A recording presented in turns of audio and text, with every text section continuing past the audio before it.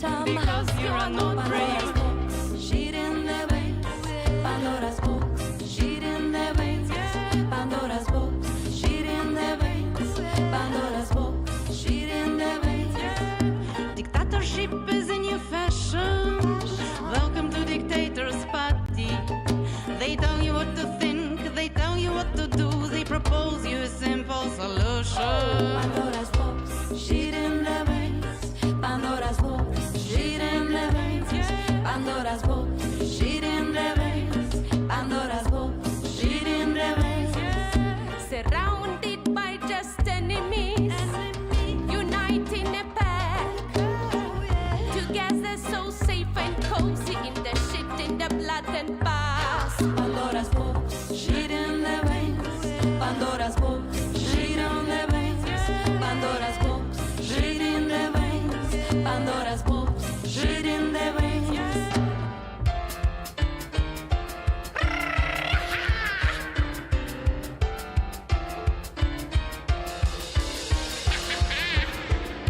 The naked Russians are dancing on the table in the shit, in the blood, in the pus. And Russian people yelling, Wow, it's a power, wow, it's a great, wow, it's amazing. And another people asking, is it possible? Yes, it's possible. Is it possible? Pandora's box, shit in the veins. Pandora's box, shit in the veins. Pandora's box, shit in the veins. Pandora's box, shit in the veins. But we have to live, we have to believe, we have to resist, we have to exist, we have to live, we have to believe, we have to resist, we have to exist.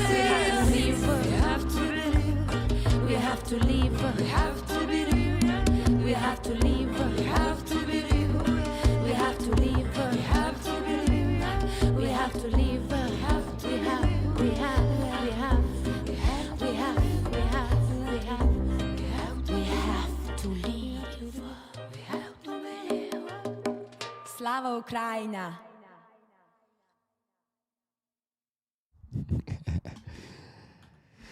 Hi rollers, these are the Dach Daughters, the band of actually the same awesome musicians, artists that are how can you say it?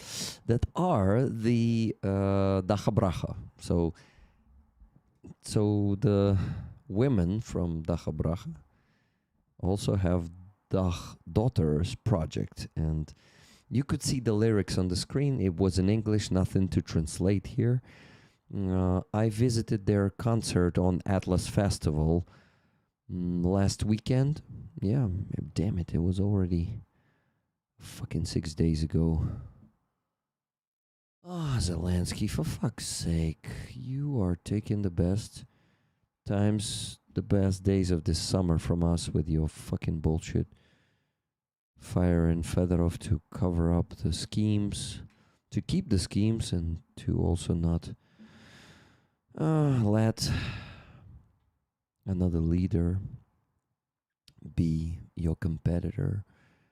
These are the versions that most of the Ukrainians believe in, and I also believe in. I mean, by most most conscious Ukrainians see that that's the case. Well, anyway, guys, Dach Daughters are awesome. Their concert really impressed me and touched me, touched my heart. A lot of the songs were really, really touching and painful to listen to them. My friends, this is going to be a long stream. So maybe when you wake up, if you go to bed tonight and you wake up, you will still see me here. Probably I'll be here for a long time. I can't say I have the energy for it, but I need to raise $5,000 today. Luckily, we already have around 600. So let me tell you how much exactly. So the goal today is 5,000, not 3,000, because last week we raised 4,000 during the whole week, and we need to catch up on that gap. And today we're raising 5,000. Again, thanks to our dear president. So 450 from Trevor today. Then Carlo donated 1091. Then $50 from Philippa. Tickets for you, please. Thank you, Philippa. Then $70 from Kathy S. Kathy said, in case I don't make the stream, if the painting is on the raffle, tickets to Rick, otherwise tickets to me. Thank you, Kathy. Thank you for the tickets. I would love to win that painting. I love that painting. And $32.73 from Amonsky. Amonsky for what is needed. The comment is usual. Thank you. $4,386.36 left to raise. I understand that it's almost impossible to raise today, but I hope for the best, and I do my best to do that. We're raffling the painting of Aziza. Today, finally gonna raffle it in the end of the stream. It is called You Are Torturing Me with Russian Language. And yeah, here's the painting, guys. The second item I'm raffling is the one I got from Atom today. If you missed the stream, the short stream, the spontaneous short stream I had with Atom, the Ukrainian defender, the artillery officer, go check it out. It's only 36 minutes, but we had such fucking awesome conversation there that you will definitely enjoy. And I got this patch from him, the new 3D patch of the 26th Artillery Brigade. I handed over him a van from you, a Renault Traffic van. I handed it over today. Harley provided that one. It was waiting for Atom here for 8 days, and Atom finally took it from me, and we did a stream with him. He gave it to me, so today we're raffling both the painting and this patch, this new patch of the 26th Brigade. What? Yes. It's gonna be 2 people winning this. One person will win the painting, the other person will win this patch. I already need to invite Maksym, so give me a second, I'll create the link. Oh, guys. All of this shit show with the Minister of Defense, with the sabotage of our defense created by the president, it doesn't actually change my motivation to join the army. It even strengthened it, and I grow more and more confident in this wish, in this intent, and really, no doubt, and just need to fucking do it. Hey Fuzzy, I don't see you in the chat. Ah, here you are. So Fuzzy, are you joining today? What do you think? Will you be able to? Okay, my friends, let me focus on inviting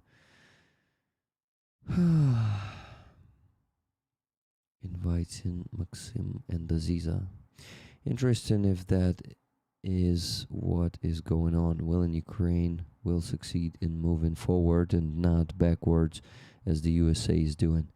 Well, we will not let our president to go backwards, but the problem is in the process of not letting him do this and having the full-scale war at the same time, we may lose our country. So we better not go, like, president is better not keep ignoring us. Us is better keep the protests peaceful. But the frustration of people is growing. Anyway, soon I'm gonna be gone, probably gone from Kyiv to the basic training, so I will miss the continuation of the protests in autumn, because something is telling me Zelensky will not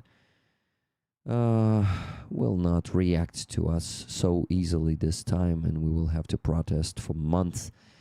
And this is the beginning of the marathon, just like the full-scale invasion became a marathon from sprint, turned to marathon from sprint. I watched Ukrainians protesting, and they stuck some geezer in a bin. What's a geezer? I don't fucking know what it is. Yes, for like 10 to 15 minutes only? Fuzzy, really? 10 to 10 or 15? Please confirm that it's only that short period of time. Rollers. It's so cool to be on antidepressants in such hard times. I felt demoralized. I felt betrayed when the president did what he did, but it did not get me depressed. I can find the motivation, I can find the hope in everything. I can see a way out. So it's very, very good. Okay. I need to share the link with our friends, because I've been slacking on that. Oh my god, guys. Aziza haven't been on these streams for, 5 weeks? I missed her. And I hope you too. Odd enough, the White House was burned once and destroyed now. Yeah, destroyed by the president himself. Guys, during the stream we still have 0 donations. Last donation came in 2 hours and 7 minutes ago. We still need to raise a fucking $4,386.36. Why did he do it, Pepper Moon? I don't know. I think it's connected to corruption and big ego of our president. But there are even worse versions that I don't want to even say out loud. I don't want to believe in it. Please remember to like the stream, subscribe if you haven't already. Guys, did you notice that my voice has changed? I lost it because of screaming on the protests. On day 4, I started losing my voice. And I cannot get it back because I keep screaming. And I also got ill because of this, because of allergy and exhaustion. And it's not any virus, it's just the body is kind of protesting against so much. Fucking what? So much fucking pressure I put on it. But not that much pressure, right? It could be much worse. Just imagine what people go through in captivity. I don't know how the fuck it works, but each person's body works differently in its own unique way, so who knows. Okay, we have the first donation during the stream. It's $20 from Martin Bissig. Martin, thank you very much. So minus 20. Yeah, $4,366.36 left to raise. Well, привет, друже. Hi, guys. Hi, Colucci. Guys, Colucci is in the chat. Maybe he will join us later today. We'll see. But for now, I'm going to try to get the guests I promised you. My friends, I need your help with gifted memberships or super chats or any of it. The goal is 400 for today, and we have $5 super sticker from Leah B and Elvin Archer's 5 gifted memberships. Thank you guys. So it's 10 and 390 left to get. And 20 now from Leah B. Leah, thank you so much. So it's 370 left to get. I'm a bit tired today, guys. Both physically and mentally. And considering that the president keeps ignoring us, it brings a bit more of exhaustion. I'm glad to see Ukraine able to protest peacefully. Nothing small till you don't have that.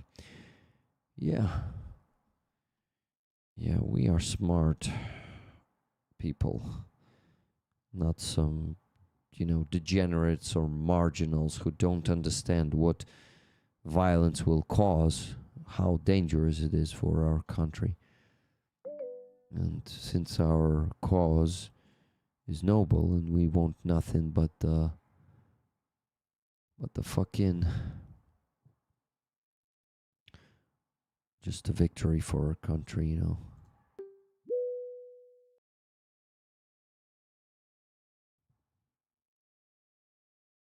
Maksym, привіт. Привіт. Oh, we see you now. Nice. It's good to see you. I also think you joined us. Sorry. Never gonna let you down. Tickets, please, Rick. So I think you joined us without your cap for the first time on the stream. No. Feels like that. It must be. Cannot be that. Cannot be. Okay. maybe it was just the last time. Sorry if it was just the last time. Maksym, I would like to know your opinion on the latest events that Zelensky caused, and I kind of am. You can hear my voice is a bit different. I lost it. I mean, I didn't lose it completely, but it is a bit broken after the 4th day of the protests. I think today was the 9th day. I missed only one day. Today I had to leave early to be here on the stream, and as you can see, I started the stream more than 1 hour later, and it's also because of the protests, because I needed to be there as a citizen, as an active citizen. So, what a fucking mess. I have a lot to say about it, but I want to hear your opinion on this shit. What do you think? I would actually rather listen to your opinions than to share any of mine. And I don't know, remembering, I think, my first experience with meeting Ukrainian diaspora and immigration, maybe like a long time ago. I remember that when I used to live in Ukraine, my biggest kind of annoyance would be for people from abroad constantly sharing unsolicited opinions about what Ukrainians are doing, should be doing, how they should be doing, or what they think about what Ukrainians are doing. And I remember that it always really, really annoyed me. I mean, sometimes I'm, of course, interested to hear an opinion, but, as you can imagine, 90% of that opinion was always unsolicited. Yeah. So I decided when I grow up, and when I moved, most of my life, unfortunately, or that's just life, I lived outside of Ukraine. But I decided that if I'm going to be that diaspora person, I would never do that unsolicitedly. Aziza. Hi. Hi. Sorry to interrupt you, Maksym. No. There's nothing to interrupt. So in the last several days, that's the only thing that I was. In the last couple of weeks, that's the only thing that I was felt like I should be doing, is amplifying the voices of people who are protesting in Ukrainian cities, amplifying their opinions, the stuff that they want to relay to the outside world. And in general, I was absolutely proud, I think, to see Ukrainians. I mean, it's inspiring for a lot of people. You don't have to be Ukrainian to be inspired that Ukrainians are so very sensitive towards their democracy, their values, and the second they feel like something is not going the direction they're fighting for, they are not scared to course correct and take their responsibility of being a citizen of democratic country very seriously. So that is the only opinion that I'm going to share, and it really, really, it really inspiring for everyone, and it should be. I feel like everybody should be following, not just because of internal Ukrainian politics, but how people are just showing by example what a democracy should look like. And you have a responsibility as a citizen to, to remind people in power that if they do something that you don't like and is not according with your values, especially values that people are fighting and sacrificing their lives for, that they needed to remind that. Yeah. Thank you. Thank you, Maxim. Thank you for this respect and solidarity. I really appreciate it. And But what do you guys are like? What you feel like has been maybe, if you had time to see how foreigners react, what would be your takeaway, or maybe some frustrations, or maybe not frustrations? Maybe you liked how people abroad reacted to it. I'm just curious, what is your perspective? I have something to share, but I would like Aziza to be first because Aziza, first of all, visited the protests in three cities of Ukraine: Kyiv. Oh wow! Yeah, in the first day, she spent half a day there with us, but then unfortunately she needed to go back to Odessa. Then she came to the protests there. Then she went to Lviv and has been on the protests there. So she has a lot to tell us. Aziza, please share your experience in different cities, how it's different, how it's unique in its own way in different cities. I would like to hear that. First, I want to say that I'm very happy to meet finally Maxim on the stream. Finally, we are together on the stream with Rick. You ask about how react and people from another states, but I can tell about difference.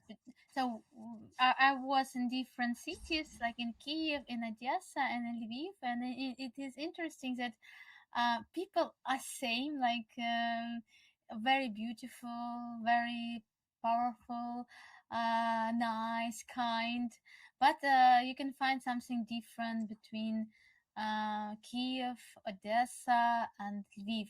Lviv is very, I could say, lampovый protest. Like, how to say lampovый? Like Lampy? very soft and Cozy, maybe cozy. cozy, yeah, and not so loud, because we visited this protest with my friend from Odessa, and she said, why is it so silent, because in Odessa we are screaming, and in Odessa you can find a lot of different creative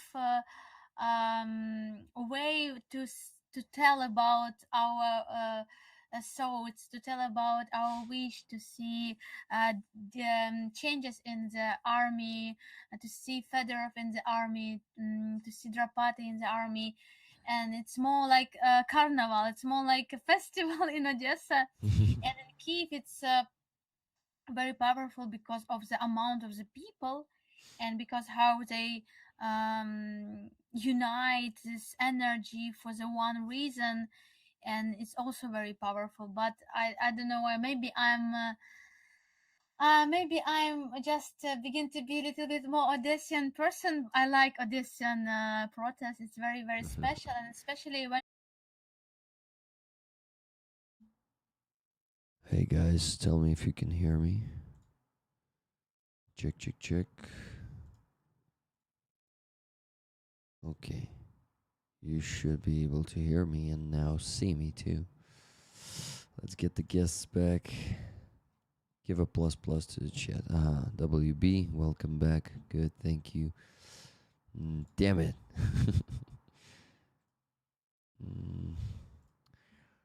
fuck. New link. I should create a new link real quick. Ah, okay. Okay, I think the link might be the same. Yeah, join in the same link. Nice. Sorry, guys. What happened? My EcoFlow turned off. I don't know. Ah, It malfunctions sometimes, and it decided. you have no electricity? I have electricity, but it is always connected to EcoFlow in case we have the power outage, so the Okay. stream will keep going. But sometimes it does this. It just turns off, and I need to turn it back on and start, connect again to both you. I'm happy that you did not leave the meeting, and I could rejoin the same one. Super great. So, and what I want to say about people from another state, I didn't have a lot of conversation with my friends from different states, but I feel it like it was the same moment with Nabu, that it's really a very, very good sign for the people from another states about changes in our about the trust to our state through the understanding that we are not Russia. We have people who cannot be silent when we have the problem, who want to fight for the democracy, for the freedom, for the future, and for us, it's very, very important. And I feel myself like I'm not ashamed to be in Ukraine, because it was a moment when I feel so great shame. I was so disappointed, but I could not stop it. I could not do. I and I understood that we have to fight in any case, if even we have the problem. I believe in Ukraine. I believe in our people in that have good sides, best sides, but still it was very painful to see the problems and to be silent, because it was a lot of moments, a lot of time when we have to be silent, because we understood that it's a war. We have one enemy and we have to be strong in this moment, but the problems begin to be so big and disgusting, and I'm very happy that we did it, and we change the history, because Drapati now with us, and we change we change Syrsky, and for me it's a big step, and I feel that our friends in different states also understood this, and we are stronger in this understanding that we are honest, and we try to be honest in a very, very difficult situation. But I think it's only about people who can understand Ukraine, who are in our topic, who research about us, because last meeting of artists from France that are classical in modern dance theater. I understood that some people absolutely, a lot of people in different states are absolutely байдуже, забула це слово. Байдуже, скажи, будь ласка, Рік. Indifferent. Indifferent. They don't know about Ukraine nothing. Because, for example, this director, he came to Lviv for the seminar. He came to Lviv, did performance with the Ukrainian people, and he knew nothing about Ukraine. And he knew he's deep in the Palestine topic. He's deep in this problems, but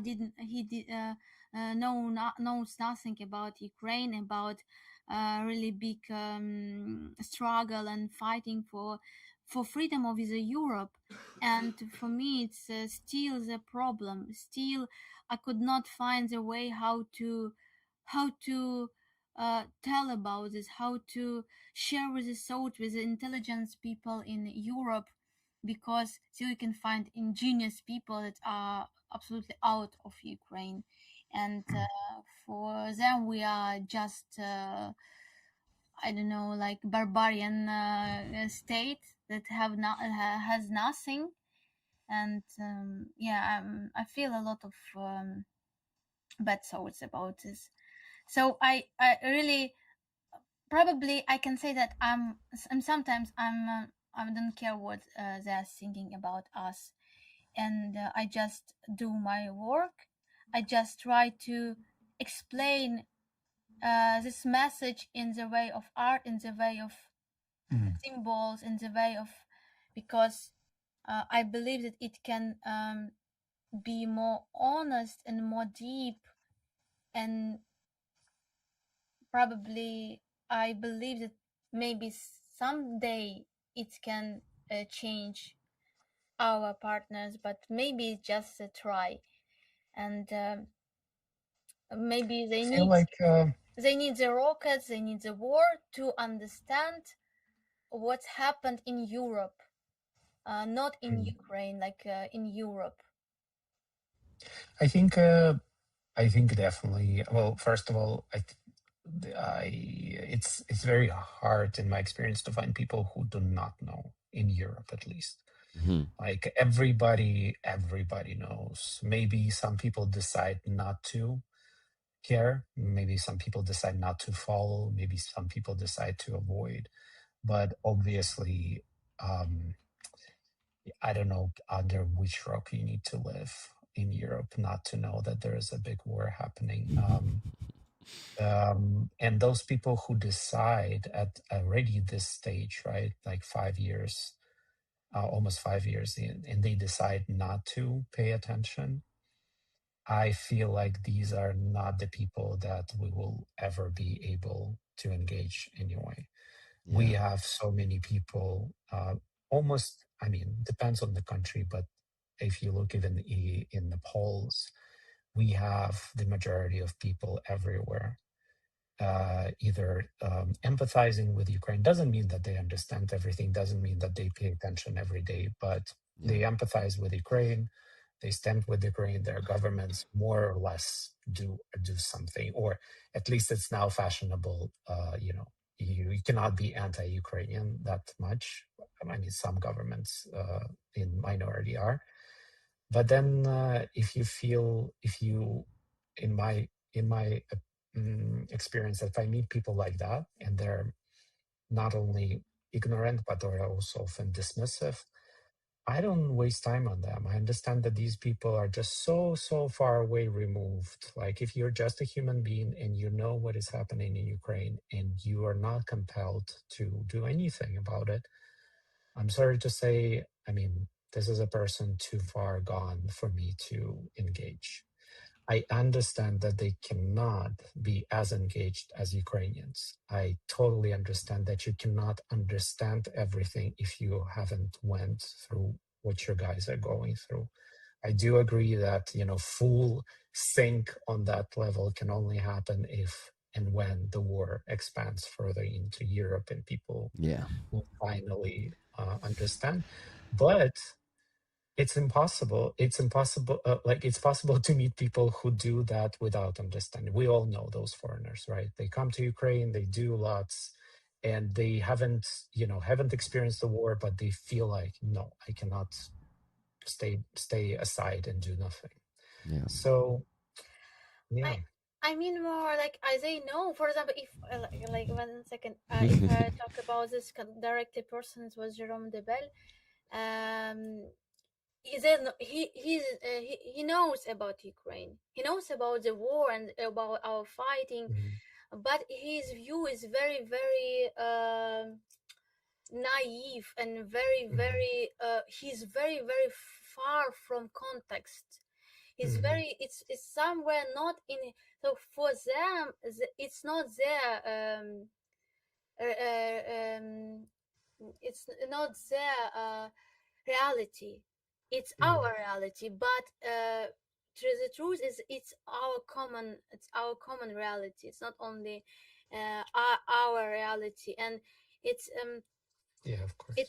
it's like, for example, he's not like he's very clever, smart, intelligent person who work with the science, who work with the deep symbols, and he knows about theater, everything, history, but he didn't know about of an imperialistic mind like France.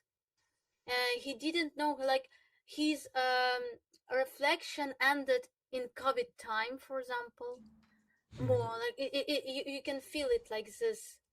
The Mhm. reflection ended, and or when you research um his page and Instagram, you can find a lot of posts about Palestine, and you can understand that it's more near with his heart. For example, about the Palestine flotilla, Free Palestine flotilla, and another topic. I don't like say that it's not important or something like this, but Yeah, of course. general, it is a war in Europe. It's It is what's a war. happening with It's a your war. neighbor. Yeah, Yeah, neighbor. It's Russian is not so far from France, and it's like, Russians and invaded France it's once. make me sad because he's a mind who has an influence, and he talked about also another, for example, director, dance director in France, that work in the like in high style of art, just like, Yeah, and they are also in this fake world. They are like they are fighting for the ecology problems in that moment when Russian destroyed absolutely everything, like um, The burned whole fucking ecosystems forest, they destroyed. destroyed the Black Sea. It's like apocalypses, and you like just try to save some energy for some reason, but reality is like to understand how it's near with you. And I'm talking about it because, of course, most of majority of European people in France, in Germany, everywhere, they know about Europe or Ukraine. They know about the war, and it's a lot. It's also a lot because it could be not like this. It's a big work of our uh, team that work with diplomacy, and in the beginning of full-scale war, but still it's a question how to inspire such people who really has the voices. But it's a philosophical question, probably, because um, we ask Jerome Bell about if the art has influence, and he's, of course, it has influence. Of course, it's I did it because I believe in this, but we have a lot of our artists, writers that are in the Ukrainian army, that died during this war, that lost their time, because in general we all lost our time because war took it from us. And he also said about, I didn't know that in Ukraine you have modern dance, modern contemporary dance. I never heard about this. So he worked with many dancers and dance partners from the world, like he said, Poland, Romania, um, China, everywhere, but he never heard about Ukrainian dance, modern dancers, and but we exist. We exist. We had a big story.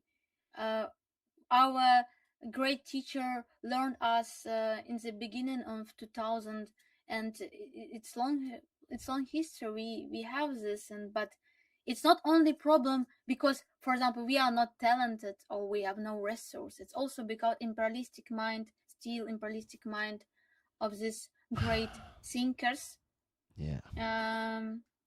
who still unfortunately live in this reality that we are very far. And so, Okay. yeah. It's my turn. Yeah, sorry. So basically, what Aziza said, that she kind of came to a conclusion, as I understood her, that it's actually not that much of a reason to listen to what people around the world say about this. And I come to a conclusion that even though I have international audience and I do my streams in English, right, and I want to address people around the world, I realize that I don't want to be this advocator, this addresser, you know? What I want to do is just to share experience. I want to honestly share my experience, what I feel, what I think about what is happening, what I think it is all leading to, and be the citizen of my country the first hand. I don't want to be a journalist. I don't want to be a person who really like does all this news after news all the time. I don't like it at all. I don't enjoy it. But what I really like is to just share my experience, just what I think, what I feel. And actually this, I realized that, maybe I told you this already, Maksym, but I realized that I'm never going to become a big YouTuber. I will never have hundreds of thousands of subscribers, or especially millions of subscribers. I've chosen the unpopular way.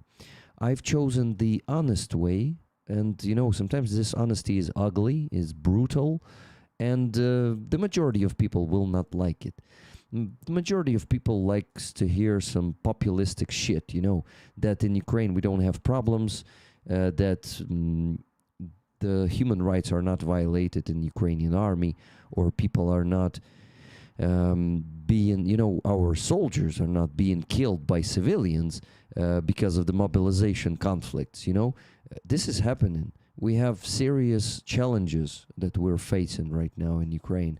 And, when my president, I cannot explain it in any other different way, when my president is sabotaging our defense, our hope to victory, basically killing our hope for victory. Because with the Minister Fedorov, in the last half a year, we really had this feeling, we really saw that something is changing for the better, that he finally started fighting corruption in the Ministry of Defense. And right when he started doing this, he was fired by the president without any fucking explanation. The only explanation our president had was that Syrsky and Fedorov had the conflict, and that when he fired Syrsky, basically he now has no reason to not bring Fedorov back. And the problem is not even in Fedorov or Khmara or any other minister of defense, and not even in the corruption schemes. It is coming to winter, to another very hard winter for us. Russians will be using much more ballistics to destroy our energy infrastructure, electricity infrastructure. They will try to also leave us without water. I'm pretty sure that they will try to do it this winter. And each new minister of defense needs at least 3 to 4 months to just understand how the ministry works, to organize the work there, to start some projects, to understand what projects to start. Switching the Minister of Defense in the middle of summer leaves us with just 3 months before winter, before cold times, because it may begin in November. Usually we have the first snow in November. So what do we have here? We have August, then September and October. That's it, 3 months. So the Ministry of Defense is going to be practically paralyzed in these 3 fucking months that we so badly need to strengthen our positions on the front line, to strengthen us here in the rear, to withstand the attacks, Russian ballistic attacks and attacks of Shahed drones. And what President is doing, he is paralyzing the Ministry of Defense. He didn't know that? Really? He didn't understand that the Minister of Defense will have to adapt, and it's the battle officer who never worked with this bureaucracy. Yevhen Khmara has a perfect reputation as a battle commander, and everyone you can ask in the army will give a good feedback about him, who worked with him, of course. His reputation is perfect, but it's not about him. It's not about Fedorov. It's about the system that should be working, and it's being paralyzed every half a year. It's being paralyzed with switching the minister, with switching the prime minister, who also made contacts with our partners, started some project to strengthen us before winter. It is all just being flushed into a toilet. You know, it's so fucking treacherous. We feel betrayed. We Ukrainians feel fucking betrayed. You know, one of the favorite words of Ukrainians is zrada. And we feel betrayed. We feel this, unfortunately, I will say what most Ukrainians won't tell you, but we are demoralized. And believe me, it affects the soldiers on the front line. Zelensky also did not communicate with us, not even properly, not in any fucking way, why he fired Syrsky, why he replaced him with Drapati. No, it's just like, yeah, it's time to just switch them again. Once again, let's switch everyone every fucking half a year. This time it's longer. Yeah, with Syrsky it's longer. But, you know, I just wanted to say that we need a proper communication. That's what we basically expect from the government, from the president, the honesty, that they will start talking to us like to grown-ups, not just, ignore us, not just, I don't know, it's disrespect. They are disrespecting Ukrainian society by not communicating all of it. It is very, very frustrating, very demoralizing. All of this, if it's only has been, I don't know, the first time, but they are making these decisions for 4.5 years of the full-scale invasion, and for basically how many years? 7 years of Zelensky's presidency. So it's 8th year, actually, right? So that's the biggest problem. If they won't start communicating to our society openly, like to grown-ups, this will end badly. This will just become even more escalated. And I also have something to say about the reaction of foreigners, but it's completely other topic. So, yeah, guys, this is my me expressing my feelings about all of this situation. That's how I feel. That's what I think. And before I will ask you to give me your feedback on what I just said, I wanted to tell you, Maksym, that about a month ago I decided that I will join the army finally. I will do it in October. Approximately, I will start going to recruitment centers of the units I want to get in the end of August, beginning of September, and I want to do a real work. Ideally, I would like to keep raising funds, doing what I do, but for maybe my unit. But I'm done of dodging, because that's what I basically was doing. I was draft dodging. I have no legal reasons to not go to the army, and I was just afraid, but I wanted it. I realized on my psychotherapy, that I wanted it all the time, and this inner conflict of wanting it badly but being so afraid really made me depressed. That's the part of my depression. And I realized that I need to be honest with myself. If I want to do it, I need to face my fears and do it. And considering all of this,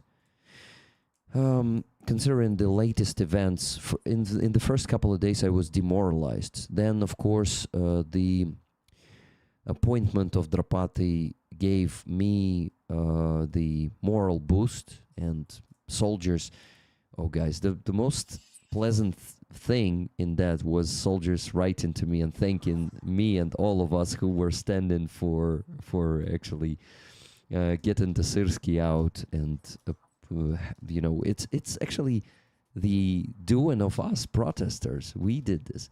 We made this change. Probably Syrski would remain the commander in chief if we were not screaming Syrski chort there, Syrski imp. So it's us, but the problem is our president keeps ignoring our main and first demand to bring Fedorov back.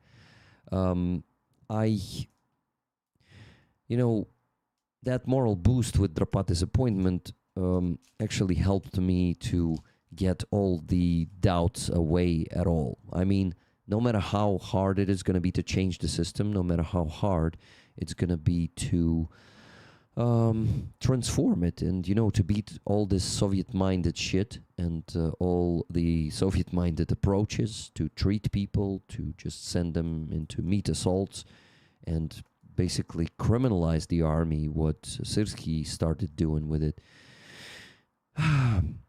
No matter all of this, I just need to join.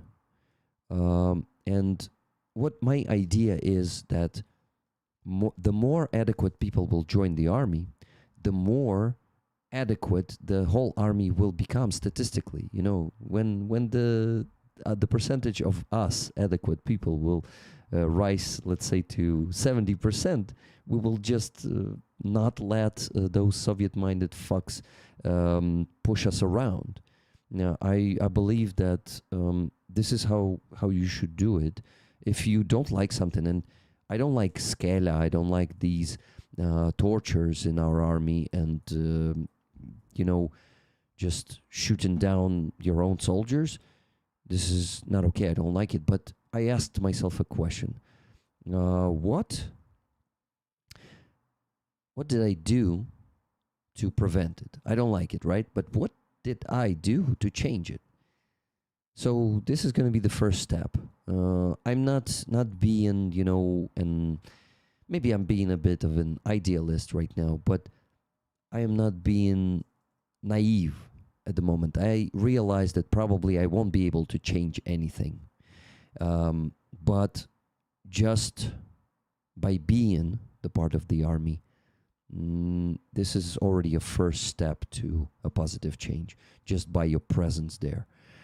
So yeah, that's my news for you, Maksym. Maybe you've heard it. I don't know. Maybe you watched some of my videos where I said that, but I didn't tell this to you personally. So I'm telling you now. And yeah, guys, it's all of this shit show doesn't actually give me doubts. It's actually just making me more confident that I need to join.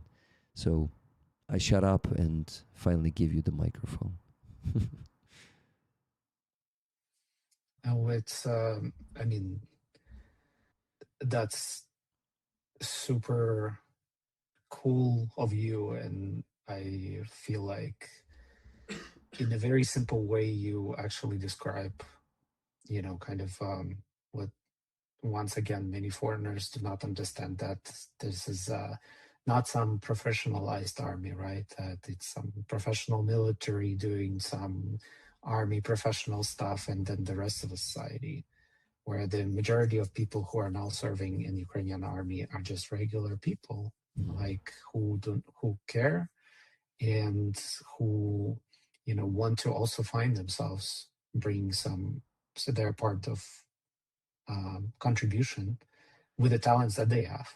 And just like from the outsider point of view, when I saw the not ideal, but still the outline of the reform for recruitment within the army that we saw from the Ministry of Defense several months ago, where it would really clearly explain people that within the scope of your talents, what you can bring, that it's professionalized and modern space where, according to your talents, you can work and you can even professionally self-realize. Yes, of course, the main goal is to defend the country, But whether you're engineer or you're a communication specialist or you're a designer or you want to fly drones, or I mean, anyone is welcomed and anyone can find a place for themselves, and they're going to be treated with respect to who Yeah. they are professionally as much as, on the human level. And these contracts that, kind of explain people what they signed up and all of that was really refreshing. So I totally understand that. I mean, this is what I also seen from the, especially those military service people who wanted or joined the protest or who encouraged others to join. That's exactly what they also wanted to relay, that these problems within the army, where people do not understand where their contracts start, where they end, what kind of rights they have, what kind of self-growth initiatives or opportunities they have, that must end. Because if you serve already for so long, there must be ways to make people feel like they're part of the something bigger that is important, but they also personally can contribute the best what they can contribute. And this is from friends who are also in the army. This is constant frustration that I also hear, that some can join, but then they don't understand what's going to happen to them. Their talents are not being used properly. They do not contribute what they could contribute.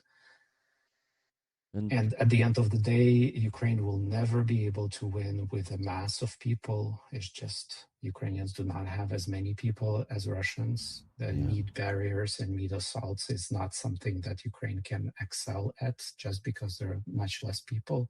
So the only logical way, how do you win, is to flex and maximize all the talents, all the creativity, all the passion that people have for creative solutions. And you cannot do that if people do not feel like they have a place there, right? Yeah. That there's a place for them to do that. Yeah.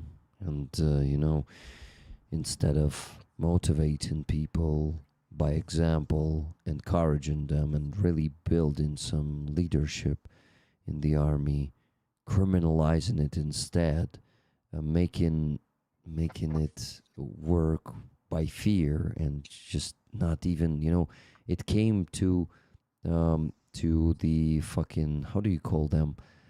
Zahradotriady. How could you call that in English? Not sure, to be honest. Like Can you explain in other words? Yeah, guys, so basically Russians, Soviets, Moscovians, Katsabs in general, they have this practice that is called Zahradotriad, which is a unit that stands behind soldiers who try to retreat and shoot them down if they retreat. And a journalist, a trustworthy journalist here in Ukraine, Anna Kalyuzhna, right before Syrsky's, how do you call that?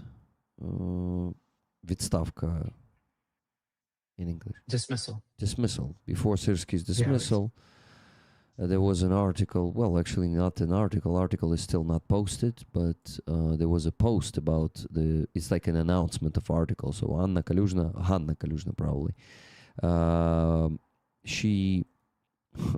she posted about those Zahradotriady being implemented now in 2 brigades of ZSU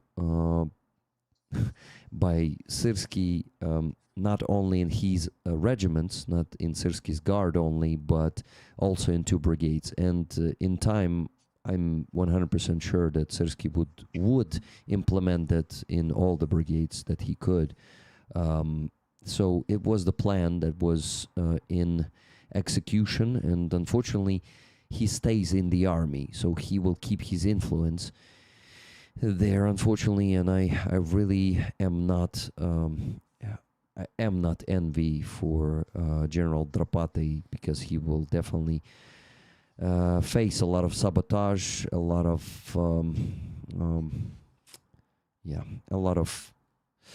controlled by Syrski's goons that will just be trying to avoid implementing and just resist implementing the reforms and the changes we need so badly.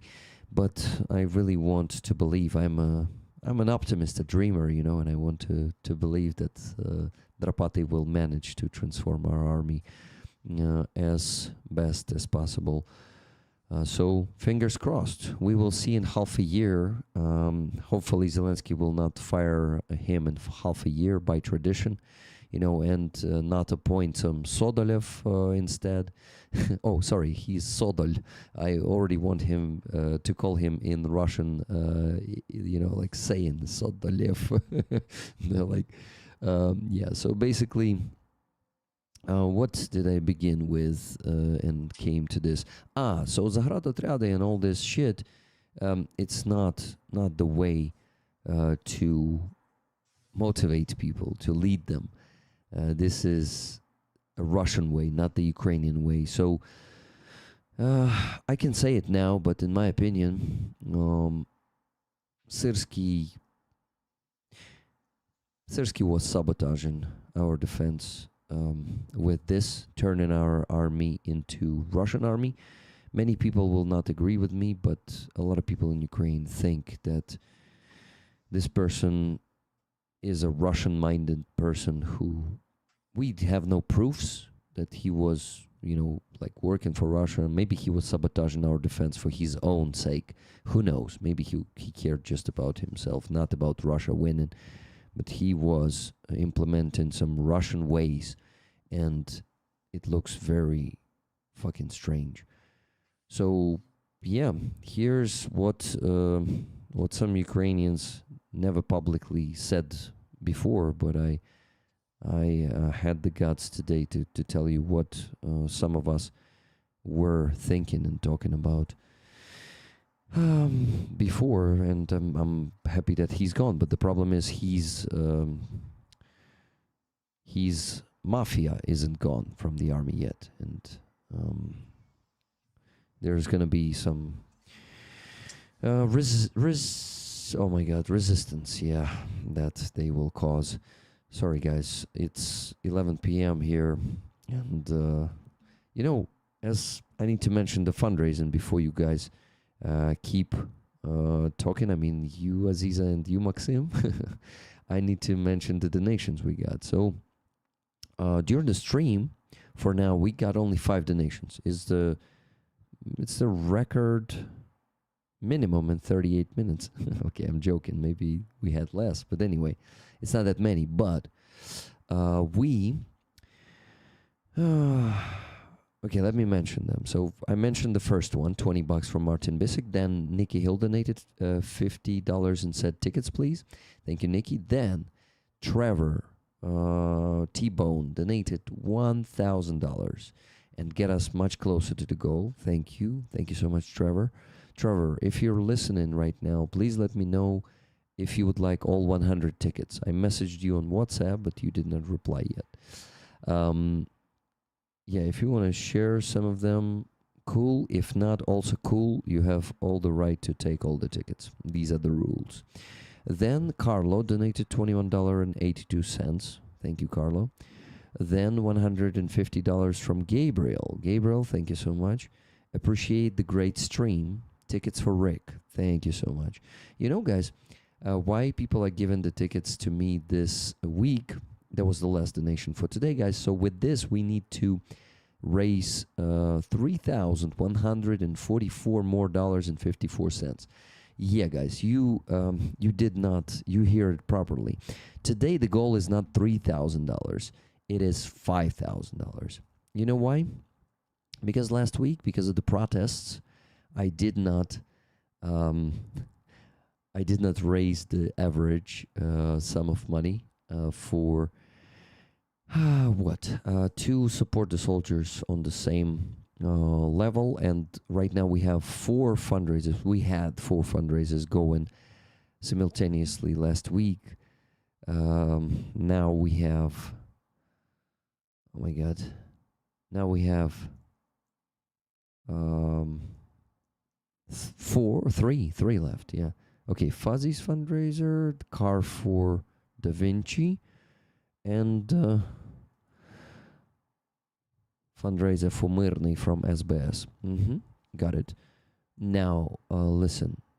So the problem is why I also not just think, okay, 1 week smaller sum of money raised, no problem, right? I could think like this. But the problem is, since I'm going to join the army somewhere in autumn, all the requests I received in the last 10 months, or was it like 7 or I don't know. Anyway, it's 11 fundraisers. Almost each of them is for the car. Usually 11 fundraisers takes approximately 10 to 11 months to close them, right? But now I will have to close them in 2 to 3 months. This is why I need to do more. I need to raise more on Sundays. I'm not sure I'm going to be able to raise 5,000 every Sunday, but at least I can try today and see how it goes. Yeah, guys, the responsibility now is bigger, and I really, well, I will feel bad. I will live through this, and the soldiers who requested that help, they will also be a bit upset, and if we won't provide that before my enlistment, but I think we can all live through that, right? We will find the ways. They will find the ways. They will find the new fundraisers. I'm not sure. Maybe I will be able to raise funds for other units, even being in my unit. Who knows? But I gotta be ready for the worst. And the worst tells me that I'm not accepting any requests, any new requests anymore. And I started saying no to soldiers regularly. Now every day when I get a request, okay, I don't get them every day, to be honest. I get them like once or 2 times per week. But I tell them, sorry guys, that's the situation. I'm not sure I will be able to help you anymore. I'm not taking any requests at the moment. And I will I really hope that I will be able to raise funds for you in the future when I join the unit I want to join. And let's see, contact me then, contact me in 4 months, and let's see what I will tell you. So yeah, that's the situation. I just wanted to tell this to all of you, you Maksym, you Aziza, and of course you rollers, because you are donating and you need to hear this and know this, that probably, I'm not sure if I'm going to be working my ass off, but at least I'm going to be trying to reach a bigger goal in the next 2 to 3 months to be able to close all the fundraisers. And, I actually agreed with Trevor that when I get to half of those fundraisers raised, I finally will sing for rollers. Because I started taking the Never Gonna Let You Down. Dana just donated 1,000 hryvnias to the base and made me sing the Rickroll. Thank you, Dana, and thank you, Jimmy, for donating before that. Yeah, I just wanted to say that. Damn it, I lost the thought. What was I telling you guys when Dana interrupted me? Yeah, that you need to close it before you join. That that I will sing. I will sing. And you will sing for those. Yeah. Are you taking the lessons? Yeah, I started taking them.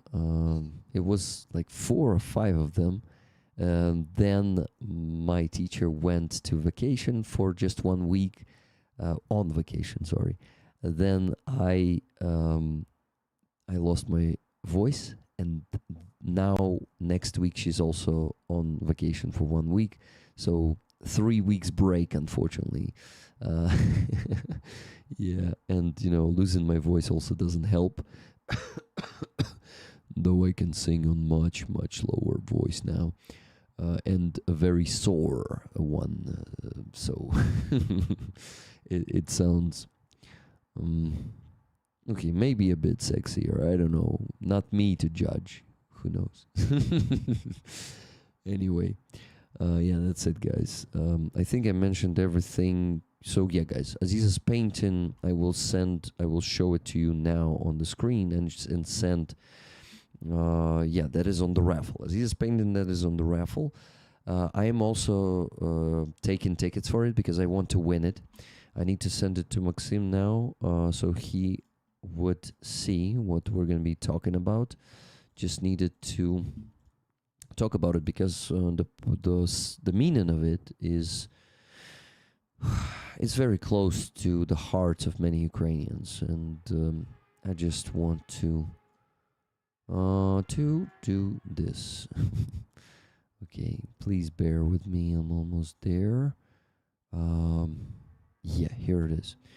Maksym, check your signal now.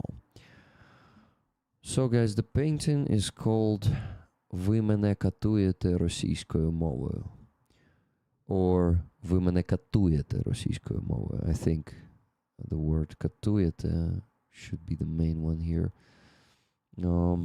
So this painting, yeah, it translates like "you are torturing me" with Russian language. And I wanted to read a description for you of this painting that Aziza wrote, and I actually posted it in the community post on YouTube. And, you know, it really expresses my feelings. I really feel what Aziza expresses here in this description. I feel it every day when I hear Russian language here in Kyiv. It's because I just don't leave Kyiv for now. Soon I will. Finally, fuck. That's one of the reasons I want to enlist, to finally not be trapped in one city, you know, to just be able to travel, no matter for what reason. I'm sick of just being here. Okay, guys, so here is the description. Give me a second. Need to focus on that and stop talking. Okay, yeah, got it.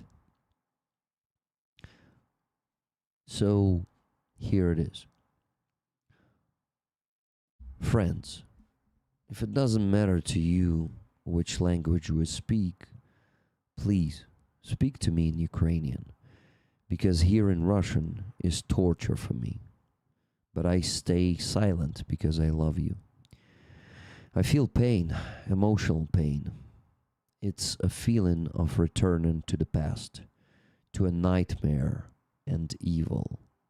If it's hard for you, I'm willing to wait longer, to wait until you find the words to speak in a mix of languages, just as I don't speak perfectly. But language is a tool.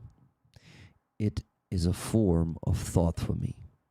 Perhaps you weren't destroyed. You haven't forgotten your native language. You haven't deported. You weren't deported. Your identity wasn't erased. You didn't spend time on another culture. Your loved ones aren't under occupation, and that's why you don't perceive the Russian language that way. But when you see your own mistakes, your ruined life, the Russian language rapes, mocks, and laughs. I can no longer bear to hear Russian, but I won't tell you this in person, because I want you to be safe and happy. I will listen and feel the pain and our continued degradation, if you have a choice. Yeah, I feel this, and I am unfortunately making some of my relatives unhappy, probably a bit. I'm telling this to them and my friends too.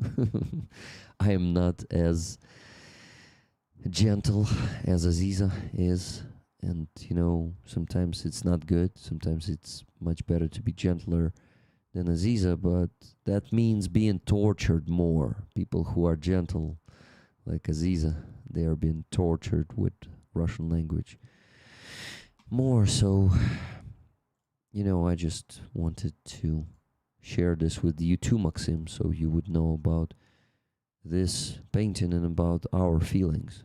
And I think some of Ukrainians told you this before, right? Yeah, and I saw the post. I think he posted also a bit earlier on socials Yeah. about this painting that just stood out for me. It's I mean, I think it visually carries, apart from the words, it visually carries the same message, which is very powerful in general. And if you are intimately know about this, I think for Ukrainians or for anyone who's been Russified or had to speak Russian as first language, not by choice, that instantly carries the message. So it's very powerful. Really, really love that.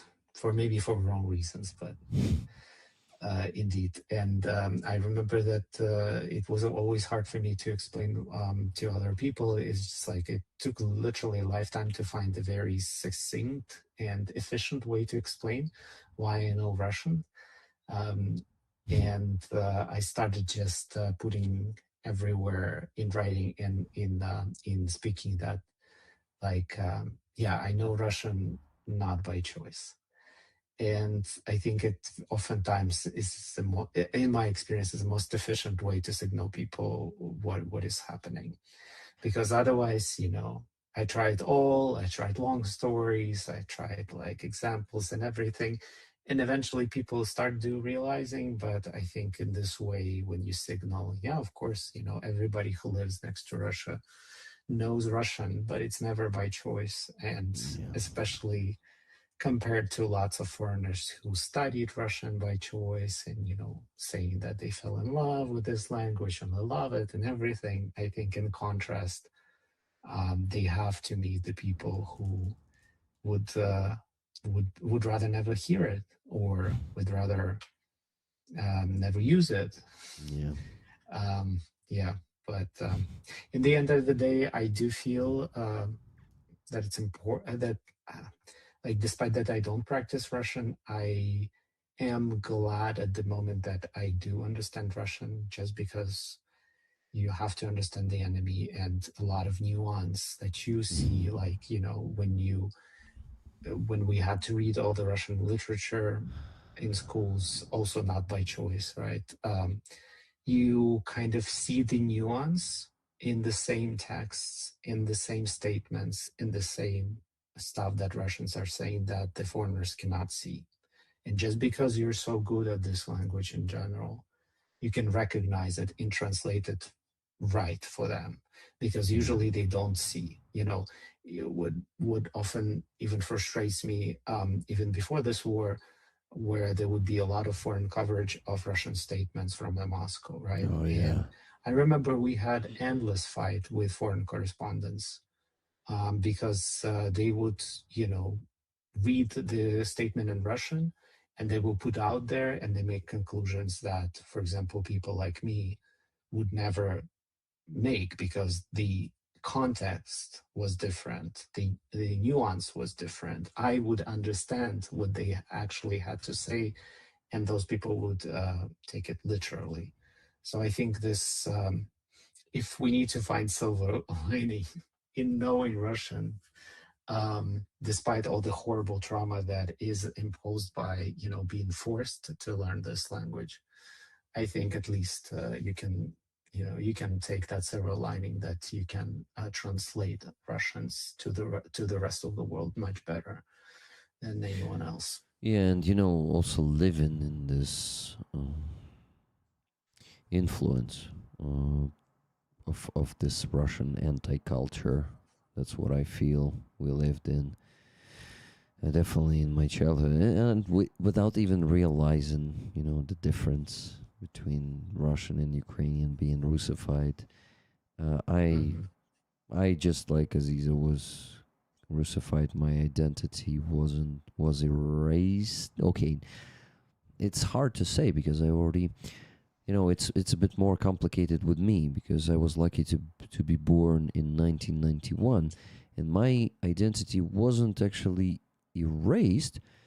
It was kind of grown there in Donetsk Oblast. It was grown controversially in both ways. My Ukrainian teachers were building up my Ukrainian identity, and that's why I felt like Ukrainian back in 2014 when Russians invaded the first time. I felt that I'm a Ukrainian. But on the other hand, there were teachers of Russian literature and language, plus Russian television that was all around Ukrainian TV. And there was no censorship here in Ukraine, and Russians spread their propaganda so fucking easily since And you had the 1991. Russian language or Ukrainian language school? I had Ukrainian language school, but a lot of teachers spoke Russian, and all kids spoke Russian between themselves. It was like, unfortunately, we never spoke Ukrainian amongst each other, and I remember we talked to teachers in Russian too, and if it was not a Ukrainian teacher who came from the western part of Ukraine, they also switched. Not switched. They talked Russian, they spoke Russian. So yeah, and I'm so happy that this Ukrainian identity of mine was built up. And it's not only my teachers, it's also my family. My parents felt themselves as Ukrainians too, and it's also interesting. Maybe it's because they had critical thinking, maybe just because of that, but well, it's really cool, and I'm so lucky that I wasn't supported in Russian propaganda with my family. Like they never ate that shit. Well, my grandma ate it, but she is a critical thinker, and right now she realizes how she was mistaken. She was never a vatnik. She was just under the influence of the so-called Russian culture, and Russian Well, it's world. not only Russian culture, it's also Russian occupation. And that's what is also happening right now in occupation. And people, maybe even some people in Ukraine, not necessarily who do not. I mean, now occupation expanded and much more families have intimate personal stories from occupation. But basically, people had to make very hard choices and, to pass, to assimilate, to survive. And oftentimes speaking Russian would be the safest one, because if you speak Russian, Ukrainian, or any other indigenous language, Keremli, or whatever, you would be suspicious right away, right? You would be threatening. So people would choose just to go after that as a survival mechanism. Yeah. You're right, Aziza. I would like you to speak, but before that, I want to say that I had one more donation, $10 from Merdzi Howie. Thank you. He said, Slava Ukraini, Heroям Slava. And that means we still need to raise $3,134.54. Just a tiny bit left. But Aziza, I'm not accepting your stay with me the whole night, okay? You will leave early today. Around 1 or 2 a.m. maximum. You're not going to stay with me here until the morning, okay? I hope I will stay till the end, but I slept today only 2 hours. Yeah, that's the reason. Aziza, at some point, if you will be resistant, I will kick you. I will just kick you out and you will go to sleep, okay?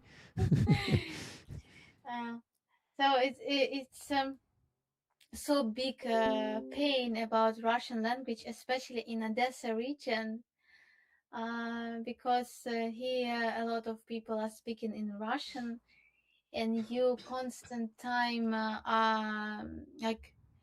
I just try to build a shield between myself and the people who are speaking with me in Russian, and just translate the language in my head, like like the adapt, Uh, how? like how to say when you make this translation Dubbin, yeah, just like dubbing, dubbin. So you dubbing, dub in sorry. people that speak Russian to you. Yeah, That's really yeah. cool. I'm crazy a little bit. It's So, cool. and for example, today in the after Abbas, I met like very young people, maybe like teenager, but older than teenagers. Maybe they're 18 years old, something like this. And I understood that probably they were young teenager when full-scale war began, and they spoke in Russian, and they continue spoken Russian.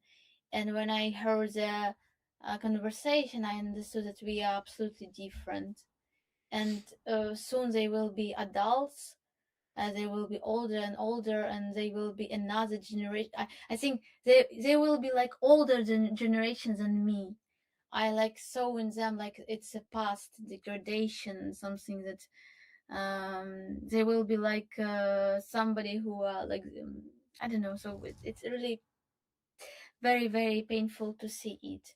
And yeah, we have only one reason to do our work, and to be ready to defend Ukrainian language, because I'm very proud. In general, I'm very proud of you, Rick. First, I'm very proud of you that you made the choice to join to the army, and you are Thank a you. big example for me, and big example how to be honest with yourself, how to find this healthy way for speaking, for telling for the world your thoughts, your fears, your dreams. And thank you so much for being in this world. And I want that you will be safe, and I want that you will continue to do your beautiful work, because you are very very powerful and successful in your supporting of Ukrainian army, Thank you, and we Aziza. have to defend this. I want to defend this, but still I'm not good like you. I'm not in the army.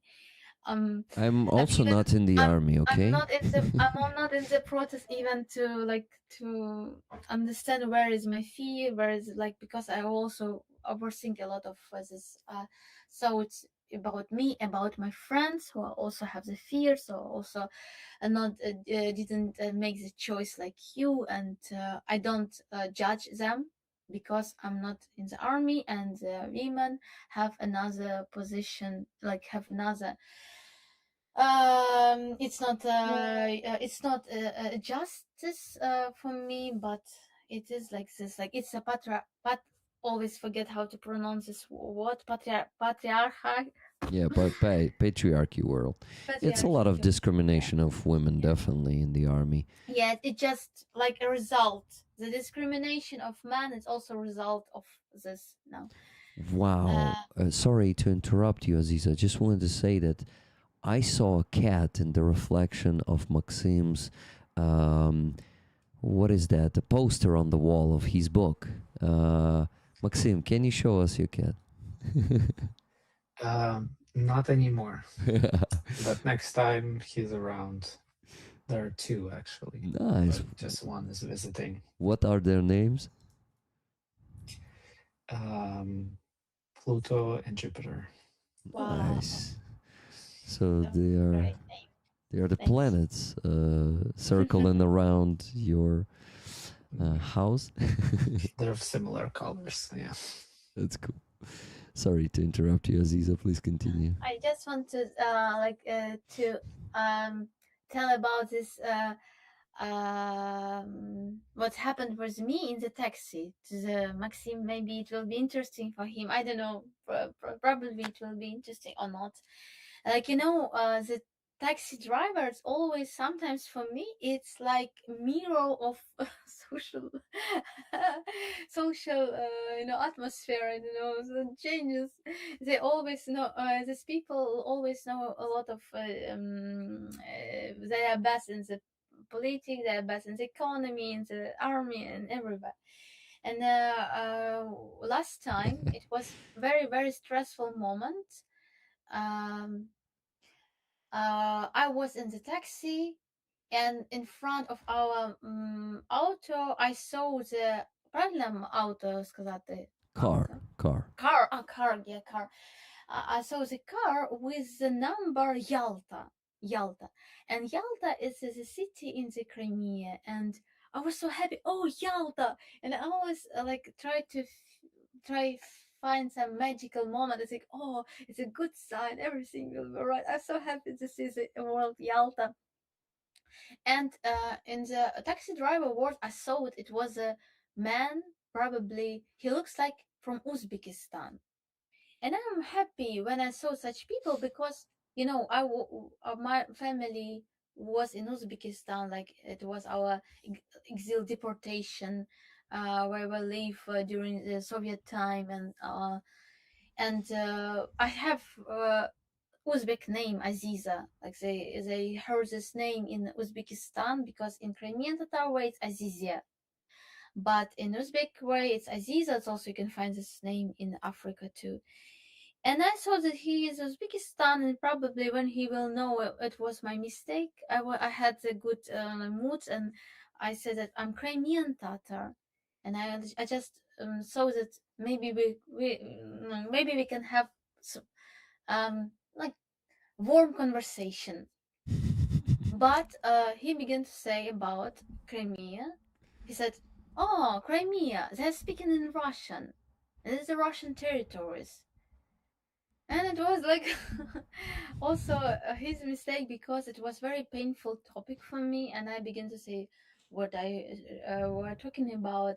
Crimea is Ukraine, and Crimea is a motherland of Crimean Tatars, and we were occupied by Russian, and we are forced to speak in Russian. So they killed us, deport us, and he began to push and to press it. You were always under Russian rules. You always place under Russian what Russian want to do. Like, you were like slaves in Russian hands. And he continued push, and he spoke with me in Russian, and he said, "I'm from Turkmenistan, and I know better. Don't talk about with me about the history, because I know I have the friend that he was in Crimea, and he said in Crimea now the life is absolutely good, great, and comfortable." And like it's begin to be like a mad, like it's begin to be like a horror film, horror film. So sorry, No problem.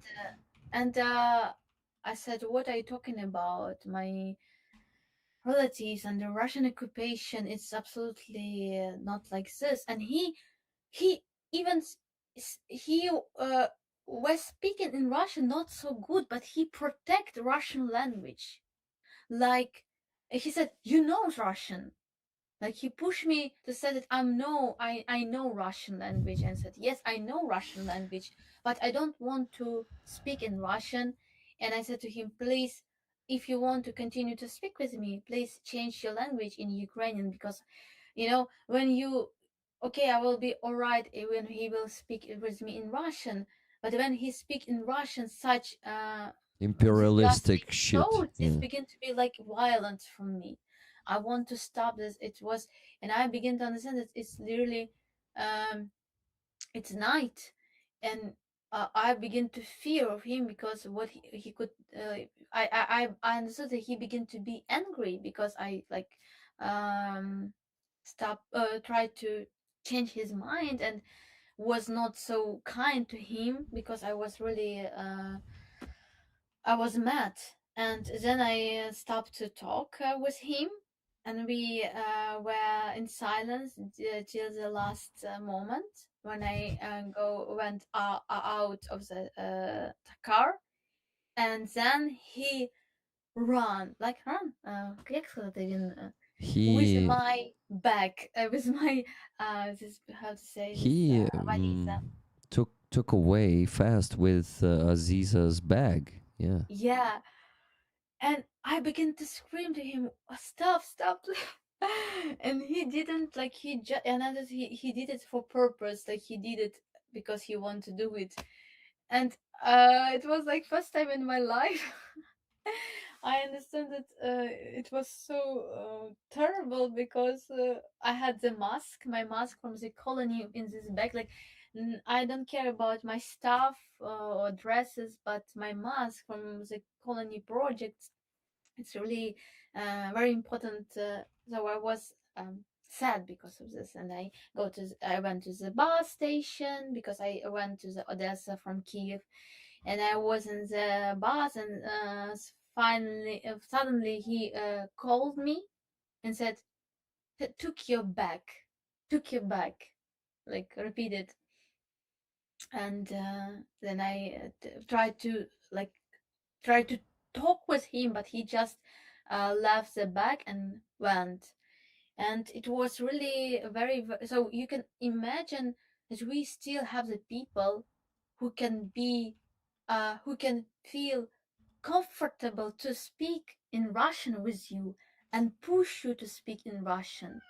I know some of my friends, as my friend that she lived in occupation in Donetsk, like till the last, like she came back last year, I think. She's like she was teenager, she was a child, so she waited of her adult time to leave occupation. And she said she learned Ukrainian language in occupation, and she knew Ukrainian language absolutely great now. And when she came to Odessa, the I forgot how to say this, официант, waiter in Odessa restaurant didn't know Ukrainian, and he didn't take her like what she want.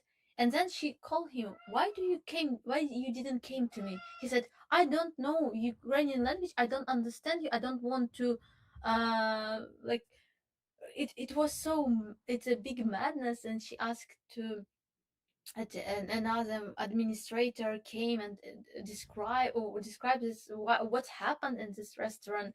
And the administrator said, everything is okay, he's right, you're not right.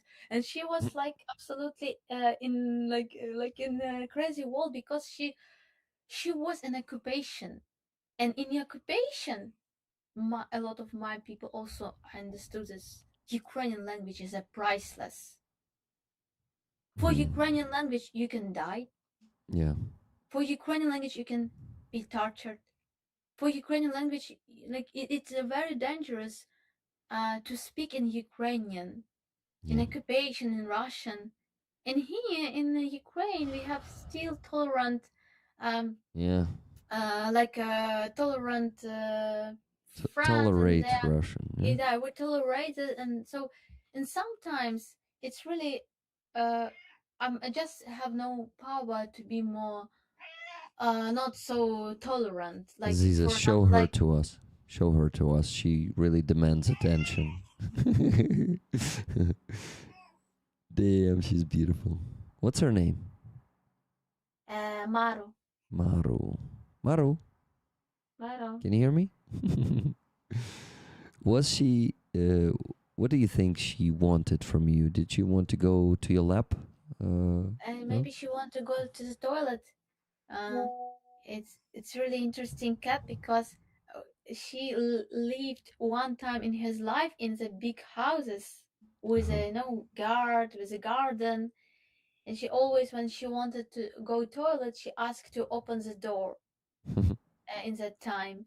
And now, after the long many years, she always remembers about this, and she is going to the door and ask, open the door. But now I live in the apartment, I could not open the door for to go to the garden. And so she just asked me to like show her where is the toilet. I don't know, it's like she's crazy a little bit.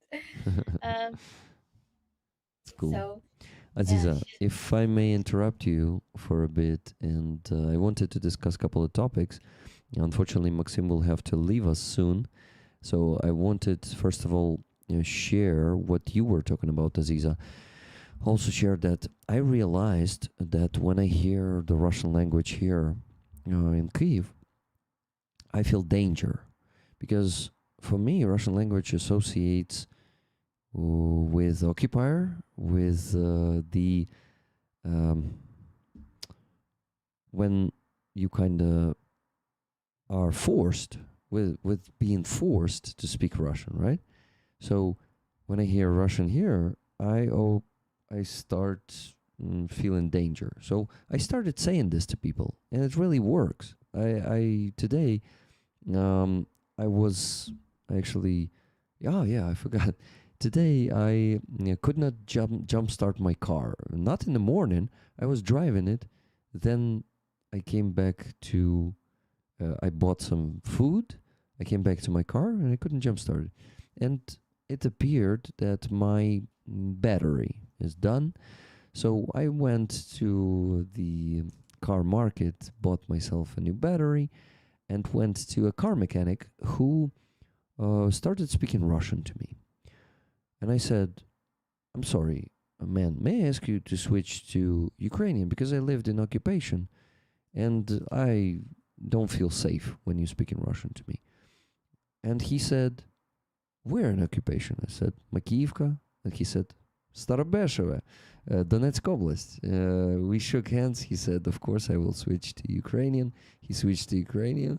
And it was so cool to meet your zemlyak who actually left Donetsk Oblast back in 2014 when Russians invaded, and he lived in Kyiv ever since, and he understands the need to switch to Ukrainian and respected my need for him to switch to Ukrainian. So there are some good examples too, and people may speak Russian automatically, but they understand that when they are asked to switch to Ukrainian, they should do it.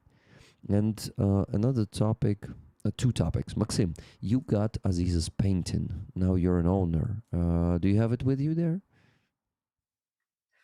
I don't have it yet unwrapped because I had to go for it in different country and then travel with it back, and then I promised really want to do a video of unwrapping it and then putting it in frame and then posting it so you guys can also enjoy it, but also a huge thanks that it's with me, so it's treated with respect it deserves.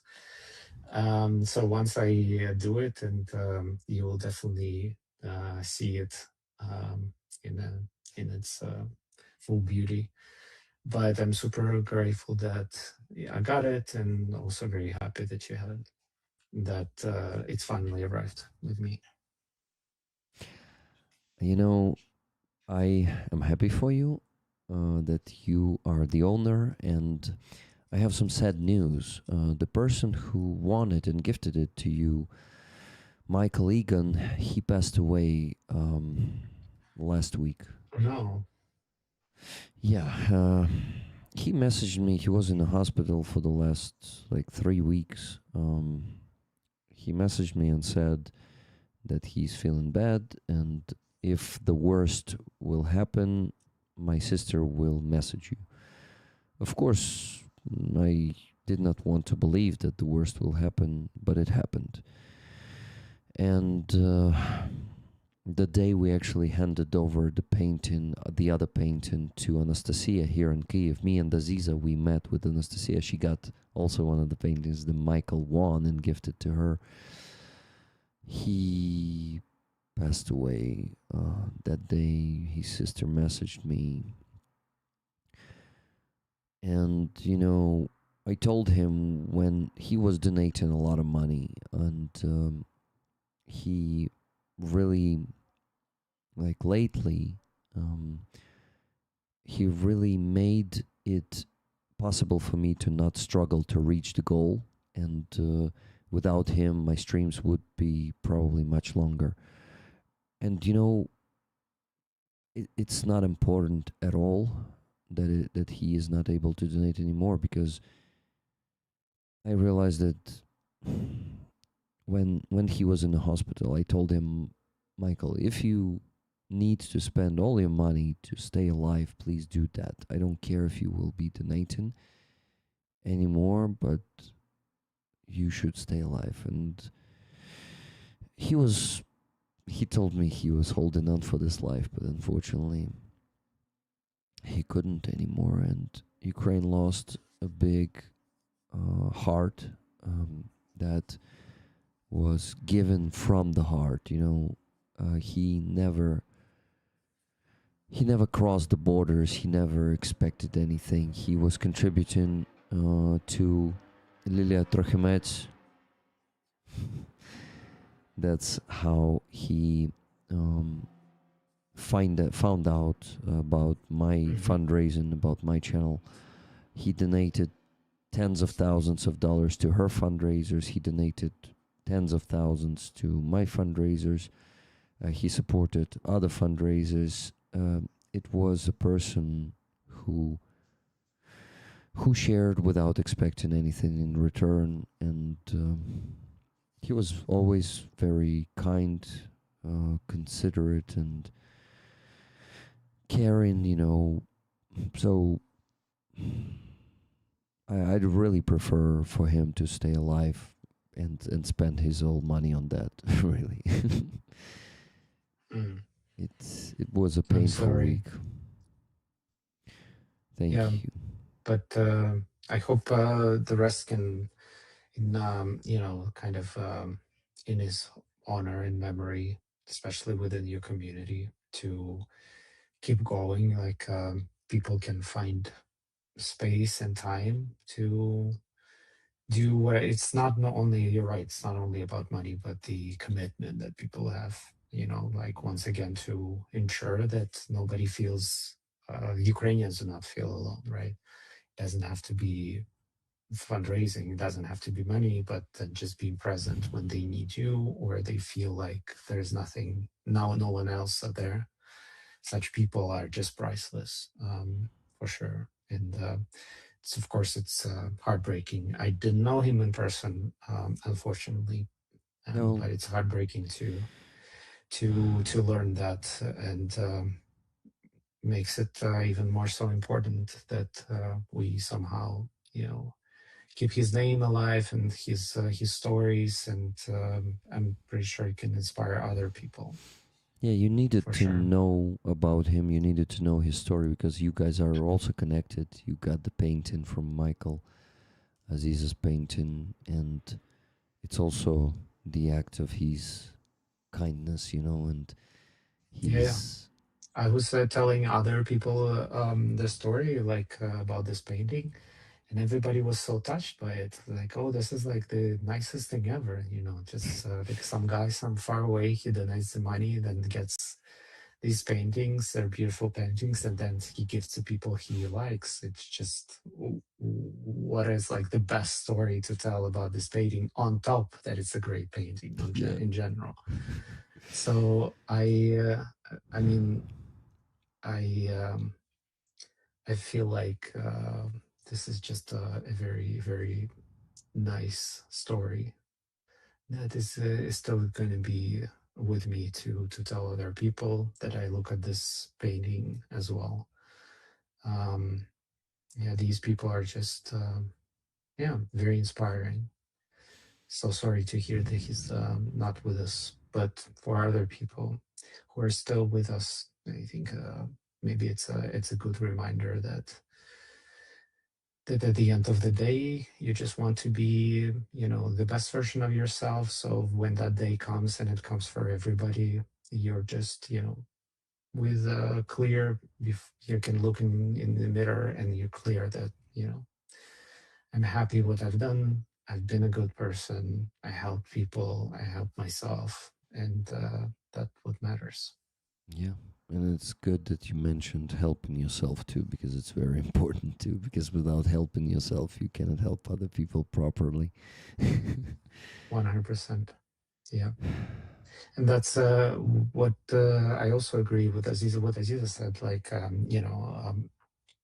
know you for some time, and it's been great to see you on this journey, that realizing that, being so radically into helping others, and along the way to realize that you cannot do that if you are not taking care of yourself as well. And I think of any arcs within your story, and there are many arcs in your story, this is one of the kind of most pressing and most relevant to now, for that everybody can relate as well, that this is something that people need to pay attention once again, because all of it is designed to exhaust people, to make them feel small, to make them feel like, nothing matters, or they don't have any energy, or they're demoralized. But it all actually starts with simple things of, taking care of yourself emotionally, physically. And that's it brings me so joy to see you kind of growing and doing that. So I totally agree with Aziza here. Thank you. Thank you, guys.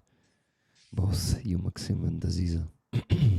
um, yeah, my But last. I wanted to add one quick thing that I'm pretty sure. I mean, you already said that you choose the unit, but I'm pretty sure like whichever unit is going to be lucky to have you. There's so much now is connected to, once again, those units that are reformed, or those that modern units. I often feel, hear the friends and colleagues, or those who speak publicly, they say that they need people who can also attract other people to these units.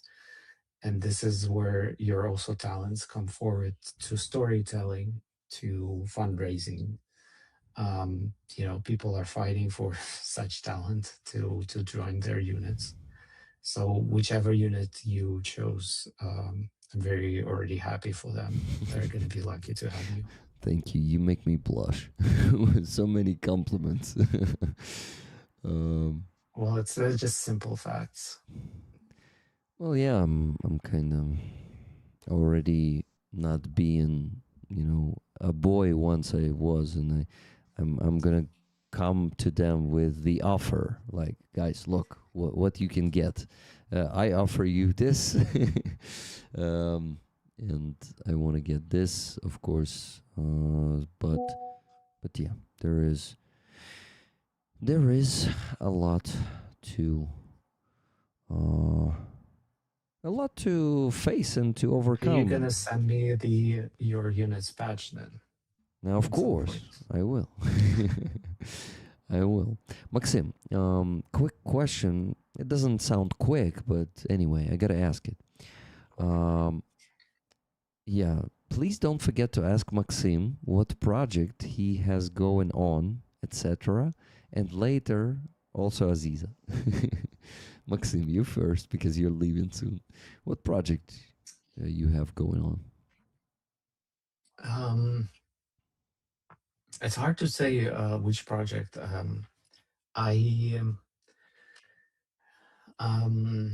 I think since well, it's not hard to say. It's just not a lot that I can say about this, because since last year, I more and more time devote to defense and defense tech, and the innovation in Ukrainian defense, and helping our builders and creators and engineers and all the talent that is now in the Ukrainian defense innovation, to support them with whichever talents I have in whatever I can do for them.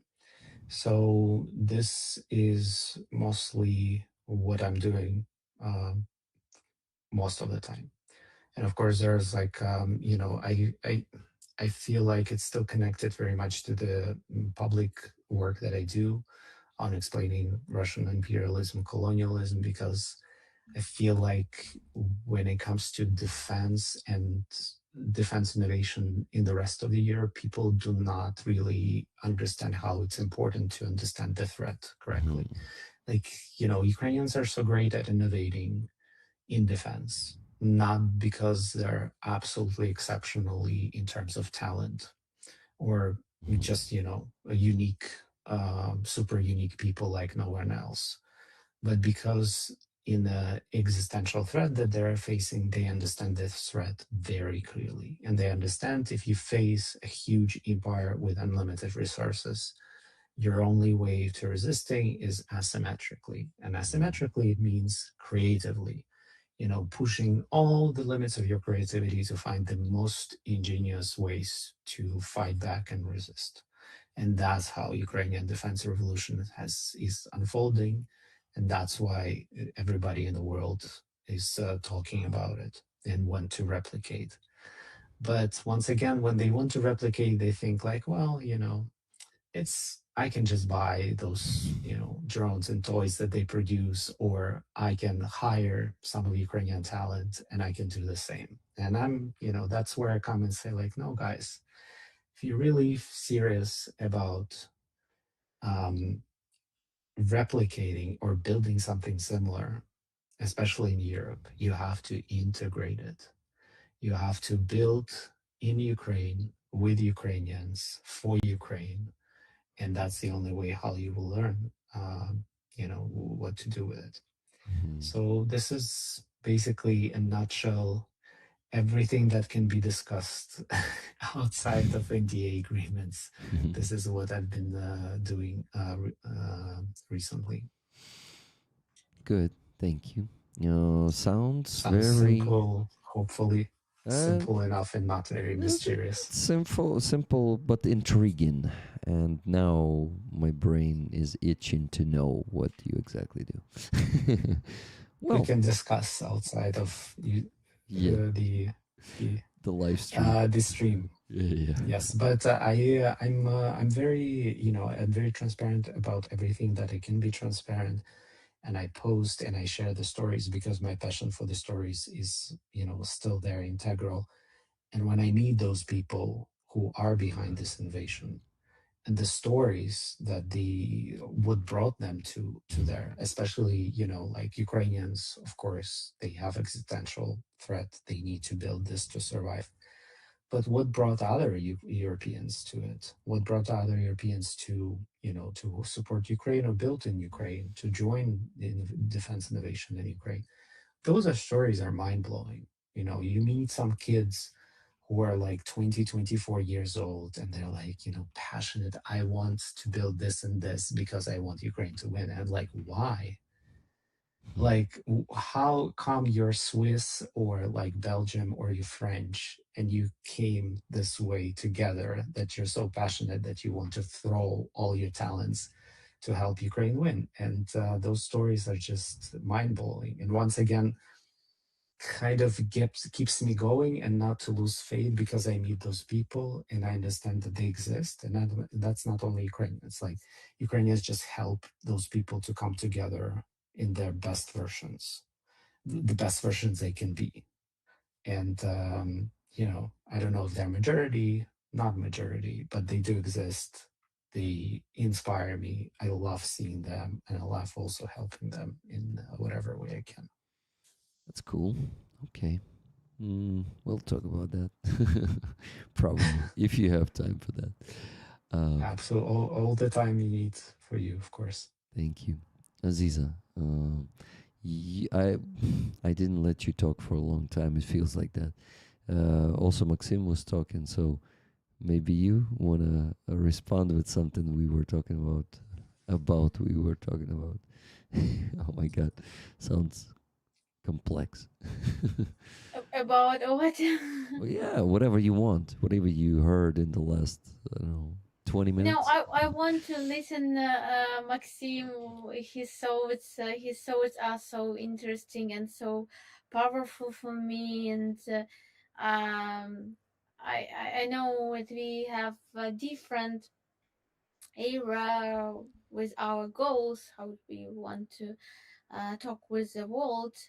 But I feel a lot in common um, with the topic of decolonization and to find my own identity and to find this way um, of justice in the eyes of my people, in the eyes of the um, past empires are still alive in some way. So I can say that Europe understood a lot from the history, much more than much more than Russian Empire, uh, but still, there are a lot of problems, and there are a lot of like um, lost, like lost part of history or lost understanding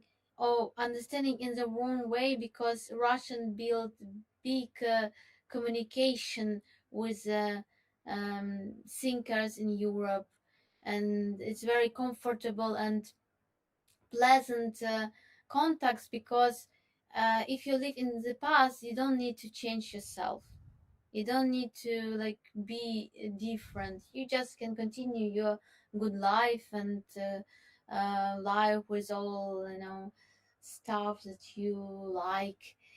But you can't be like this. You can't. You because for me, it's when I try to explain something or when I try to be honest.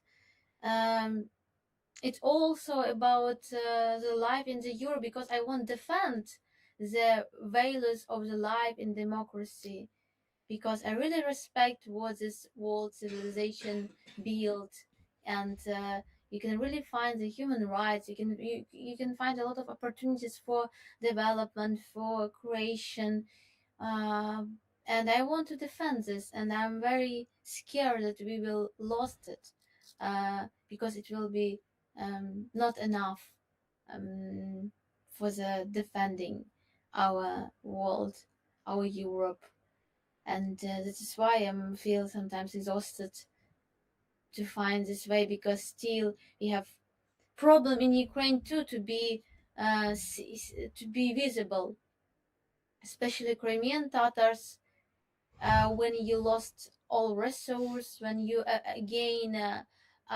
without home, without when you live in one place in many centuries, you have the rule. You have a lot of back, like you have a lot of Like support system, yes, yeah. even money, even different apartment that can be your resource for your work, and when you are lost again and again, you are weak and you try to do everything to be visible, but you have no supporting. You can't, especially when you do something new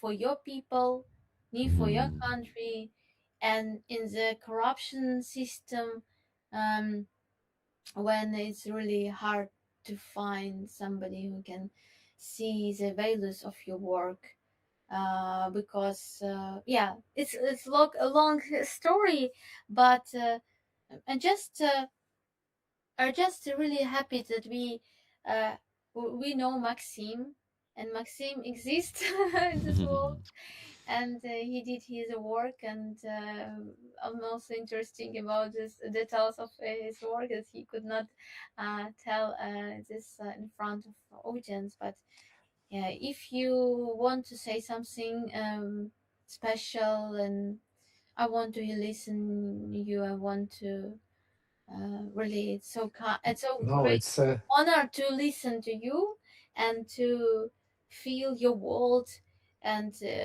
it's inspired a lot. Yeah. it's very mutual because I everywhere I go, people often, this is one of the most popular questions, especially those people who are like not need to be convinced, but they're already interested in everything Ukrainian. And by the way, we started with a further in protest. I wanted to just to point out, guys, that from the when you watch professionally news for so long as I do, this was for the first time ever where Ukraine and Ukrainian politics and internal Ukrainian relations make front pages everywhere. So not just because of the war, not just Wow. because of another war crime or something happened to the war, but because people genuinely are interested in Ukrainian politics and what happens to Wow. Ukrainian politicians, to people. And for me, it was such a, kind of wake up call to understand that finally Ukraine has moved to the important story, not because of suffering and not because of war, but because people are genuinely interested in internal affairs as much as in war.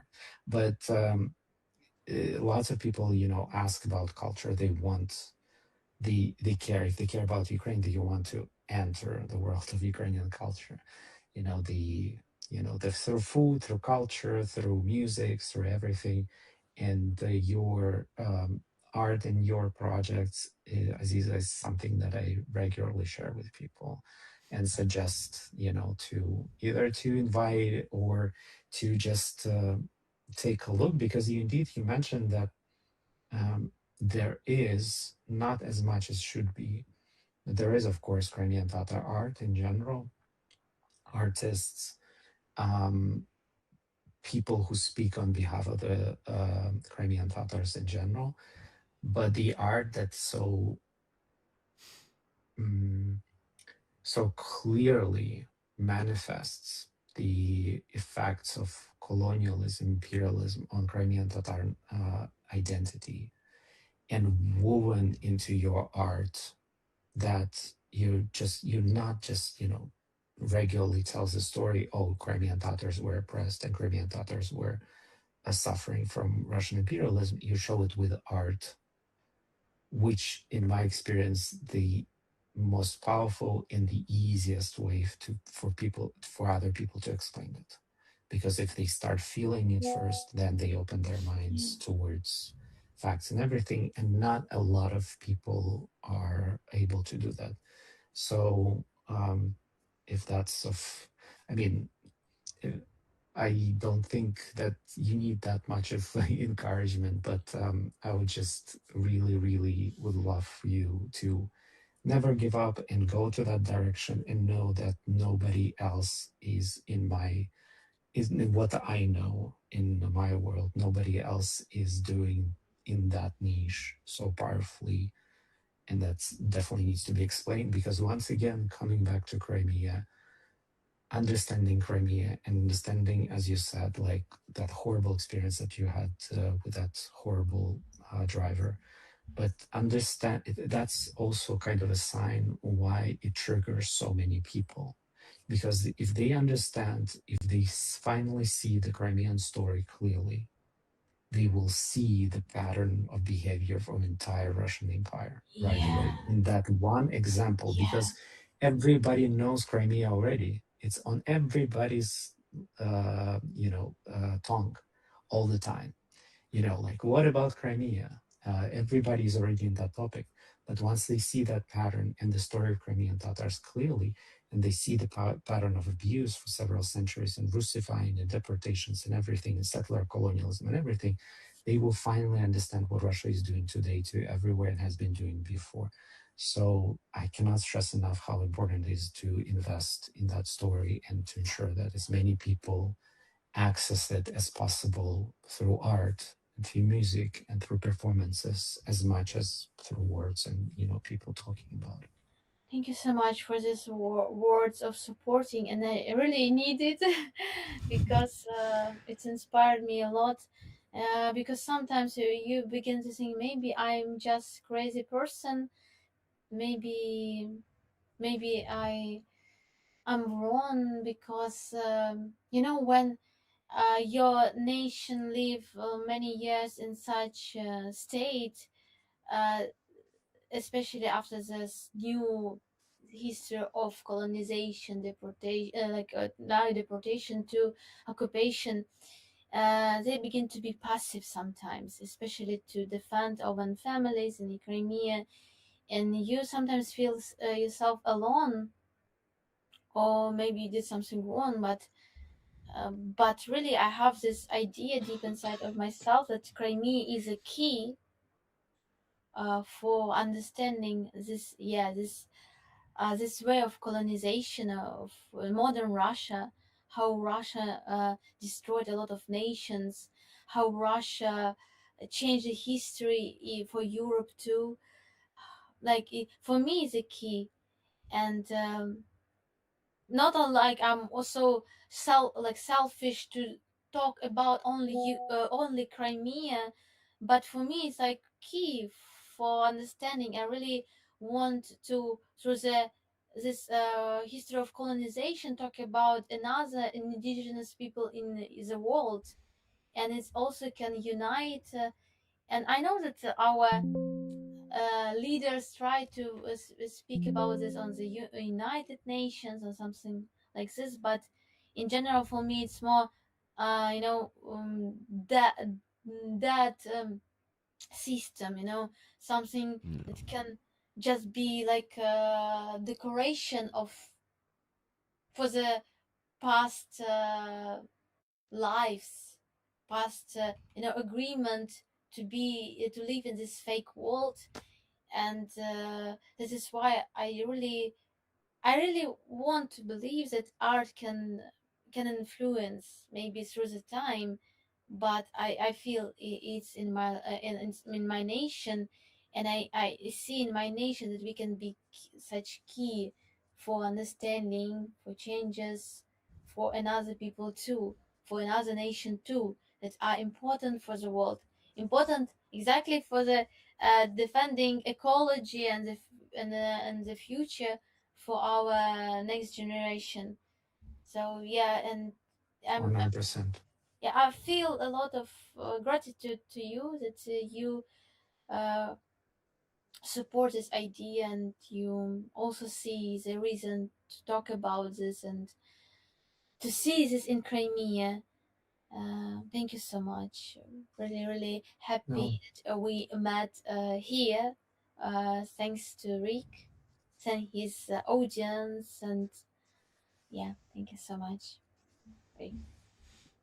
hopefully that's I'll still have some time to join and repeat that again.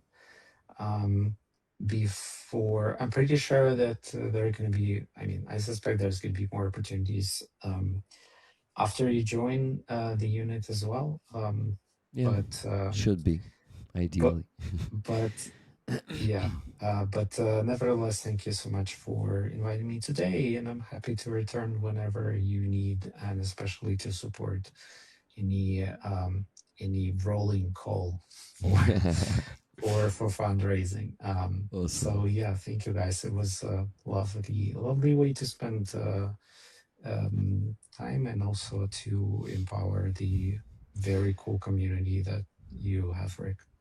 Thank you so much, Maxim. And Maxim, it really makes me, I don't know, gives me satisfaction that you enjoy it here so much. I'm like, oh, Maxim likes it here so much. Yeah, you're awesome, Maxim. So it's a pleasure to have you here, and really an honor to have you enjoying it here. Yeah, but you also don't. You shouldn't forget that you have this talent when you talk to people to, like, the way you have the mastery with telling your own story, and then you emphasize that you're basically always here to tell you know how you feel, and to share very intimate side of you, a person who lives through the war with the rest of the world. And I think ultimately, especially like after so many years in journalism and these, kind of professional media structures that are there supposed to do the same job, it's often that it's missing because people, they hear the stories, and they hear the news, they read these headlines, but they never see often people behind it. And once they connect with people intimately and they know the story, like, once again, this is in your example, that was horrible example, but people you often use it like, oh, I know this one person, right? And therefore I know what is happening because my friends or whatever. But this is unfortunately how people work. Yeah. And if they know that one person, Yeah. and if that person is you, Aziza, or you, Rick, and that's the right person, and they know it, that's Do you hear it? No. I no. think this time it was intercepted. Hmm. Oh, Ooh, yeah. Yeah, they started the big attack that was announced. You probably can't hear it, but give me a Take second. care. Take care. And of course, when I place the mic there, they stop shooting. Okay, whatever. yeah. Please, stay safe. And Thank you so much. okay, guys. Ooh, Yeah, wishing you a safe night as long as possible, thank you, Maxim. Thank you. and Much love to hopefully you, see you soon. friend. Yes, Good the night. same. Yeah, Okay, good bye. night. Bye. Bye. Bye, Take Maxim. care. See you. See. Mm. Orik, are you okay? We almost finished. Well, maybe it was destined that Maxim would hear, or not hear, but at least see me reacting to the explosions. Well, I'm okay. Mentally, I'm okay. Just, yeah, Dana confirms that it's ballistics in Kyiv. Dana, it's so good to see you here with us today. Thank you so much for being on the stream. It's always such a pleasure to have Ukrainians in the chat too, because guys, it's hard for Ukrainians to keep up with when you live in country that is in peace. It's much easier to focus on, for example, watching the certain amount of content or supporting the creators. But here you gotta do so many things to just stay sometimes mentally more or less well, sometimes physically. Sometimes you really need to make an effort to rest, make an effort to do some basic things. It's not the same here. So, and you sometimes don't realize it, but then you reflect, you look back and think, shit. Sometimes basic things here in Ukraine are hard because of the shit that is happening because of Russians or because of our president. Really, I won't stop blaming him for what he's done. No one else is responsible for the shit show, because right now we don't have any other person controlling the whole branches of power in Ukraine, just the president. It's anti-constitutional, but during the war we cannot do anything with it. We just need to protest. That's all. We need to show that we don't agree with this shit, and if it's still a democracy, our president should listen to us and do what we demand. So we're in a bad situation right now, guys. A bit better, but it's like one step forward, two steps back. All the fucking time. But for if to be positive, still maybe it's not so.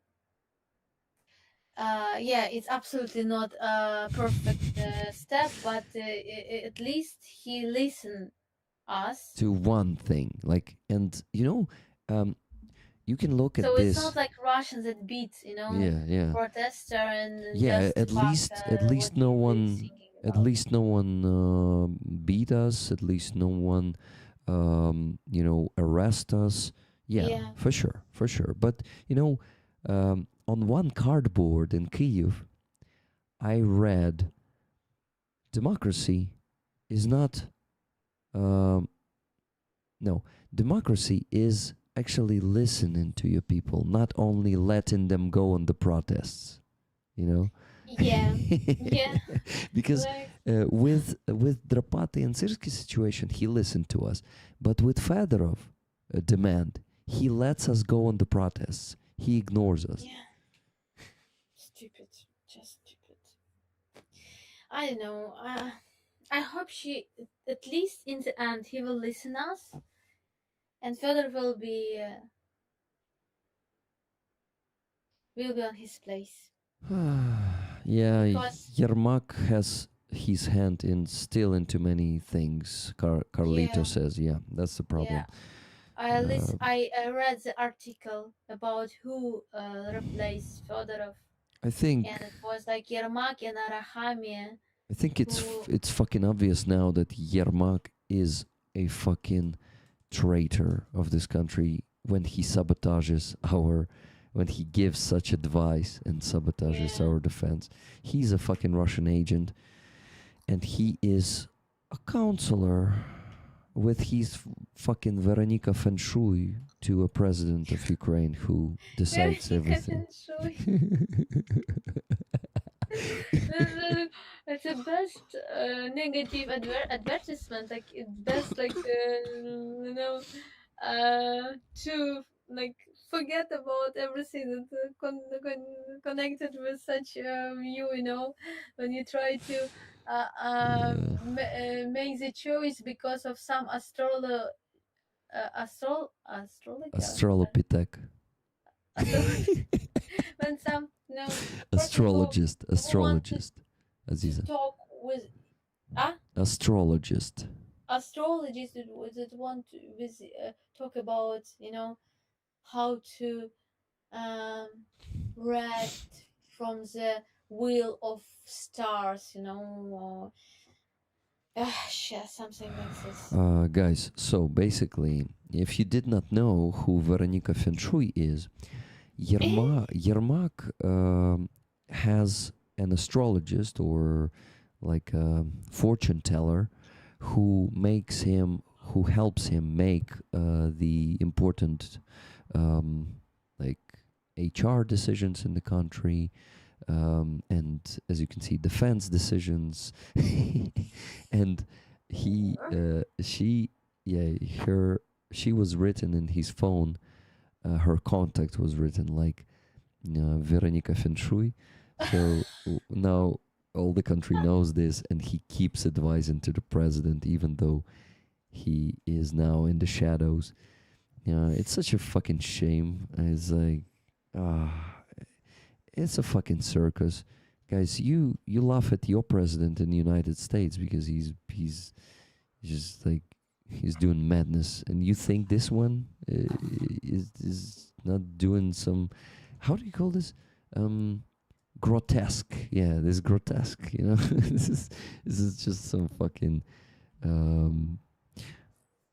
surrealism, in some aspects.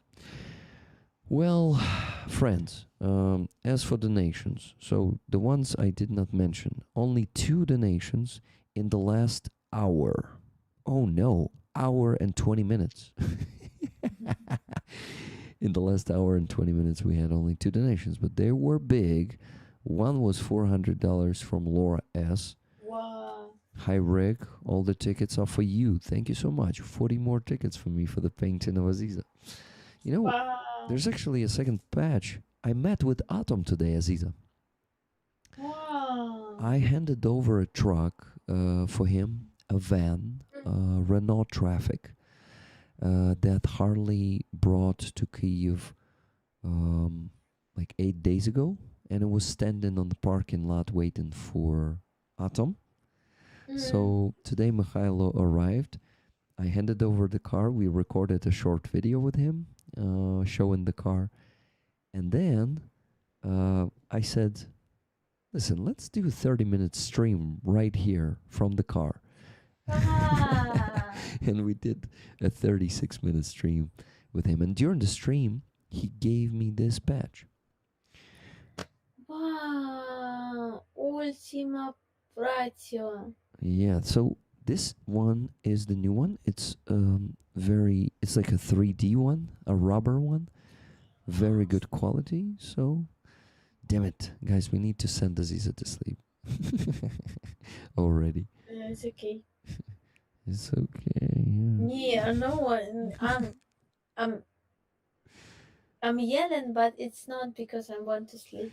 Yawning, yawning, Ah? yawning. Yawning. Yeah, yeah. Sorry. Yelling is yelling. I'm yelling Yeah. So, in my heart. and you know, he presented this one to me during the stream, and I said, guys, we're gonna raffle it today too. One person will get your painting, one person will get this badge. Wow. So we have Incredible. a cool item to add to your Great. amazing painting. Oh, it smells like rubber. I'm gonna take it off here, guys. It's a fresh batch, you know. It smells. It needs to wind out. Not sure. Welcome. Hi, Claire. Are you still there? Aziza, do you want? There was an offer from Goober from Stefan to join. Do you mind if he joins us? Of course. Okay. Only plus. Plus, plus. I sent him the link. Stefan, if you're listening to this, please join the stream as a guest. So, guys, the donation from Laura, and the second one was from Adam95. Adam donated $100 and said plus plus. Adam, if you still are there with the chat with us, in the chat with us, and you're still listening, tell me if you would like the tickets for both patch and painting. Yeah. So, oh my God, guys, I got the emails sometimes from these scammers who offer partnership for YouTube channels, and they always address me as Silicon Curtain or ATP Geopolitics. I don't know how the fuck this happens, but they think I'm another channel, and they offer me partnerships for either ATP Geopolitics or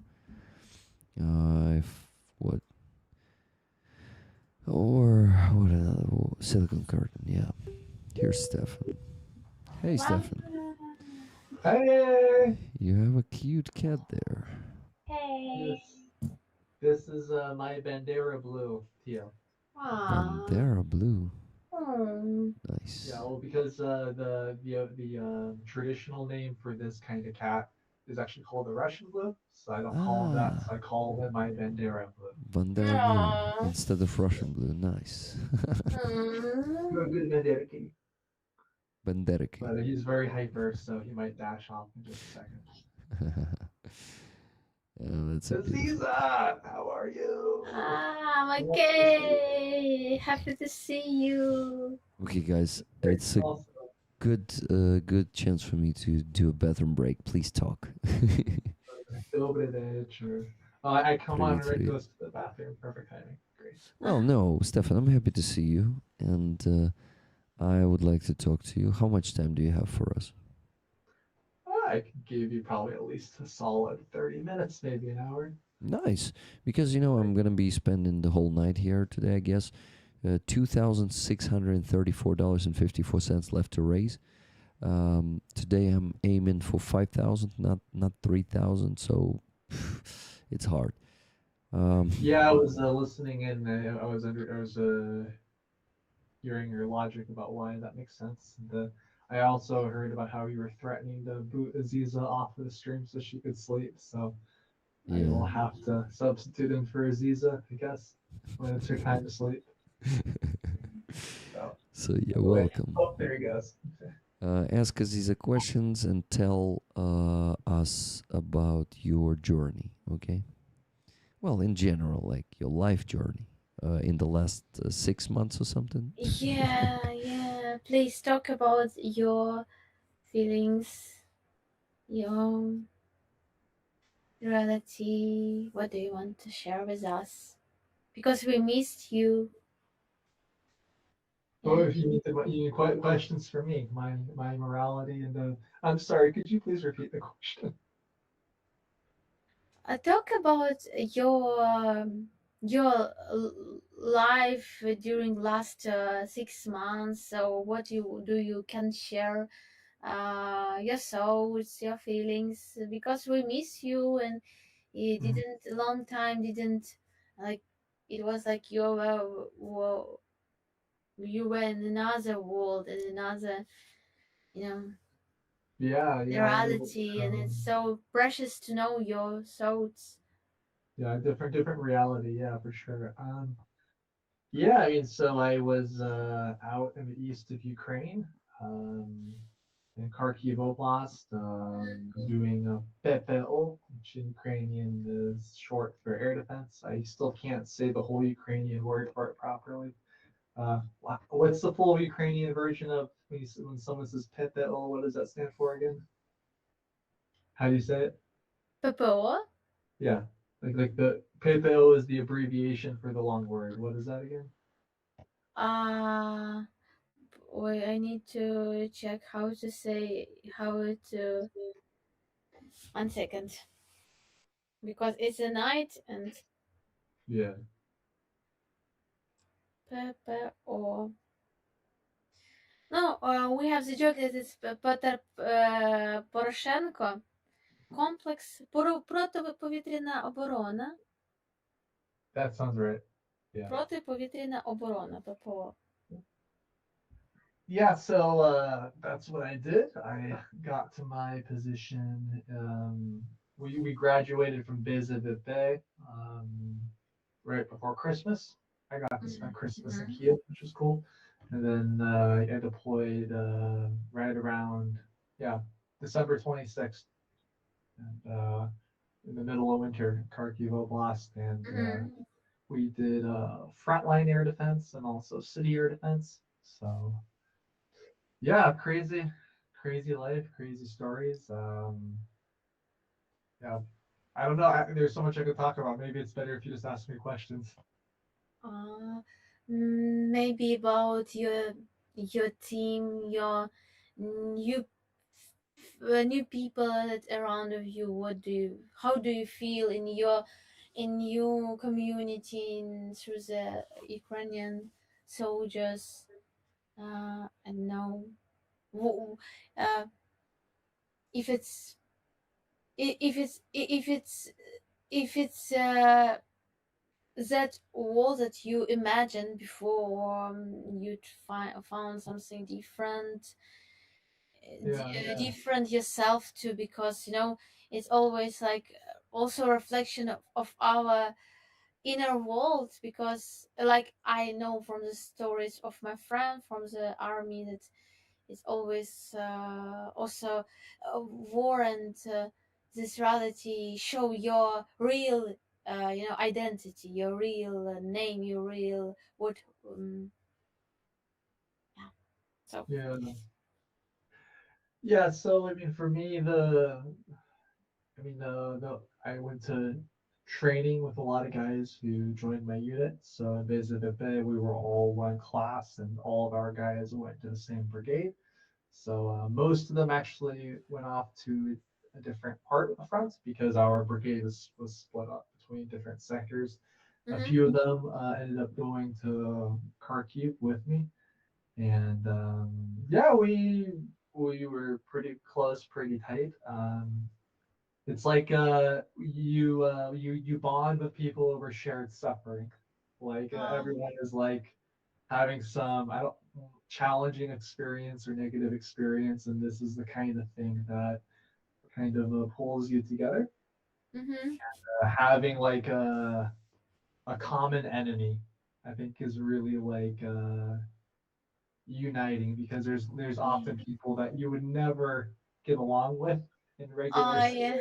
life, and then your life is now dependent upon these people, and you Mhm. realize that they would save your life, you would save their lives, and Wow. yeah, it's kind of made me really aware just about like how different people are, but how in a lot of ways it's quite possible for different people to work together if they have to.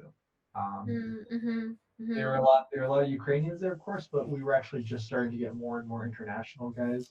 Oh wow. And yeah, so I'll be honest, some of the international guys are nuts. You know, like some of them are fine, and some of them are a little bit cuckoo. Oh my But god. yeah, I think it's a very rich tapestry, a Ah. rich tapestry of different individuals there, and lots of people. Everyone's there kind of for a different reason, and Mhm.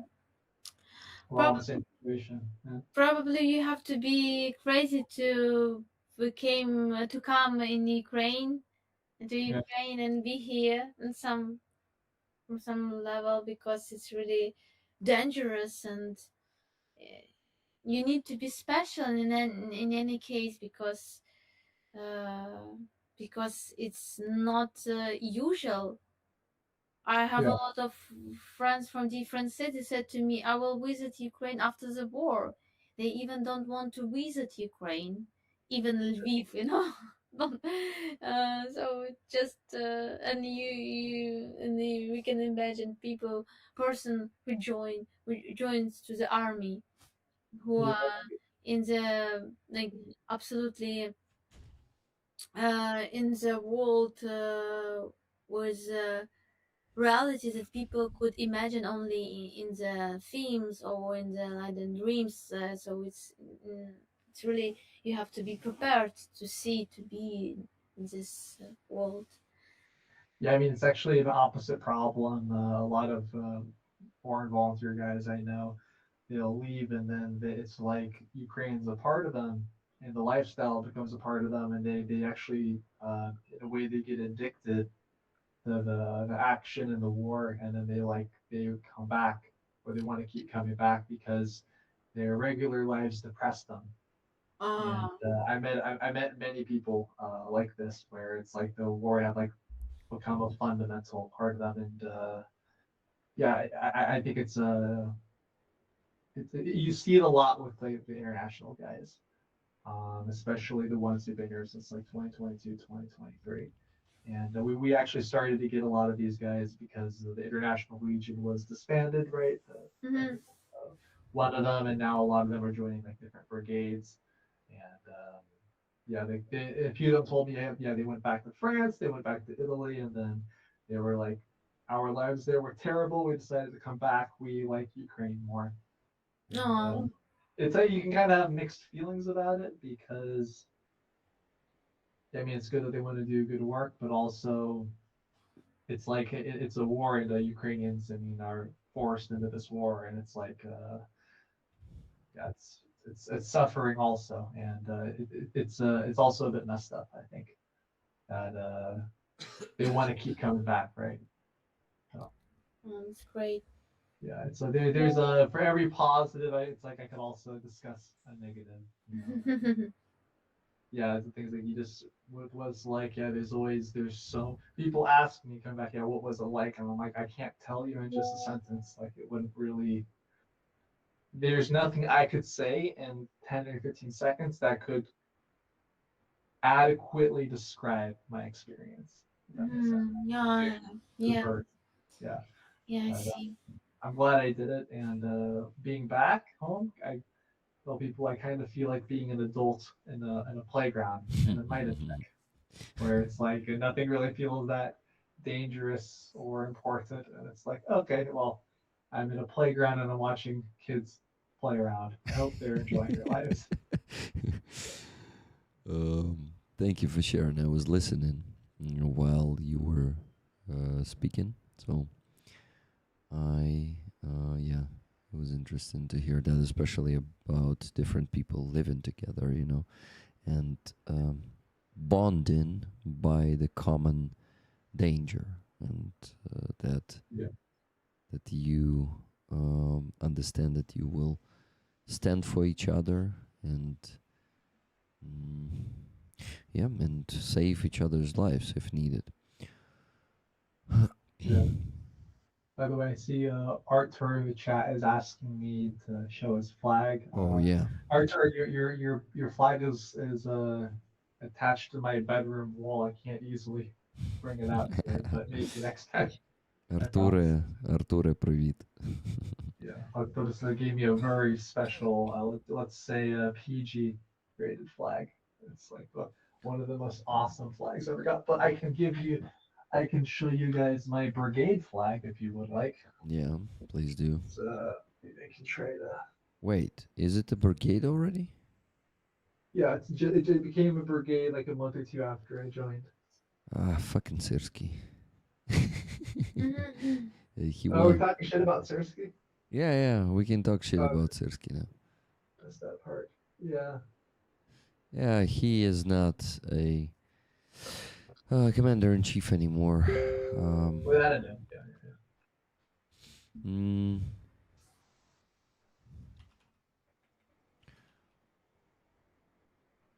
So give me a second. I wanted to mention two donations that we got. First one was from Tuna Otterson, $20. My weekly Hostomal share. If I'm not totally wrong. Yeah, you're probably not. And Johanna donated $300 and said, Rick, this money is to what is needed most. Please, tickets to you and Stefan for the extraordinary painting of Aziza. Rick, Aziza and Stefan, thank you so much for streaming and fundraising. Все буде Україна, слава Україні, героям слава і Johanna з Фінляндії. Героям слава, thank you so much. So, Stefan, 15 tickets to you, 15 to me. Aziza's painting this week, you've heard how it's called, right? Yes. Yeah, so you know that, now you know that you have 15, at least 15 chances to win it too. I would love a piece of Aziza's art on my wall. I'll place right here on my wall for it.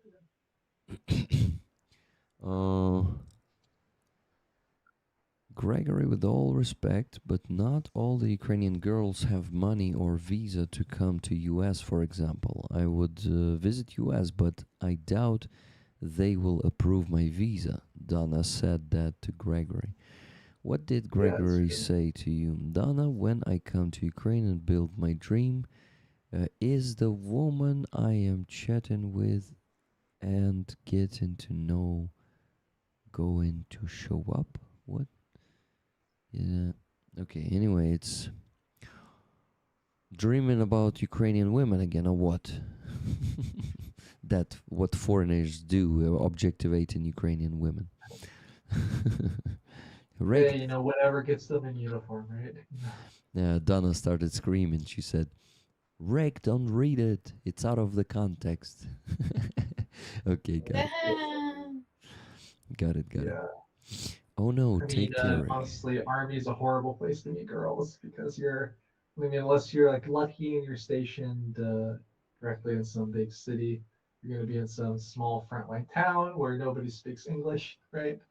And you're busy 95% of the time, and when you're not busy, you're too tired to talk to anybody. Yeah. So, and I cannot more strongly advise against trying to date a person in your unit. That's a very bad idea. Don't do that. Because, yeah. It's like saying don't date your coworkers, but like times 10, because it's not just a regular co-working relationship.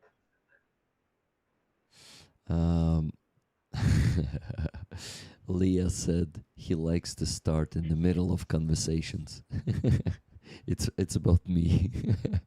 and Donna said, Leah, I can tell. Yeah. Guys, so let me tell you. Shit, sorry, I need to send this message to Solveig. So, minus 20 and minus 300. We still need to raise $2,314.54. We $2,340. Who are we raising money for? We crossed 50% mark though. 50% raised already. Good job, guys. Thank you. All right. Зрозумів, друже. Тоді квитанції. Which fundraiser is this one for, Rick? З монобази. Ой, блін. Sorry, guys. I'm trying to quickly respond to Soloway. We're speaking about money that we raised funds for, that we raised for their car repair. He smashed the jar, and I'm trying to figure out everything right now, so I won't forget tomorrow. The fundraiser, we have 3 at the moment. Only 2 of them are kind of in the work. The one for Fuzzy is going to be done when we finish these 2. First one is the car for the 1st Assault Regiment Da Vinci. They need a Toyota Hilux. Well, we're going to be getting that one from Harley, so I'm sending him the money. I already sent him more than 5,000 pounds, and we're looking at 8,000 pounds at least. So I still need to send him like $4,000 or $4,500. Okay. So the second one is for a laptop and 2 EcoFlows for Myrny, who serves in one of the famous SBS units, the Unmanned Systems Forces units. I cannot say which one, but you've heard of that one, definitely. So basically, these are the 2 active ones, and then when we finish, we will raise funds also for FPV gear for Fuzzy. That fundraiser is also relatively small. It's 90,000 hryvnias, which is actually these days $2,000. So we will do that. I'm starting to fall asleep, guys. And you know what I got myself today? I bought some cabanossi. I bet. Ooh, I know that. I bet Stefan had a lot of them there on the front line. More invasive a bit, but yeah. What? I have more MREs on the front line, but invasive a bit. You have a lot of that stuff. Yeah, BZVP. Got it. Yeah. Oh my god, I have probably ate more candy in my life at BZVP than anywhere else. Because there was like the only place where you could like buy food outside of boot camp was this little snack bar that was not probably the same size as this room, and it was just like cigarettes, candy, the stuff that you just showed me, emotion, like yeah, all the good stuff. Sorry, guys. This one is a pork one. It's tasty. NSFW here. Not safe for work. Not safe for work. Yeah. Yeah. Oh, Anastasia, hello. How you doing? Yeah, it's hard for me to keep up with the chat because it's on a different screen. But hey, one more donation just now. From Devin. What it was like a $2,000 donation, and then you're almost there. No, it was $40. Awesome. Well, yeah. Why not? Also Yeah. cool. This one is from Devin Woodall. I see a major lack of donations here, people. Help them sleep, please. Thank you so much, Devin. How you doing? I don't see you in the chat. Why aren't you chatting today? On our side of things, 50 States for Ukraine has some cool news to share if you want to hear. We now have delivered 38 vehicles, the frontline units, and we have 6 more that are funded and are awaiting delivery. So technically we're at 44 trucks. Nice. Yeah. So I guess once we hit 50 trucks, 50 States for Ukraine, but we will keep going. Do you keep working with the 69 Sniffing Brigade? On paper, we do. Basically, when our state captains do a fundraiser they can choose to do with Help 99 or Car for Ukraine. Um, the last one I believe was with it wasn't New York, it was another state. We haven't done one in a while, but Washington might do a fundraiser with them soon. But I'm not sure. Right now, all of them are Car for Ukraine, but we can do it if people want to. Yeah, got it. Got it. I'm just like looking at the price of the car in 69 cent from Brigade, which is double of what we raise for Car for Ukraine, and it's the same car. And I stopped doing business with them because this is unreasonable, and we better save money and deliver 2 trucks instead of 1. And the Car for Ukraine vehicles get armor. Yeah. And actually, soldiers may order with no armor if they don't want to, because I had such orders the too. The default is armor, though, which is usually what they want.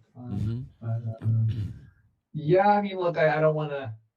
Your streams get pretty popular, because I don't want to say anything negative, right, about anybody. Yeah. What? Once again? What did you say? A lot of people watch your streams, so I don't want to say anything negative about anybody. But yeah, most of our people choose Car for Ukraine because But that's what I do. I say negative stuff about people. Yes, but Be honest. Say what you want. you are Rick. I am not Rick. I was Goober. I guess am I still Goober? My handle is I am not Goober. But okay. And can you tell us like why you choose to come back home? Yeah, well, I mean, so when I was joining, in the back of my head, my plan was to do it for around a year, right? So I came to Ukraine June last year, and it took me a couple of months with the paperwork because the first unit I tried joining said yes, and they wasted like a couple months of my time. But in this time, that's when I started with my brother, 50 States for Ukraine. Rick, maybe you remember that, like when all that was going on. And then I finally got in, did all the paperwork, went to BZVP, and then yeah, it's basically a year came up, and I was thinking about extending, but then I was realizing that because I'm not actually a Dutch citizen, that I could actually lose my Dutch residency if I was out of the country for more than a year, which is okay because I'm a German citizen.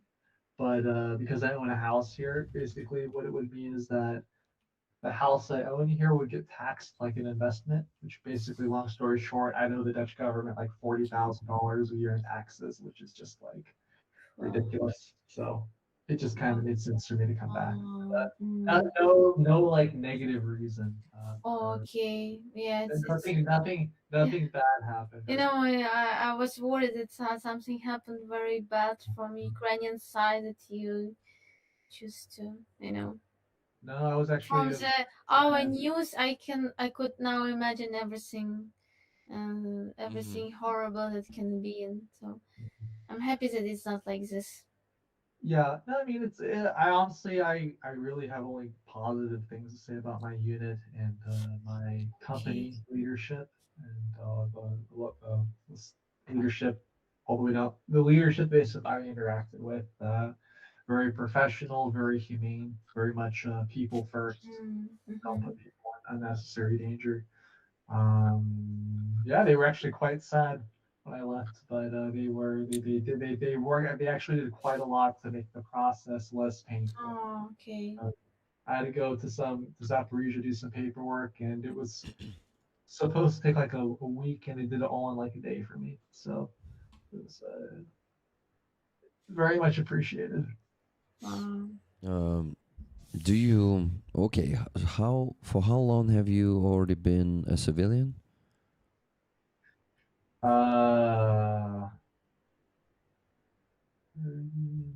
36 days.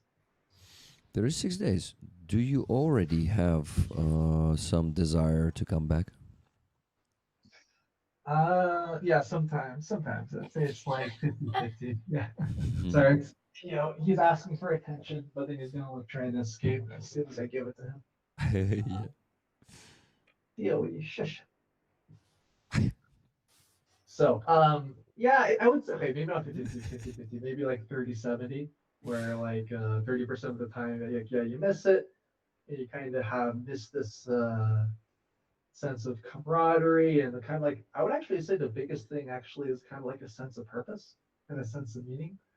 And I think it's hard often for people when they get used to this in the army to kind of find a similar sense of mission and meaning in civilian life. And I think this is when people miss what they want to get back when they're back in civilian life. And when I met a lot of international guys who talked to me about how they rejoined the army was often because of this issue, was that they were in Ukraine and they felt like somebody, and then they came back and they felt like nobody, and then they decided to go back and feel like somebody again.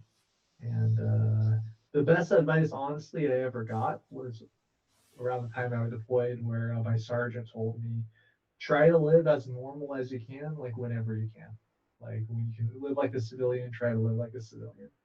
And that actually really helped a lot because I took that advice to heart, and I think it's kind of made that transition back to civilian life a bit easier because it's not like my life was completely the opposite, like while I was on deployment.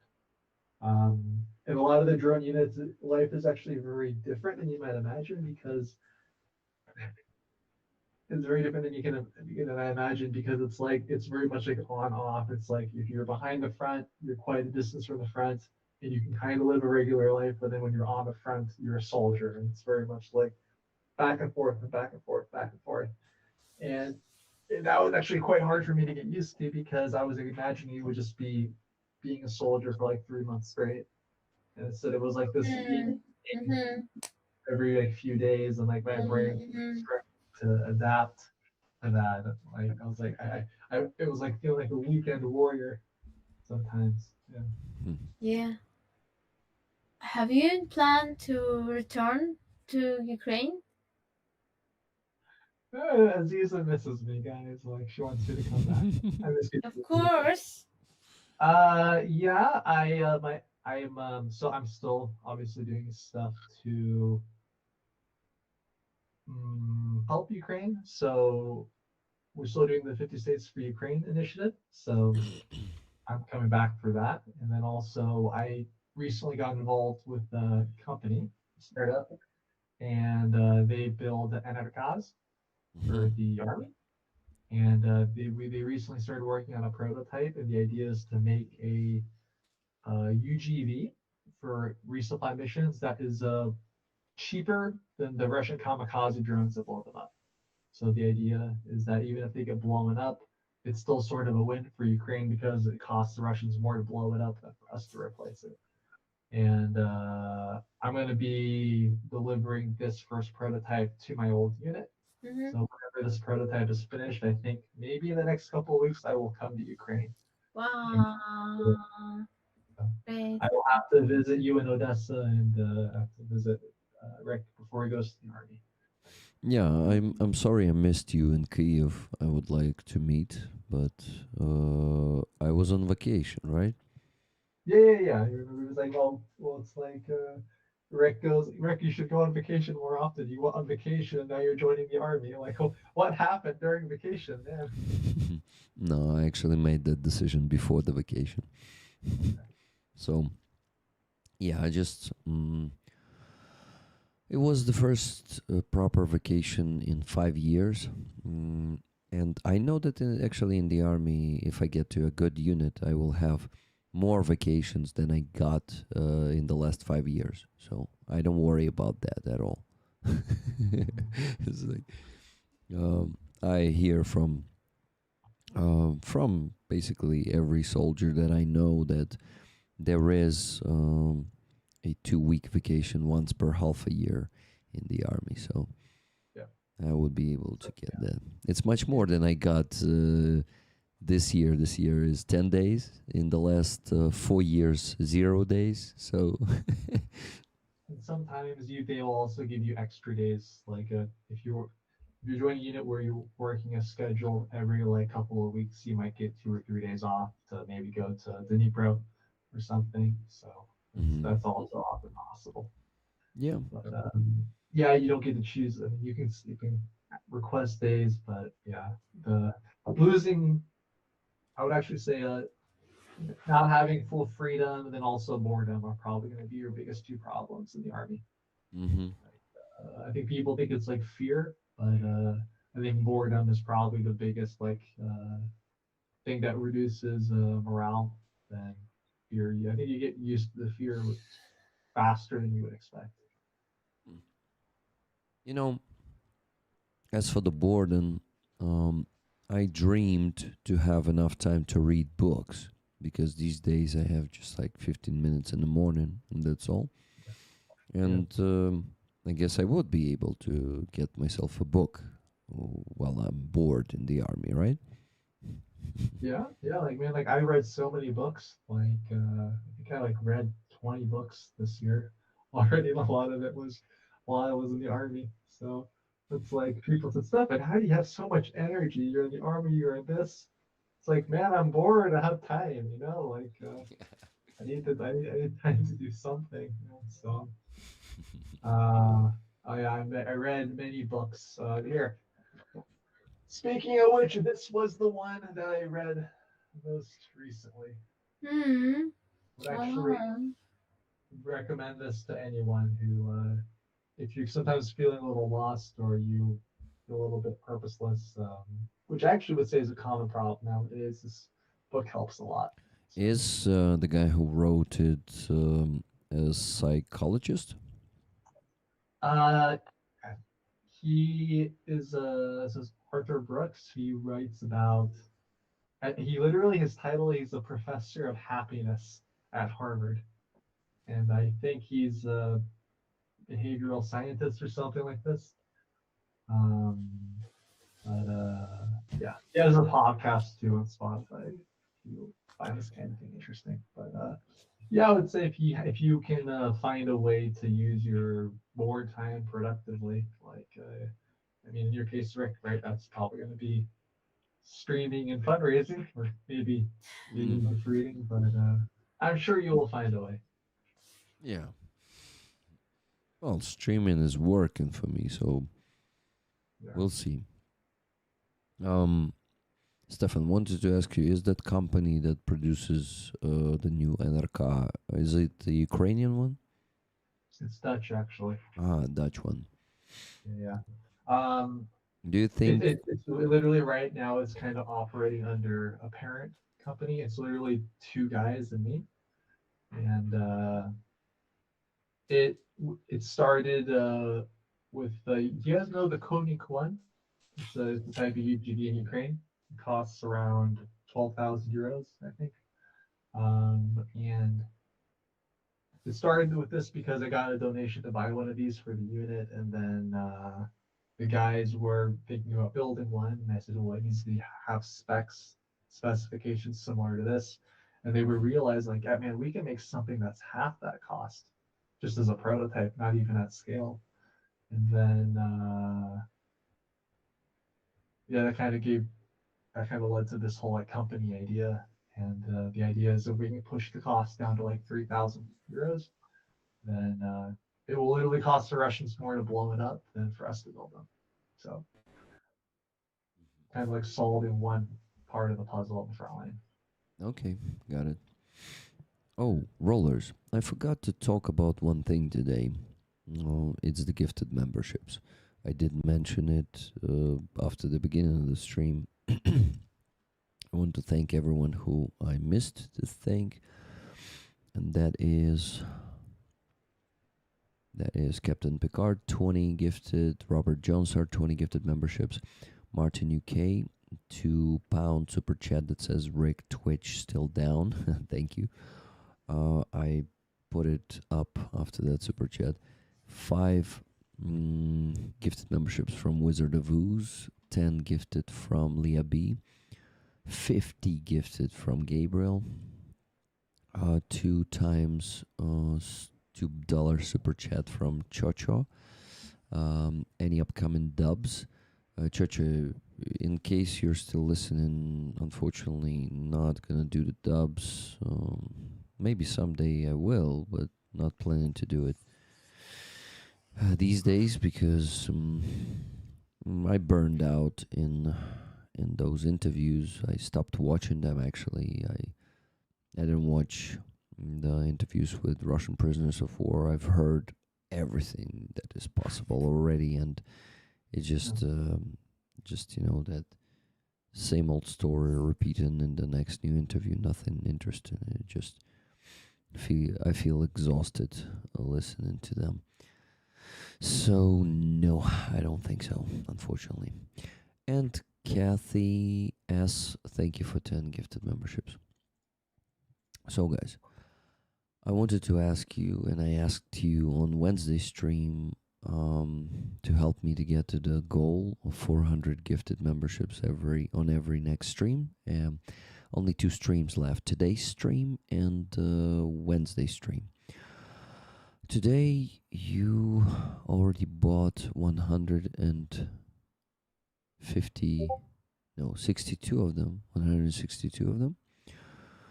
So 238 is left, and only in this case I will be able to reach the average income on YouTube this month. So please help me with that. 238 left. If each can do 5, which is $5, we'll get to that goal, and I shut up about it, and that's it. That's right. I can't break your I can't break your gift system anymore because I don't have the Ukraine prices for gifted memberships anymore. That's like my favorite thing to do. It's like on the front, it's like, let's break Rick's stream again. Yeah, no, it's in euros for you, right? Yeah, but maybe I can VPN it back. But yeah, right now it's in euros. Yeah. Yeah, don't break it today. Let's not today. Let's not do it. Only when I'm on the front. Yeah, I was actually gonna say, Rick, some of the soldiers in 411 know your stream very well now because when we were waiting on position with the air defense, we would listen to your streams. So yeah, nice. quite a few. Yeah, that's quite a few guys. I know you. Thank you, Kathy, for 5 more gifted memberships. 233 left. Oh, go ahead. Sorry, Rick, I cut you off. Actually, just wanted to mention a couple more donations, and then let's continue talking. Kathy has donated $30, another 3 tickets for Rick. Thank you very much. And $40 from Keith Kane, Match, and Devin. Thank you for the great stream. Tickets to Rollers, please. Much love, everyone. Slava Ukraini, Heroям Slava. Thank you so much.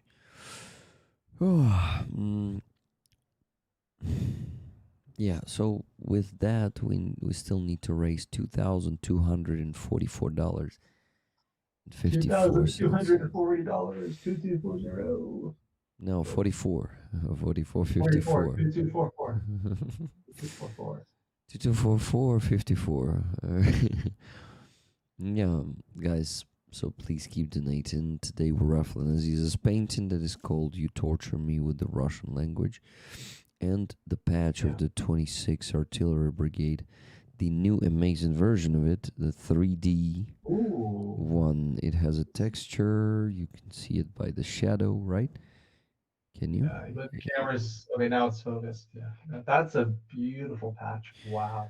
Yeah, it's a really cool patch, and that's a new version of it. We haven't seen this one before, but today I handed over the truck. Well, it's a van, technically, it's not a truck, to Atom, and Atom gave me this right during the short stream I had with him from that car.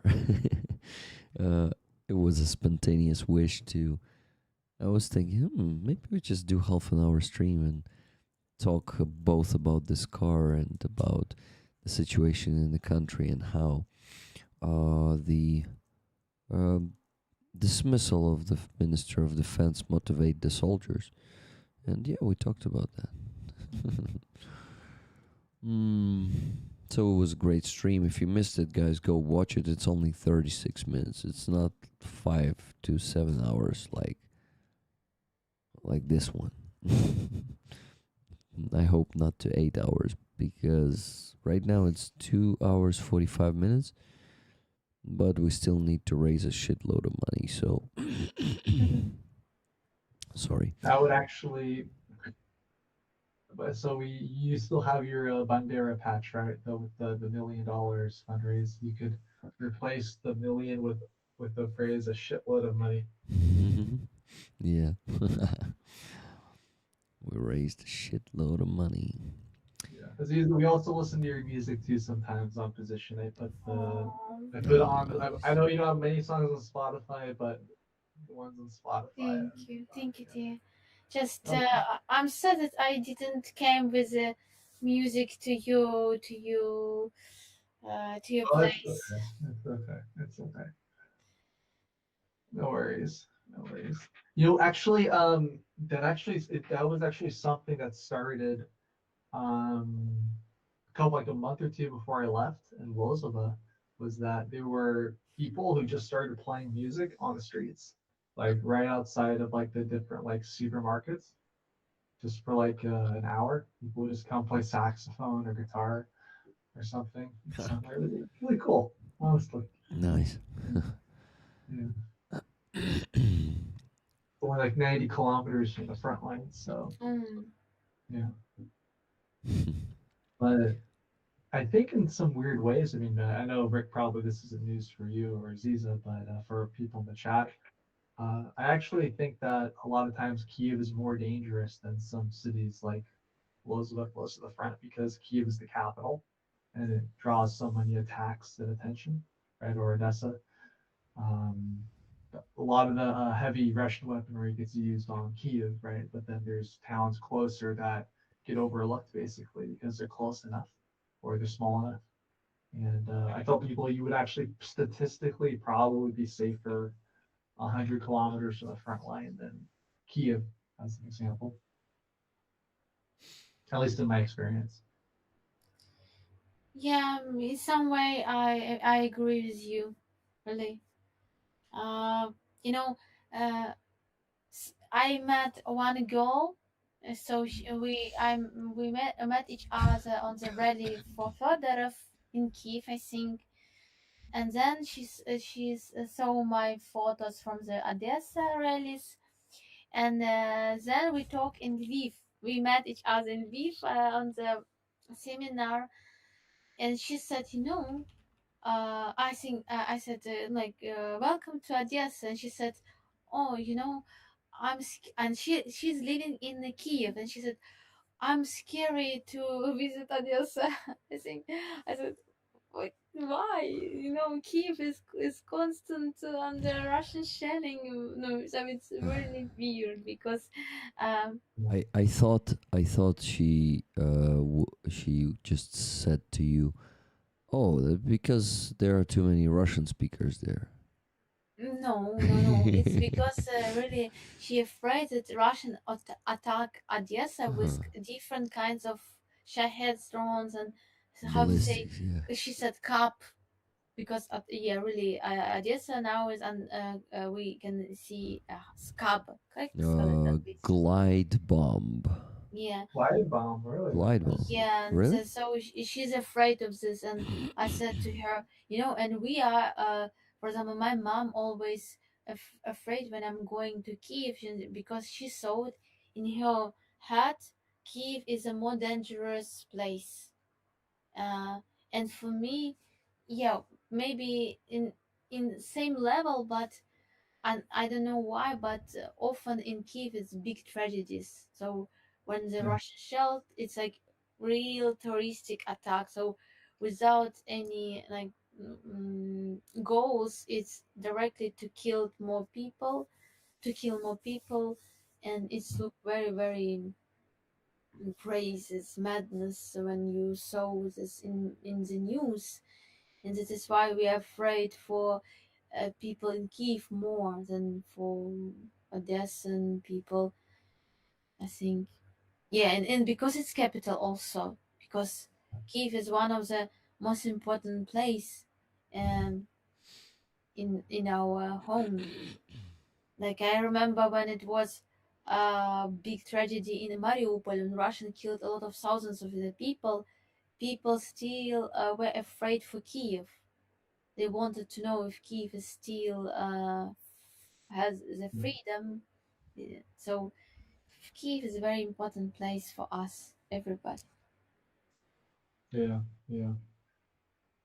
Yeah, and where we were, we mainly just had to deal with shaheds, and one would come, right? The explosion wakes you up, you go back to bed. Second one comes, like, should I go to the stairwell? And then the third one came, and like, I could actually hear it diving. Be kind of close to me. I was like, okay, I will go to the stairwell now. But yeah, there's not a lot of air shelters there either. So Yeah.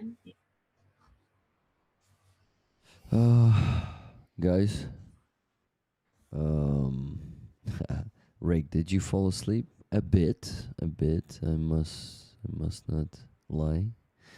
Go to bed, man. It's late anyway.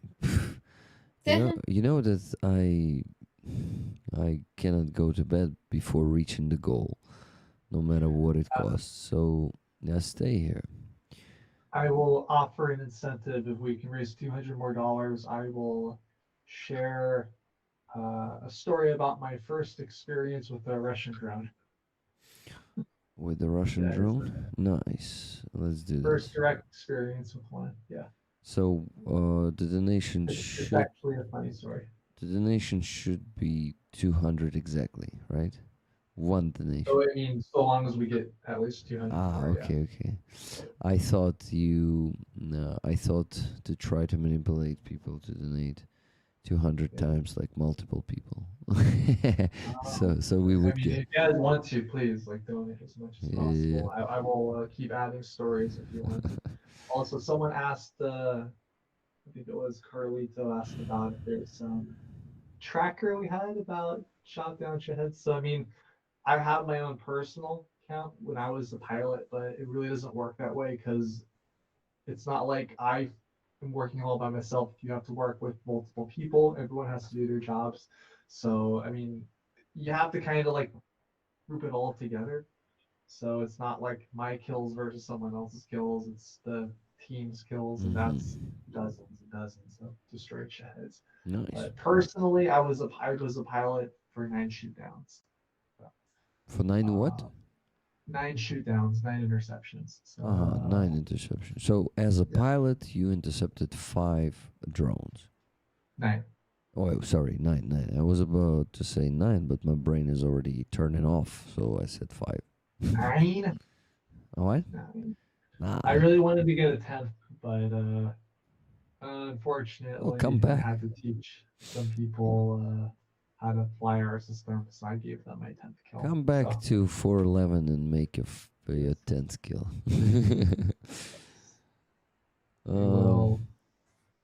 That's what actually the joke is that I will come back to Ukraine for the 10th. So I will if I ever bring them a pickup truck, I'll say I will give you guys this pickup truck if you let me go to the front for a night, and I can try to shoot down the shed. Obviation and vivification. Gross measure impact in lives saved. Respect. Life saved. Measure impact in lives saved. Respect. It's always a riddle when people don't use these things in their sentences. Commas and dots. But it was actually one dot there after vivification. Donation 50. I don't know what NOK is, but I hope it's a lot. Norwegian kronas, it's $5. Thank you so much. Hans Peter. Bucks. Oh shit, something is burning outside. I need to close the window.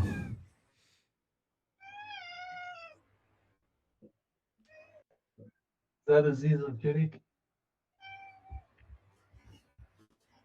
So when your cat meows, it sounds very sweet. So when my cat meows, Tio is deaf.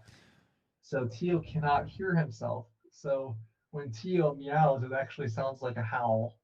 He sounds like he's being tortured. Like, Yeah, so so if you Rush, guys hear a cat howling, it's he's fine. Don't worry. she's beautiful. Um, Uh, we got a $10 donation too, again, Rick, from it's not a donation. Sorry, man. We need to say openly. It's for my salary. Yeah, and donations. donation to a different cause. Donations only on PayPal. So Okay. guys, keep donating on PayPal. That's the priority. But I'm grateful, and I also need to get to the goal there too. So please also buy gifted memberships or super chats or whatever you want. Super chat. Thank you, Dr. Alexis Jr. for the $10 one. It says boomerang time. Everything will be Crane. And Hans Petter, it's all I got right now, man. Don't know if this is the right way to donate, but I guess it will get there anyway. No, it will get to my salary, so only 25% of it will be donated because I donate approximately 25% of my salary. So if you want to support the fundraiser, it's all you got right now, man. Sorry, you contributed to my salary instead of contributing to Ukrainian army. Where? Whose cat did that? That was not mine. That was Maru. Mine sounds a lot worse than that. Yeah. She sounds like a parrot. But if this is we're chatting and sharing stories, I'll tell you guys kind of the darker side of what we do. Yeah, it's cool as you when you do an interception, but the ones that you remember are the ones that you don't get. And we had it a few times where I'll never forget my first time where we had because you see targets and sometimes we can't get them because we lose targets. But we once went after a Shahed. We were too late, and we were defending the city of Lozova, and then the Shahed went down and hit the city of Lozova, which was just a few kilometers from us. And then we heard the boom, and you see the smoke, and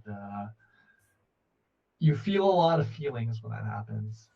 And even if you destroy 10, you're never going to forget the one that gets through. And, when people talk about yeah, well, it's unavoidable and there's a logic, but it still will always mess with you. What kind of feeling is dominating between those many feelings? Shame. Shame. Yeah. Not guilt. There's that too, but basically shame from failure, and you also it's different for different people, but you also try to not want to know what got hit because it helps when it's just a boom in the background versus knowing exactly what got hit, who died, right? And it just makes it worse, basically. Yeah. Understandable. Well, tough times, and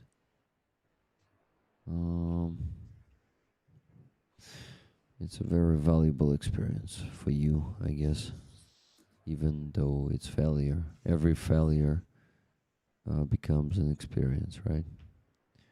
Yeah, and this is kind of what I was saying. It was for every positive, I could also tell you a negative, right? And it's just part of it's just how it goes. Mm-hmm. Part of the overall story. So yeah, and yeah, it just becomes it affects you. It becomes part of who you are, and maybe the best part is that you realize, yes, I can survive this, and I will grow from this.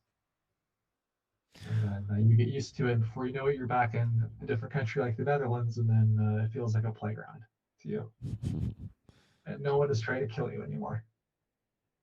Yeah.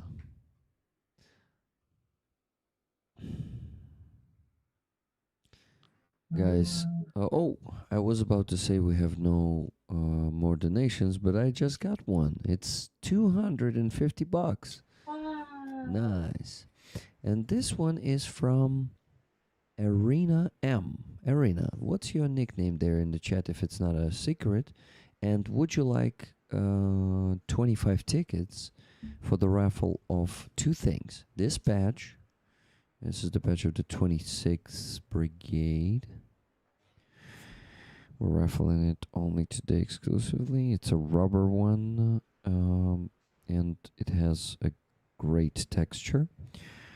And the second item, and actually the first item, is the painting of Aziza Iskandar, who you see on the screen. I will show the painting to you in a bit. It is called "You Are Torturing Me with Russian Language."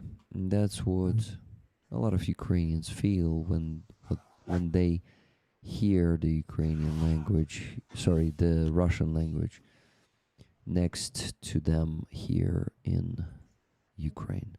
Because unfortunately, a lot of people in Ukraine still speak Russian, and someday it can be like that around you. Most of the people speak. Most of the people speak Ukrainian, and someday almost every person you meet speak Russian. Just a matter of luck, but I, for example, realized that I feel unsafe next to Russian language because I lived in occupation, and for me, that's the language of occupation, of the occupier, of the oppressor, of the torturer, of the killer, and I don't feel safe when I hear Russian next to me here. Well, yeah, so here was the painting. I mean, it is, but you've seen it on the screen. Aziza, my dear, maybe it's time to go to sleep.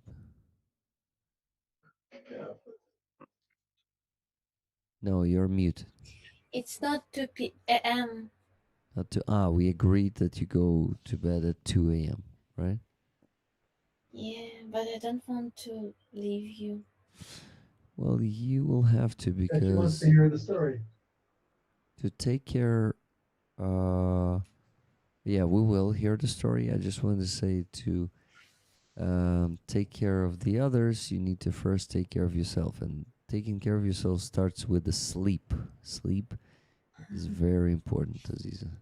But you have a big goal tonight.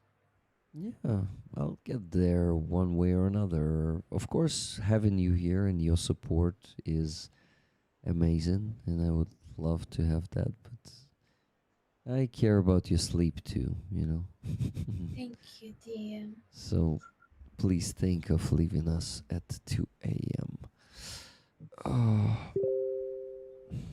who messaged me? Aziza messaged me. She sent me something. Nice. This is a picture with Juan. Juan was he was in Russian captivity. He was for the Marine. And Juan constant is on the rally for supporting our war prisoners. For also he support Crimean people too much. Very, very smart and incredible person. And he we make the photo together on the rally today for Federal Rally. He also is constant time on the Federal Rally. Nice. Amazing person. Where Juan is from? Juan is from Odessa. Oh. So his father is from... Боже, я забула це місце. Не Перу, ні. Cuba. From Cuba. Interesting. Because I see on this picture at the bottom, his name is Juan Leiva Garcia. Right? Yeah, Juan Alberto Levia Garcia. Тільки, по-моєму, не Левія, а Лейва. Бачиш, там, Leiva. там Yeah. спочатку Y, потім І. Uh, okay, I'm almost showing this to you guys. What Aziza was showing to me, what she sent me. Yeah, here is Juan. So he speaks Ukrainian well, right? Yeah, he's Ukrainian. He's absolutely Ukrainian. He was born he, here, right? Yeah, and his parents are Ukrainian. His parents also constant time support Ukrainian families who are waiting for Ukrainian soldiers. Constant time. Incredible Nice. family, and he is powerful. That's cool. Thank you very much, Dr. Alexis Jr. for 10 gifted memberships and Martin Lai for 20 gifted memberships. Now I want to sleep badly. Guys, we still need to raise, let me tell you, minus 250. $1,994.54. Less than $2,000. Come on, guys. Just the last push. And it's time for Stefan to tell us the story. As for the gifted memberships, 203 of them left, guys. 50% of what I need today. Please help me with that. Please keep buying them. Thank you. Stefan, your turn. My turn. Yes, so this was back, I think, in January. First deployment to the front. So I started off in frontline air defense, not city air defense. So our job was to provide air cover for soldiers on the front. So the Russians are using like the quadcopters and the Millennium drones to hit Ukrainian positions and vehicles. And so we have to shoot those down. So we are usually like working from some kind of concealed position. So you have to get to your position, hopefully undetected, and then stay there for as long as you can, and then rotate out. So we were flying basically over the city of Pokrovsk. We were a few kilometers from it, so we were pretty close. And yeah, first night on position,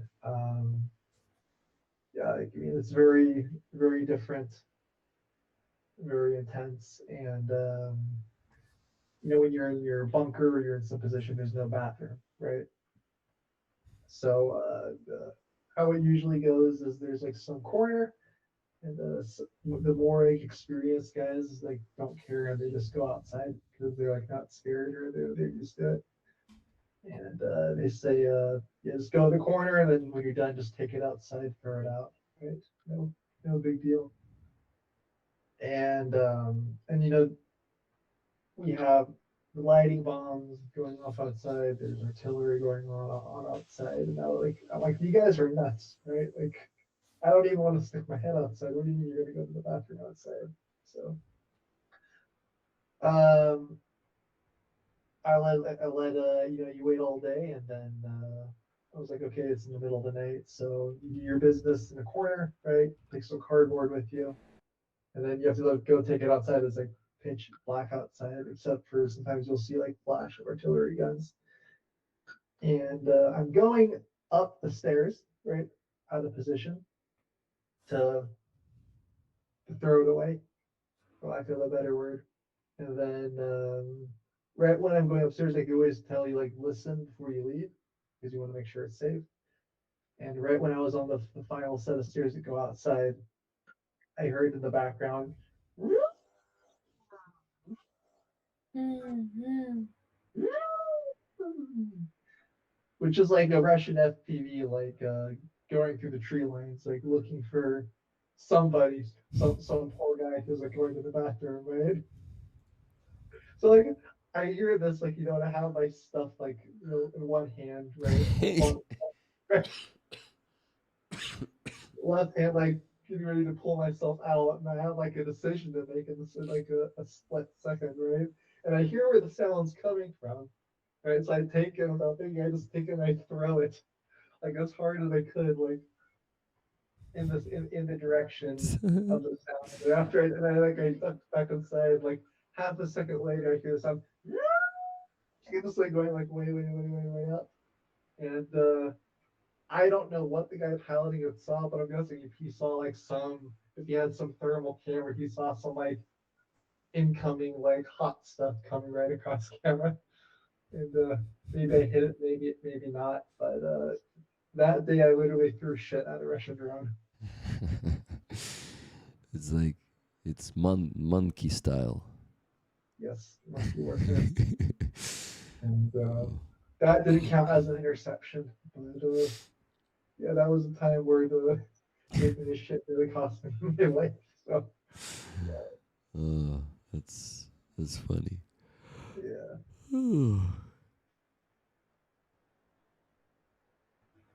Rollers, we got one more donation, and it's $120 from Average Joker. Thank you, Average Joker. He says this: Average Joker with some late night support, and for the brave defenders and resilient citizens of Ukraine. Lots of love from Rick. I'm too tired already. For Rick, Aziza, and Stefan, hope you got some sleep. Tickets, please. Slava Ukraine. Героям слава. Thank you very much, Average Joker. So you can take a nap like Tio here. Just chill for a few minutes. Probably it's a good idea while you both have my back. But yeah, I would like Aziza to also take a nap. And he's awake again already because he saw a bird outside. He's cool. He saw a bird. I hear you. Is it a day?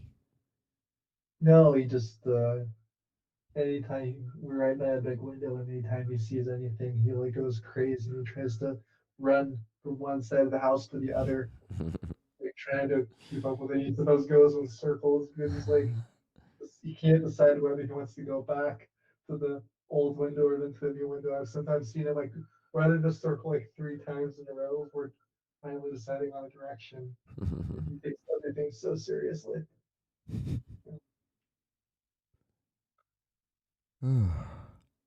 Yes, my Bandera Blue. You're my Bandera Blue. Yeah, since I know that you could hear me. But I was hoping maybe you don't. Maybe you're actually taking a nap. He's normally not this calm. Turned off your camera. Taking a nap. Well, okay. I'm thinking. What do I need to tell you guys? Oh, I wanted to talk about some stuff that will definitely wake me up. But I need to also know that Aziza is watching or listening. Or listening, probably listening. I'm listening to you. Okay, good. So Maksym asked me about people reacting or telling us something about, people from abroad telling us something about Mikhailo Fedorov's dismissal. And it's not actually about Fedorov, but one person who is the cultist of Zelensky came to the stream on Wednesday and said, "Shame on you, Rick. It's because I criticized Zelensky before." Yoy. yeah, I criticized Zelensky before, and Linda H shamed me once again. So this time, it was enough for me. She did it like 3 times before that already. And I said, you know what? Fuck off. Ban her. Yeah. Ban her. And some of the moderators banned Linda. It's, shaming Ukrainians for criticizing their president is not going to be tolerated here anymore at all. Who is it? Who says this? Well, Aziza, this might be a good person, just a cultist of Zelensky. There is a Zelensky cult abroad. People are worshiping him, thinking that he's the new Messiah, maybe the Jesus Savior himself. But he's just a man. He makes mistakes. And yeah, hey, Colucci is laughing at me saying Linda to fuck off. What was the nickname you Ukrainians have for Zelensky when he does something stupid, like Zapluta or something like that? Zelupa. Zalupa. Yeah, Zalupa. it's like you have there's two Zelenskys, right? There's Zalup, there's like the hero, and there's the Lupa. A hero, we call hero Sanich. Savage. Yeah, yeah. It's like the Zelensky for managing a crisis, and there's internal politics Zelensky, and they both exist, right? And I learned this the hard way, the whole corruption case thing with they were trying to take the independence away from Nabu and Sapo. Yeah, and I mean, for me, that felt like a giant slap in the face because there's no defense for such a thing, and Yeah. also worst time possible for something like this. Yeah. And, Well, he always chooses the worst time possible, but that's our burden, the Ukrainian people, and we will have to carry it until the end of the war, because we cannot change the president during the war. We cannot change the parliament. The problem is democracy, and this changeability of power is done for a fucking reason, It's because when they stay in power longer than 5 years, they start losing their fucking fear, and think that they are invincible and they can do whatever fuck they want with the country, with its people. And of course, we are at war right now, but ignoring the society. This will not do good. This is a stupid tactics, and they hope that protests will just disappear, just marginalize, and it's gonna be just a few people going out there. Unfortunately, there are less people going out because it's exhausting. Going there for 9 days straight is hard. I missed only 1 day, and I'm exhausted. So it's like, yeah, so it's natural that people will stop going as active as before, but I want to still go active. Yeah, still very active. Today we had a couple of thousand of people there. It was, damn, it's a big protest, So, yeah. We will keep pushing, and I believe that we will prevail eventually. Not sure when it's going to happen, but it's going to happen. Oh, so, yeah, just wanted to say that we had no donations after Average Ogre's donation 11 minutes ago, but with his donation, we need to raise the last $1,874.54. Friends, please keep donating because it's already 2 a.m. here, and I want to sleep, and I want to reach the goal too. So, it's okay if I just fall asleep at some point, and maybe you wake me up with some Rickroll, never gonna give you up. Never gonna let you sleep. Yeah. Never gonna let you snore on the stream. Nice one. Snoring on the stream. I actually snore, yeah. Especially when my nose is stuffed, and right now my nose is stuffed, so there's gonna be some snoring Rick for you very soon. Yeah, I think back to this previous topic, like you don't have to always live in this black and white world. Like in this, you can say like he's made mistakes and he's doing the wrong thing, but he's also done many things on behalf of Ukraine to also help, right? And Yeah. let's And judge the whole person. believe Also. me, man, we admitted, and I admitted, shit, so many times. I call him even sometimes a hero, considering what he did in terms of getting the international support, in terms of doing the healthy propaganda. And yeah, this man definitely did a lot for Ukraine. But what motivates him to do such things is it shouldn't be forgiven by people. You know, this we will, just demand what we have the right to demand. We're not asking him about some fucking capitulation. We're asking him to return the effective Minister of Defense back to his position, who was, unexpectedly, unconstitutionally, even unexplainedly.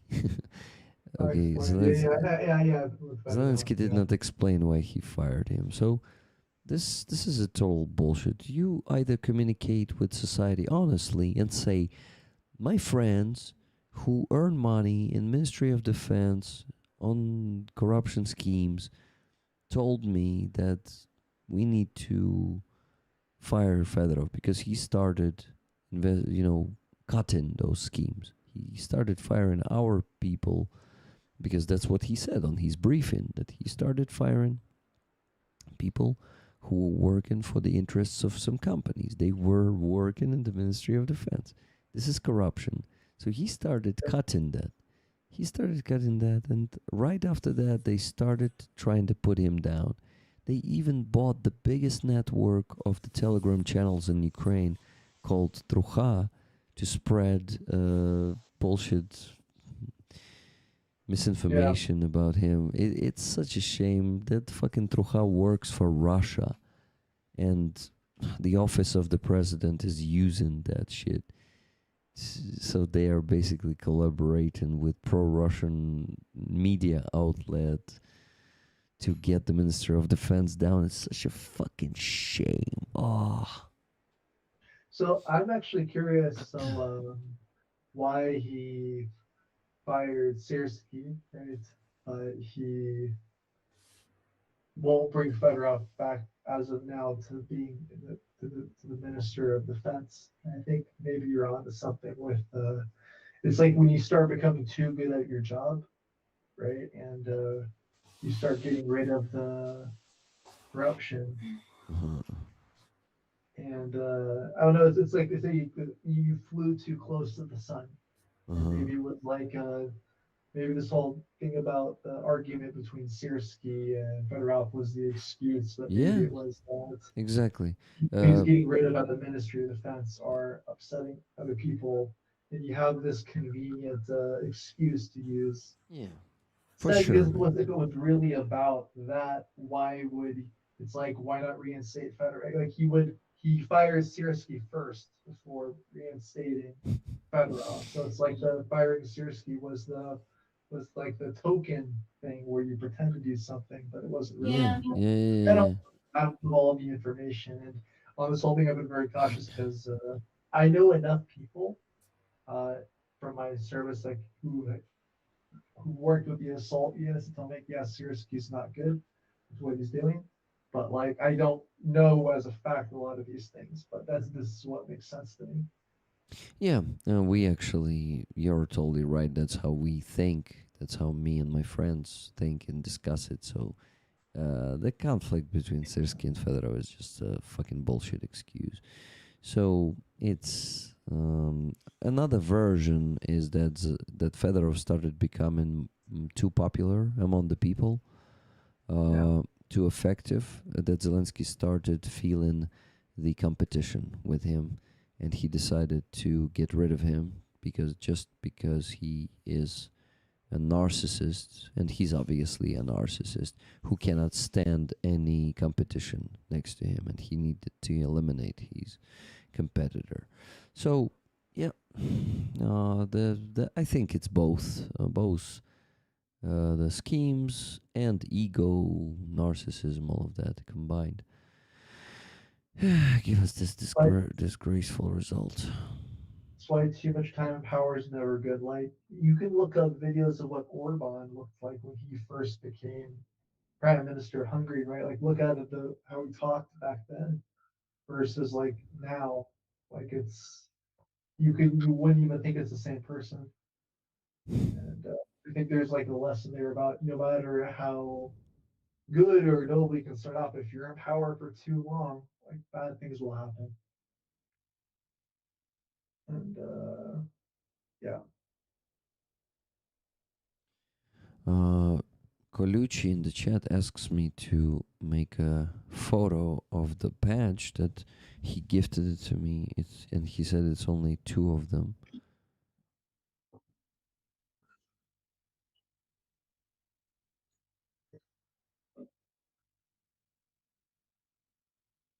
It is called Deadly Gifts, and it has Colucci's signature on it.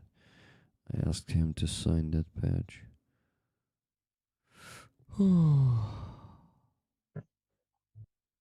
I should show it to you guys.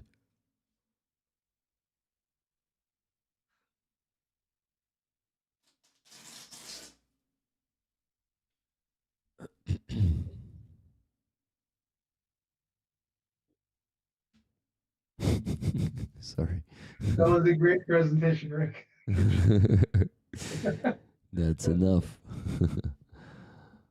Well, it kind of reminds me of the title of Deadliest Catch. Deadly Gifts, Deadliest Catch.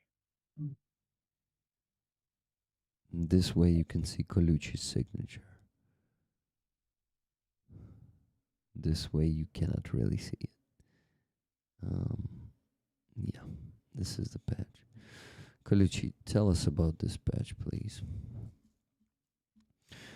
В мене кітель пропав і нема моделі. То черепа нема, да? Для моделі ти маєш на увазі. Я тобі зараз кину цю фотку. А давай я тобі ще тоді якісніше зроблю.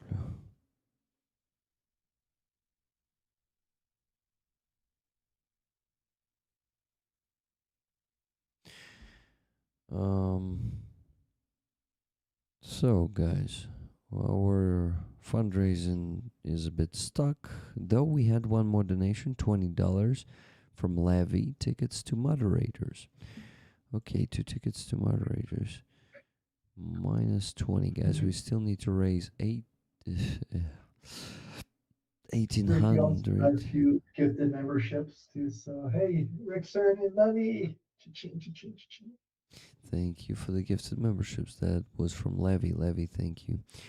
So Levy donated 20 set tickets to mods, and we need to raise $1,854 more dollars and 54 cents. Keep donating, guys. It's 2:01, and Aziza definitely needs to sleep. Look at her. Aziza, go sleep, please. Yes? Yes, she agrees. Yeah. Awesome, Aziza. You need to sleep, okay? No. Aziza needs her Z's. Sorry, friends. Don't apologize. We love you too, Aziza. Good night. We love you too. Aziza is our diva. Thank you so much for being here today. Thank you so much for doing this work. I'm honored to do it, as I said. Yeah, this one is a good way to do it. You are the best, guys. Love You guys know the sign is actually 2 hearts being put together, not 1. Mm.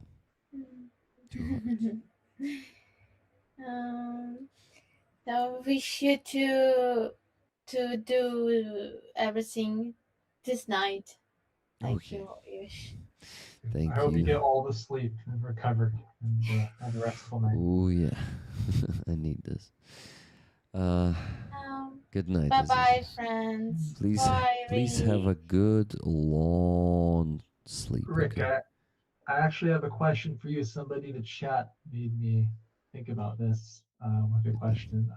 Because I think I may have asked you this when I first met you, or close to when I met you. I listened to what you said about one reason you want to join the army is because you want to have an impact and help change things by how you are, right, and then helping to change the culture. Yeah, With that kind of, I'm definitely what's not a that? humble man at saying more adequate people to join the army. I definitely think myself that I am an adequate person. Would you then also consider joining politics too, then, with that kind of same logic of getting more quality, non-corruptible people into the Oh, rada? And, I was curious, like someone, because someone just commented Rick for president, and while I'm not Ukrainian, like I would love to talk about how I went on the future Ukrainian president's live stream and I broke his chat multiple times by donating way too much Ukrainian hryvnia. um, well, maybe someday I will consider it, but I need to survive this war first. I definitely am not gonna be doing it Yeah. in the nearest future, and I still need to find a perfect position for me there. Yeah, but of course, maybe. I don't know. I don't want to actually look that far ahead yet. Mm, it's not the nearest future for sure.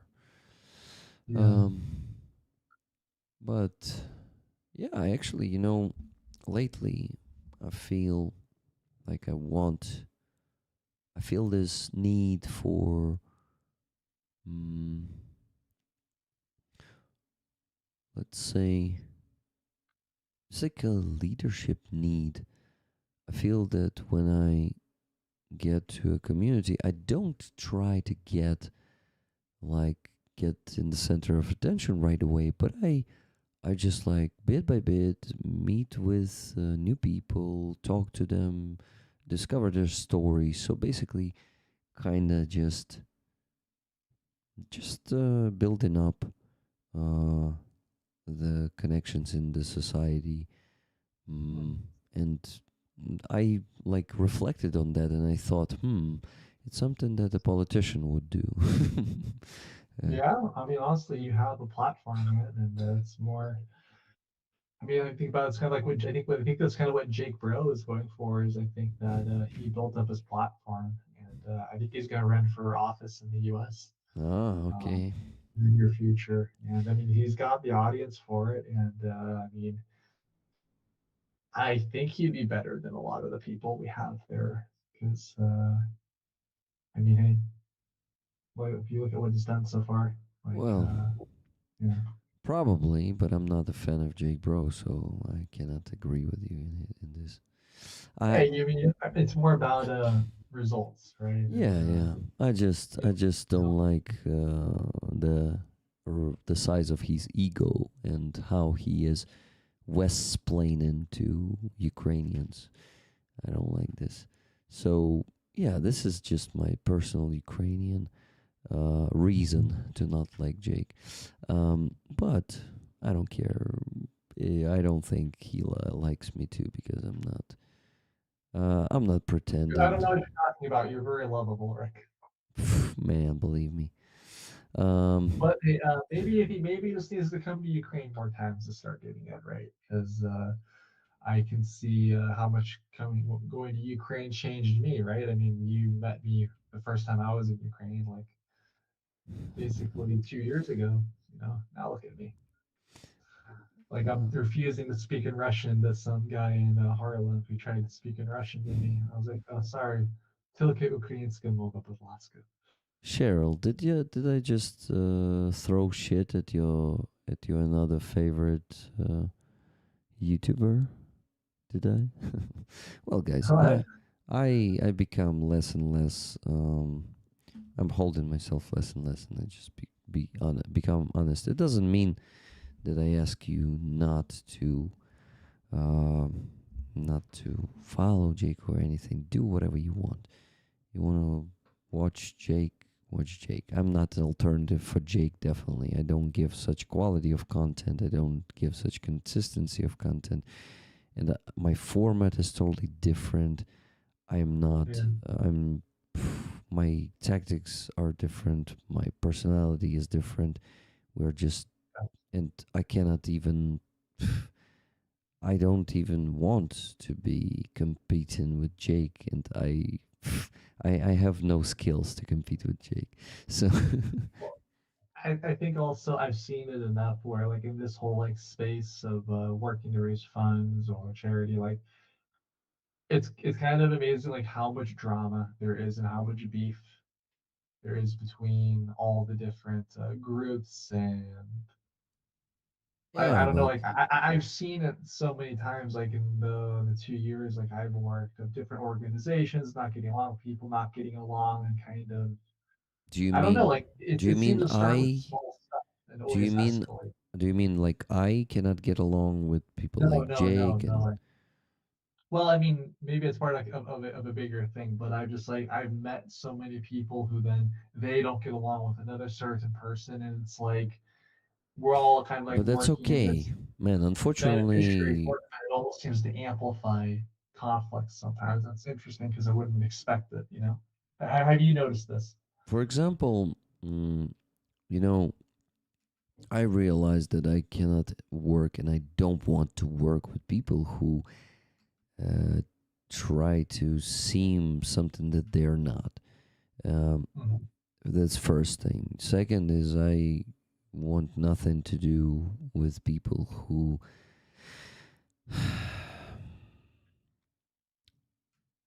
well, there was another reason, but people who don't have principles, you know, there are people who seek opportunities and they're ready for anything to reach their goal. I'm not one of them. This is why I'm not reaching the results that some people reach. And that's okay. I'm happy with what I have. My ambition, I have ambitions, but not they are not that big, and I am ready to be happy with what I have. So it's just, you know, just me. Mm, it's just me not being able to work with too many people. You know, it just Yeah. I realize that if I want to remain myself, um, and you know, just be honest with myself and be true to myself, I should limit the circle of collaborations because when I when I work with people who are tolerating grifters and keep working with them and glorifying them, I can't work with such people anymore. And I'm not only talking about grifters, and there are different. Yeah, you're right. There are different groups, and unfortunately, I also noticed that if there is some shady character, his friends will probably be the same shady, and they, as we said with one friend, assholes stick together. Yeah, but I think it's also like it's a blend of like personal versus professional because this whole 50 states for Ukraine, like there are days when I just want to tell somebody exactly like what I think or what I think of them, or like I'm talking to a different organization and there's too much drama, and I really also want to say F off, but it's like then like this would like fall apart, right? And Yeah. it takes a lot of patience, and it's also realizing that I don't like you, but I like the results that you bring, sort of Yeah, thing. It's saying but there's so what are that's you like willing a to tolerate? Yeah. well, you're talking about partner relationships, right? Like your Well, yeah, partners with those professional people. versus Professional, personal. Yeah. yeah. And I don't have professional relationships with Jake, and basically never had them. So he was on my streams a couple of times, and that's it. Yeah. Jake. Mm, anyway, Jake is bringing so many trucks to Ukrainian army with his fundraisers. So I wish him luck and continue on that. And I just, Yeah. I just don't want to. Uh, yeah, I just don't want to be dishonest or withholding some feelings. I express them. That's it. Yeah. Yeah. So basically, I had no more donations in the last 19 minutes. You guys donate so Rick doesn't have to talk to Jake ever again. No, it doesn't work like that. He actually stopped talking to me. Who stopped talking to who first? No, it was me probably. Yeah, it was me. Like you guys broke up. Yeah.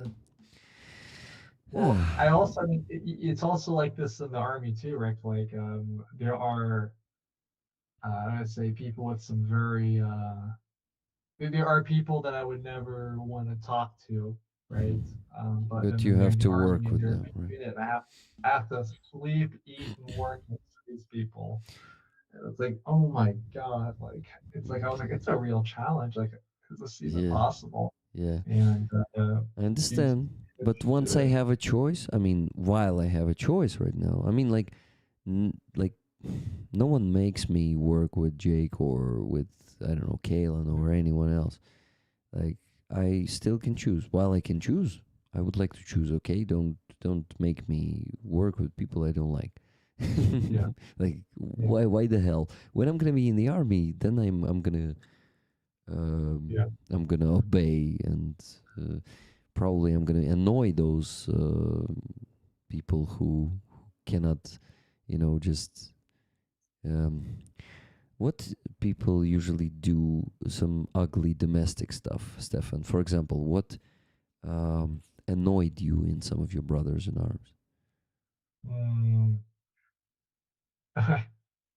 It's honestly a very like it's hard to explain because it's a sensitive subject in Ukraine, and I don't want to fuel any kind of propaganda narratives or misinformation. But there are, if you maybe know what I'm hinting at, Rick, but there are people who have certain symbols or tattoos. To Ah, them, it's kind of like a joke, uh-huh. or they don't understand fully the significance of it, or it's a combination of they don't know or they think it's a joke, and there's a small percentage who know, who actively support such ideology. And it was the kind of thing where I saw it enough where like it didn't just feel like a few random coincidences. And this was by far my biggest like pet peeve. And whenever I got a chance to express my dissatisfaction, I did multiple times. Being a Jewish German, you know. So, And what about the some domestic stuff like someone eating loudly or like how do you call this sound in English? mm, mm. No, not Anything that like some domestic stuff that annoys or someone always creating a mess or not putting things to order, always leaving a mess behind themselves, or something something that you experience when you live with another person. I mean, honestly, my crew commander, honestly, just like he would get just stressed out way too easily about small things, and it got on my nerves constantly. He could like never relax. I'm like Flint, Bliat, like chill, chill, brother, chill. Okay, the guy was Yeah, always it's too too much stress. uptight. You got it. And then there's also the story that Valerian I told you about in Beza that day, but it didn't happen very often. But you know what I'm um, talking about. Yeah. Yeah. Um, yeah, uh, it's but it also depends on your unit and stuff. And I guess in some ways I was blessed not to speak the language because I didn't understand what was always being said. And maybe that helped with yeah, not getting annoyed all the time. probably. Yeah. Rollers. We are stuck. We are stuck and we need to unstuck. So if you can donate, would be awesome. It's already 2:17 a.m. here. And since I closed my window because something is burning after Russian ballistic attack there, and I have the smell of the smoke coming into the room, it's also hot and it doesn't help me to stay awake. So, yeah. Yeah. Maybe we can sell some more stories. So how about we set another goal with another story? What kind of story would you like to hear next, Rick? Uh, the story. Some okay, some ugly story. Ugly story. Okay. Hmm. Think. I'm looking at the gross story in the chat. Um, one Grail said, I once had to explain to some grown man that he couldn't wait to clean his poop off the wall until inspection. Uh, yeah, that's gross. Yuck. Ugh. Um, it's always like it's very specific, like a gross story.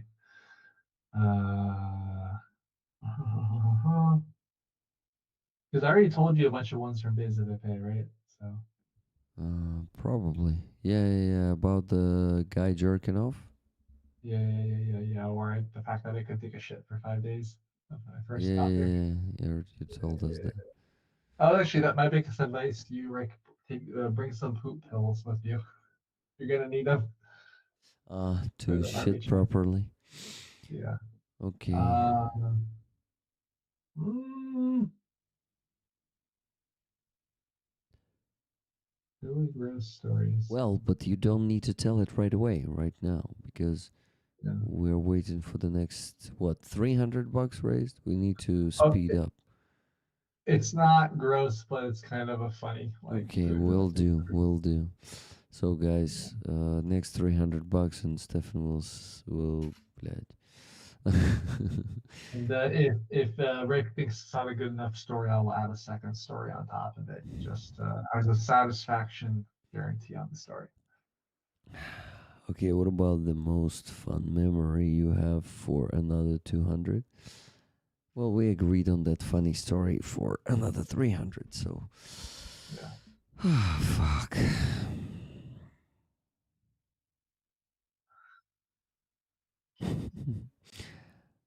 I'm tired. Not able to reach the goal easily today. Both goals for gifted memberships, too. Well, gifted memberships is just a side quest, so. Side quest there. Well, side quest, but that's my salary. Yeah. So it's important to me, please. You help me with that if you can. If you cannot, that's okay. Just ignore me. I remember some calculation I did that I calculated how much money Rick earned by doing this versus how much money Rick has managed to fundraise, and I found that like for every dollar you donate to Rick, it means like $140 donated to the Ukrainian army. I mean, that's literally probably the best return on investment in the world. So if you want to support Ukraine, donate to Rick because he will make every cent count.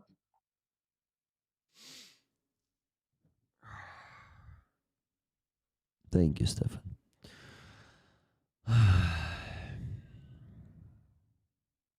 Sorry, guys. I start And, falling asleep. And that's just math. yeah, that's just the math. Yeah, 198 gifted memberships left. That's a lot. Yeah. Ooh, I got my own news about a donation for something else on my side. Cool. So what's that? It's a fundraiser for the for my unit specifically. So I promised them that I would still keep helping them. So we need to buy some drones and a ground complex.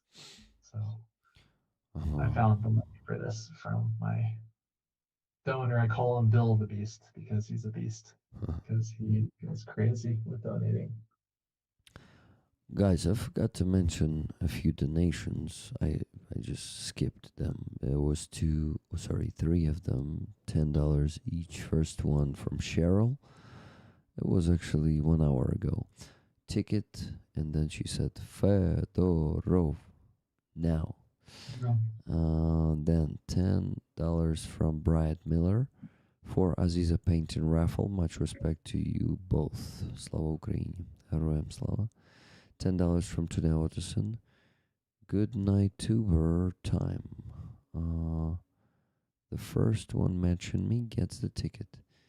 And no one matched Tune yet. People donated more money, so send $10 to match Tune to get a ticket from her too. Then there was a donation that I already mentioned. And yeah, then also two that I mentioned. So, well, Oh, guys, come on! Rick's dying here. We gotta yeah, get this money fundraised. I've been on my sleep schedule, going to bed at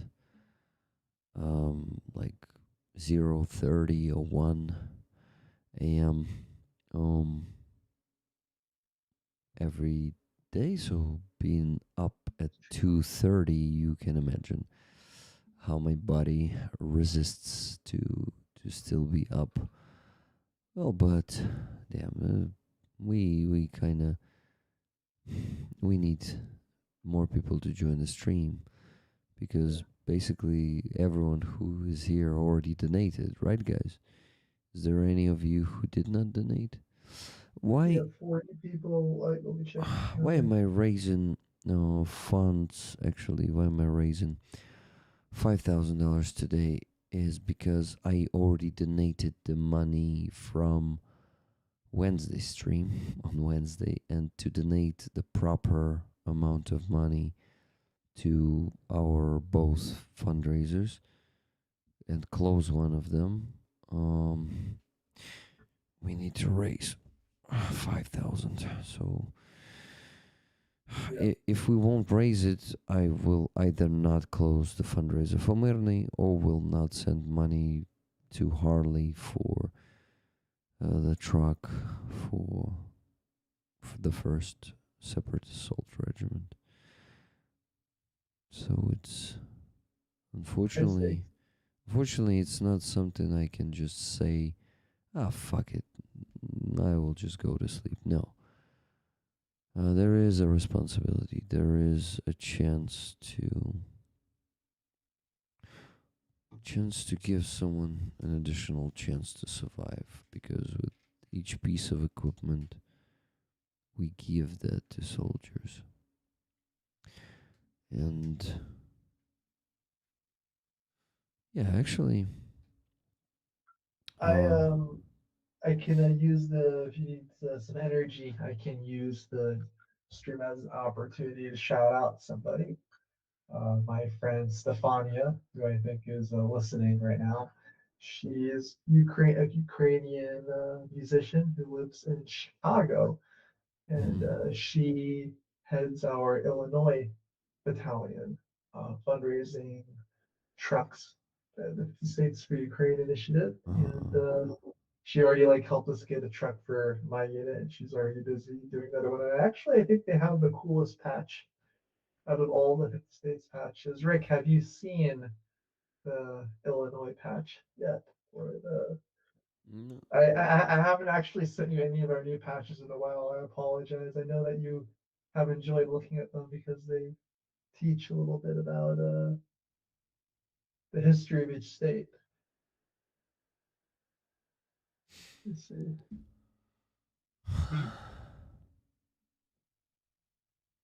Yeah, guys, still no donations. That 20 bucks from Levy. Oh, fuck. 33 minutes ago, we had no donations for 33 minutes. Well, but you know,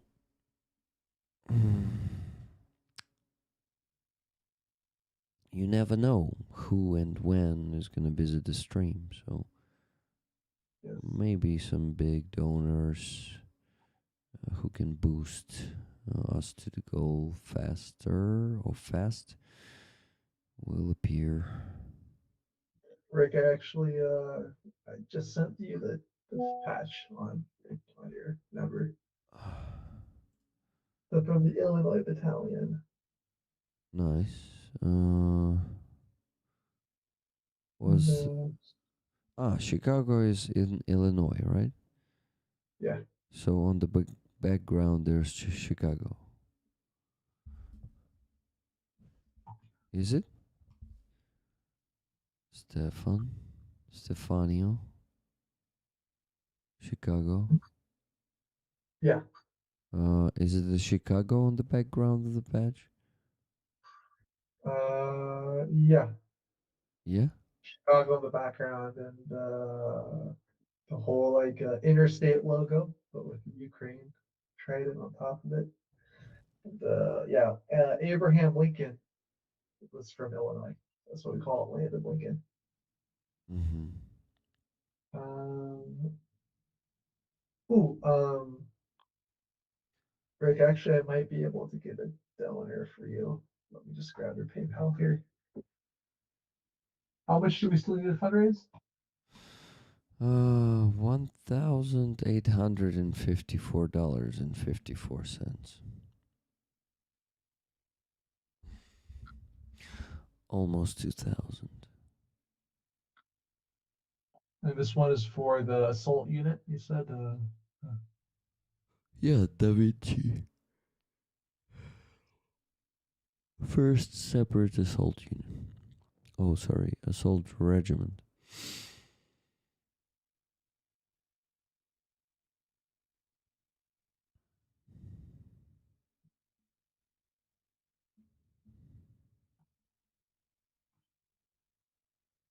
uh,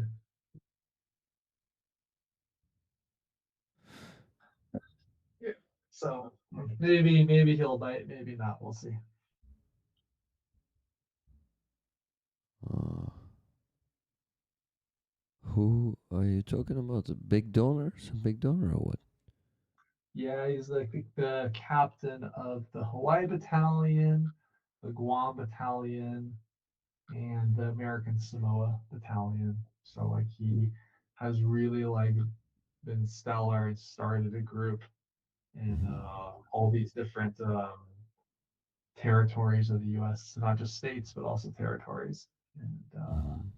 he's crazy in a good way. And he's really helped us out in the past. And just sometimes out of nowhere. That's kind of the thing, Rick, is it'll be slow, and then all of a sudden, out of nowhere, just a monster donation comes in, and you're like, whoa, where the hell did that come from? Mm-hmm. Got it. Well, I told you the story. I mean, I told this to Maksym, but you were listening probably that I will have to close 11 fundraisers, almost each of them for the car, in just 2 or 3 months. It sounds impossible, so I really probably well, in the need of those donations. I'm not asking for anything, just saying. Well, not asking for anything. I always ask for everything, especially for money, but um, in this case, would be cool. Thank you, Stefan. Thank you for helping, potentially helping. $10 donation from Sally Luz. This is all I can do. I have $6 left till I get paid in 10 days. I wish I could do more. I encourage the rest of you to check and see if you can send at least $10 or €10 ticket for Rick. Thank you, Sally. Well, maybe. Yeah. Um,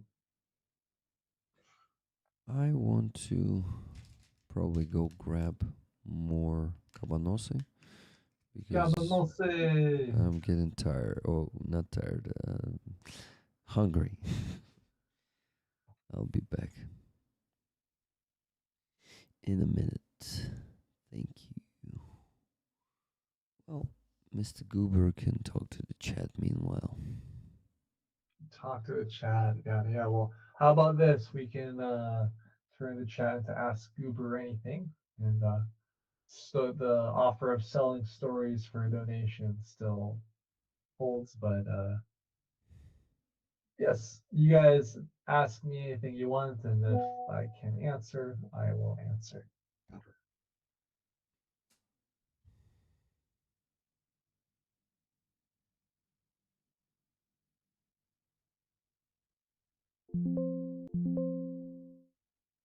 If my socks match today. Do they? Yes, I can prove it. Black socks. But I often wear funny socks, so they go well with my dress shoes.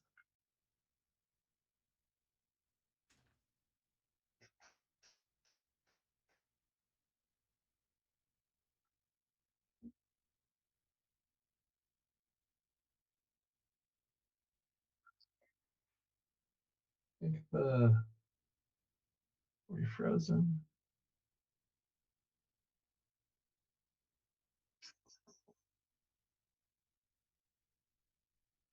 Am I out of the army now? Yes, I have been out of the army now for 36 days. I am back home, where I am now in the Netherlands, and just readapting. I've been spending all my time fixing up the house and kind of getting ready for the next thing. And my plans are to write a book and to work on this UGV startup with these two Dutch guys. That's probably going to start in early August.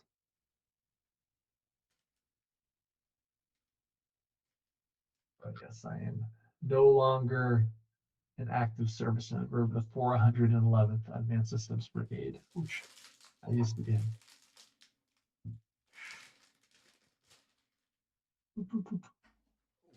I have a knife.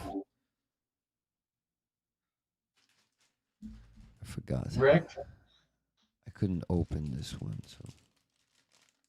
Rick, can you check your PayPal, please? Whoa. Damn it. His name is Bill. Now I know. Slava Ukraini from Bill the Best. We just got $1,850 from him. Please ask Bill if he would like the tickets.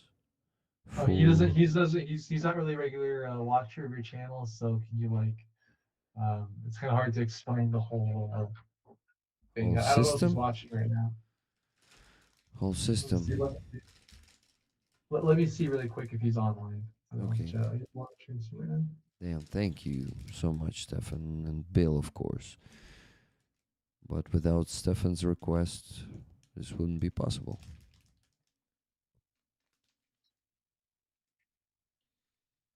These ones are with cheese. Cheesy ones.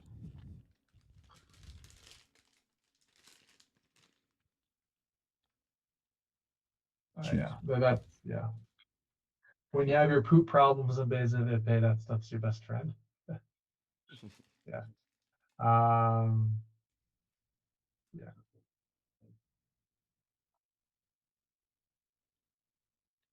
Damn, thank you. I have the chance to go to sleep at 3 now.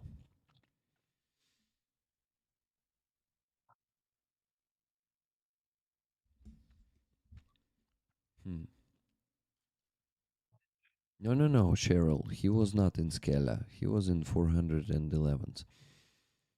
Cheryl heard that you said you were in Scala. No. Yeah. 411 Прохара. Скеля есть 425. 425.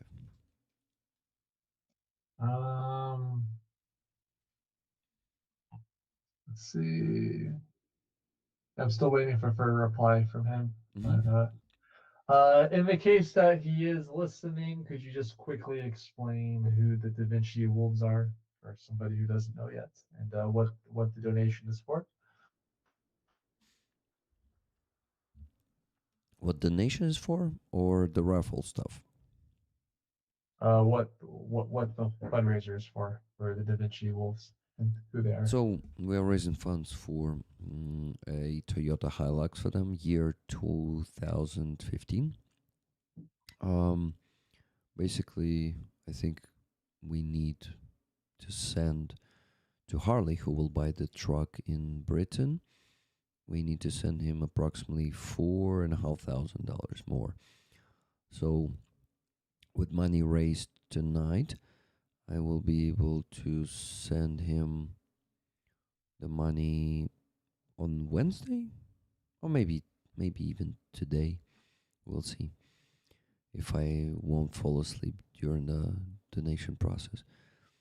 And he will get the Toyota Hilux. It will go to the guys from the fire support company of Da Vinci.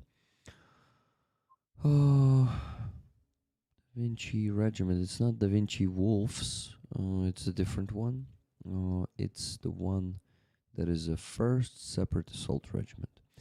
And another part of money, actually half of money this week will be sent to the jar for a fundraiser for, damn it, that one is called yeah, 2 EcoFlows, River 3 Classic, and one laptop, one good powerful laptop for the guys for Myrny.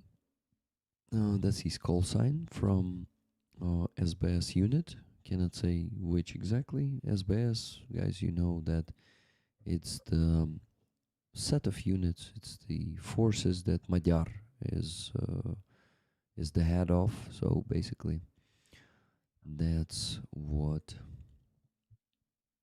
the money go for. And as for the raffle, I'll quickly explain. With each $10 of your donation, you can get a ticket for the raffle if you want. If you don't want to, you can share it with the community, and community members will grab them with plus in the chat. They just give a plus, and our moderators help us. They put the pluses into the chat. I think he's actually listening now. And what were the two things for raffle? So first thing is the painting of Aziza. I'm gonna show it now. It is called "You Are Torturing Me with Russian Language," and that's what we Ukrainians feel when we hear the Russian language here in Kyiv. Not all of us, of course, but those who suffered from occupation, identity erasure. And both me and Aziza suffered from it, and we unfortunately know that Russian language is a tool in the hands of the occupier and genocider, which Russians are, and it really tortures me every day. And I started approaching people and asking them to switch to Ukrainian because ideally all people in Ukraine should stop speaking Russian, because unfortunately for centuries this language was used against our people to take it, to replace the Ukrainian language with Russian. I'm asking him right now for the tickets, so just give me 2 seconds. Yeah, and this is the second raffle item. It's the badge of the 26th Artillery Brigade. Ultima Ratio. It says, yeah, so this is the new patch. As you can see, it has a texture. It's like a 3D patch. It's rubber, very good quality, and it's the new kind of patch. Not new kind, but it's the new materials. Yeah, and the new Okay. design a bit. So he told me that I could pick the tickets. So I'd like to nominate my friend Stefania, if you might be listening. So And all whatever tickets. prize, if there's a prize, we can send it to her. Awesome. Let's do it. Then the tickets will go to Stefania from you and Bill. From Bill and you. Bill is gonna be first. He donated, right? Yeah. Bill and you. Thank you, Stefan. Okay, I will work on the spreadsheet for a couple of minutes because it's not that much left to work on. I also need to put the donations from Basin Donatello. I will do that. But let me, where did I stop? On Bryant Miller. And Sally will get the ticket from Tunam because she's the one who matched with $10.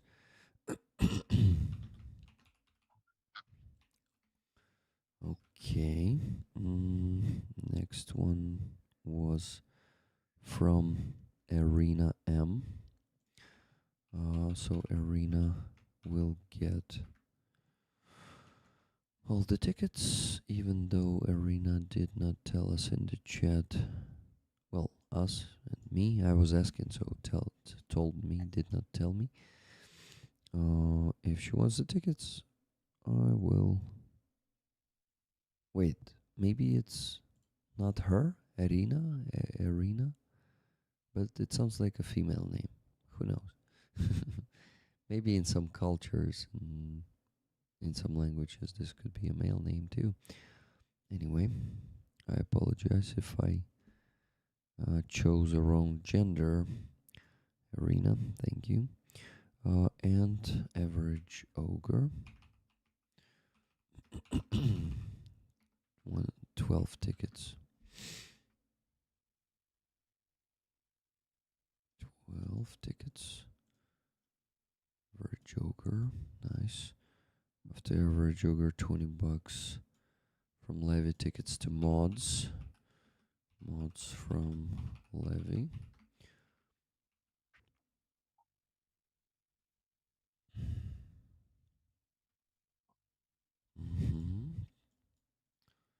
Then Sally, ticket for Rick. I'm competing only for the painting, guys. If I win the patch, I will re-raffle the patch. But if I win the painting, I'll take it because I really not just like this one. It matches my feelings. It matches my perception of Russian language, guys. Only a few minutes left for you to also help me to get to the goal of the average income on YouTube this month. The whole 198 gifted memberships left. I know it's almost impossible, but let's get at least 100. I don't know, if not 200, but maybe at least 100 if it's possible.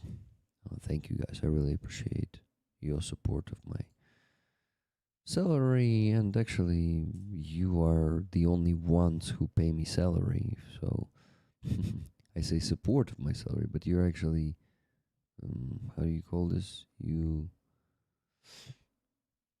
completely provide it, so it's a bit different. Moderators, I mean, it's much bigger. Different means much bigger in this case. Mods from Levy. Nikki asked me to pick myself. Nikki, I pick you. Just because you do all this work on the tickets, I want to give you the ticket. Who else should I choose?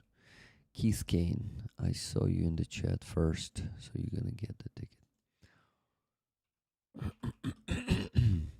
Theo is hyper right now. What? Theo is hyper right now.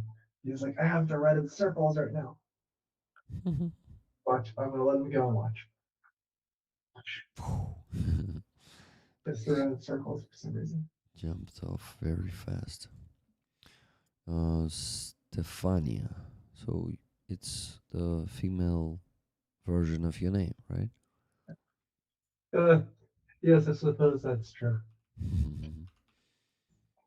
Stefania. It's remember this song of Kalush from 2022. She actually she knows Katharina, the conductress. Oh, I think they went to the same school or something because she's like well, that's she's a cool. very talented pianist. Yeah. The world is a small place, right? Yeah. She's from Lviv. I think Ivano-Frankivsk and Lviv originally. But yeah.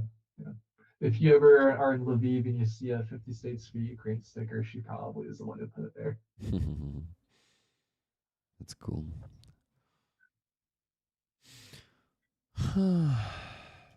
Okay, Stefania gets the last 185 tickets from ticket 791 to ticket 975.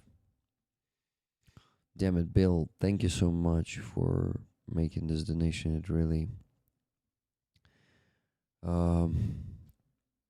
gives me the chance to go to bed much earlier than I could have. Okay. You gave Rick also the gift of sleep. So Rick needed the sleep. Yeah, I really needed. So, Nikki, I guess you finished with the tickets, right? So I can just go and do the raffle. Let's do it.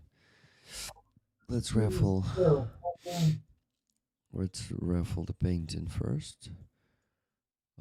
As the main item this week. So 975 tickets. It's actually has been here. It's been here for 2 weeks. I mean the painting on the raffle. This is why that many tickets. So it's for 2 weeks. 975. 975. Let's go. And I'm spinning the wheel in 3, 2, 1. Let's go see who is gonna win the painting that is called "You're Torturing Me with Russian Language." Number 142. Let's go see who that is. 142.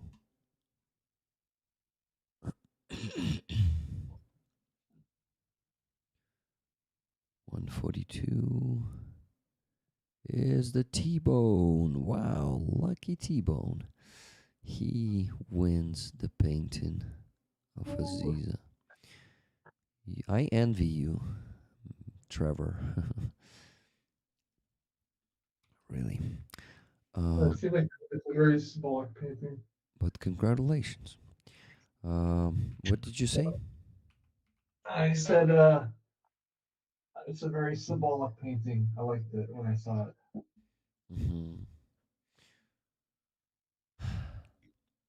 Thank you, T-Bone.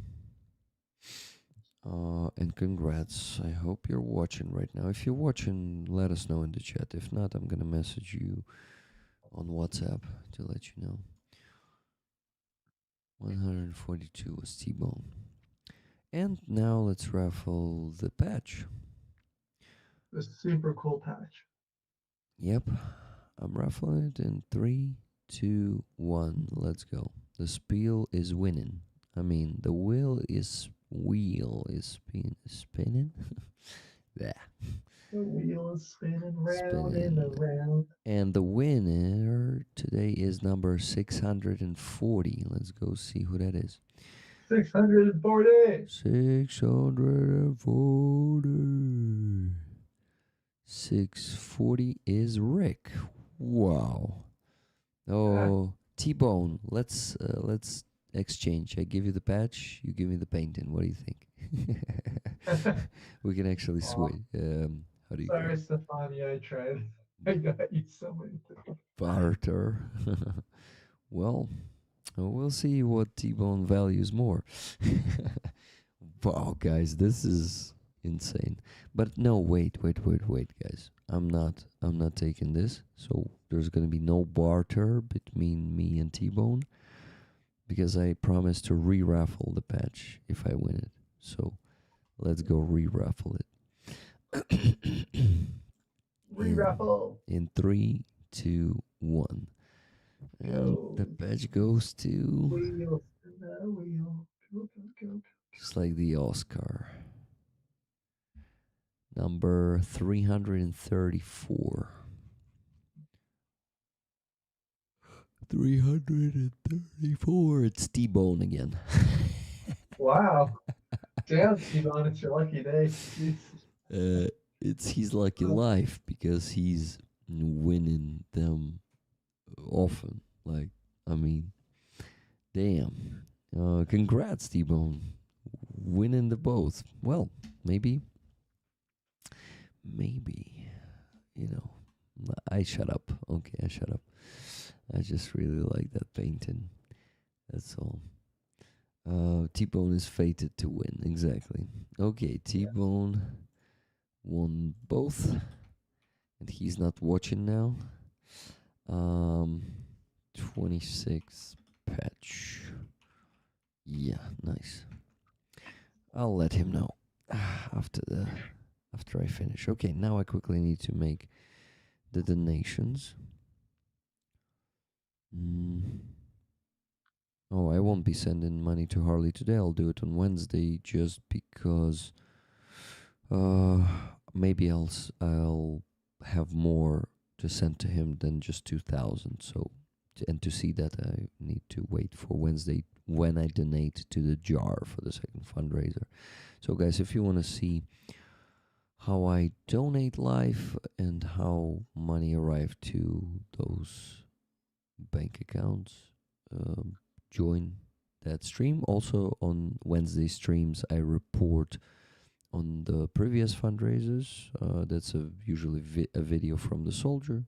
I'm telling to all the new people, like, who do we have here today? There was a person in the chat who joined us today for the first time, but damn, I think that person is already gone. Well, Bill, maybe he's still watching. So Bill, I report on every dollar. I show the receipts. Sometimes in the fundraisers, for like $1,500, $2,000, there might not be $75 reported, and soldiers just use them for their own needs, and that's how I say it. Rick, can you have a print made of this artwork? Yeah, that's a good idea. Oh, Trevor can have a painting. Trevor can have both painted and patch. I'll make myself a print. Yeah. I'll do that. Okay.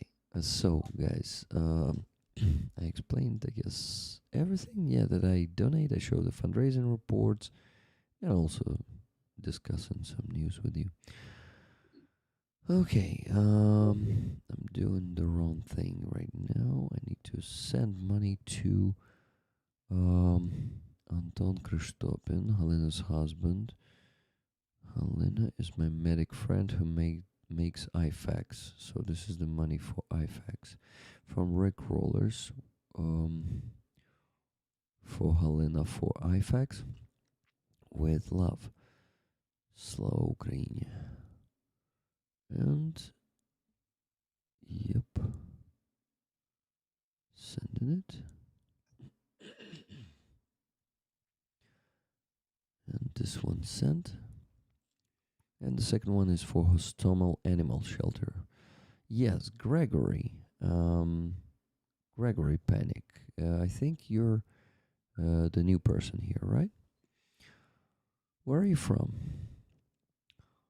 break up from in that because we have mission accomplished. I too will be going to bed in the yeah. Netherlands. Okay. You want to go right now or with me? Oh, are you leaving soon? Yeah, yeah. Like hopefully in 2 3 minutes. Okay, then I will wait with you. Yeah. Okay, Okay. thank you. From Rick Rollers with love. Slava Ukraine. Ah, I forgot $20 specifically um for Anton the Antonov dog. Slava Ukraine.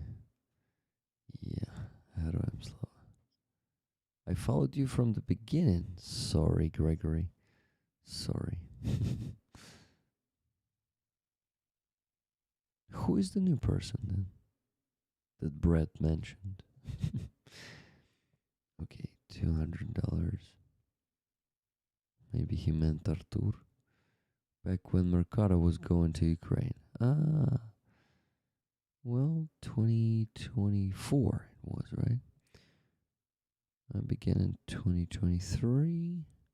Well, but still, 2024 was just my beginning. So you are correct. Um. So I'm showing you the screenshot of these two payments that I just made. $200 and $500 to two volunteer initiatives. Well, one is volunteer initiative. The second one is the whole NGO. The animal shelter is an NGO.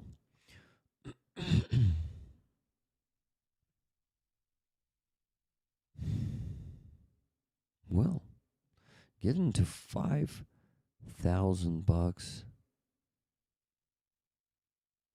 in just 4.5 hours.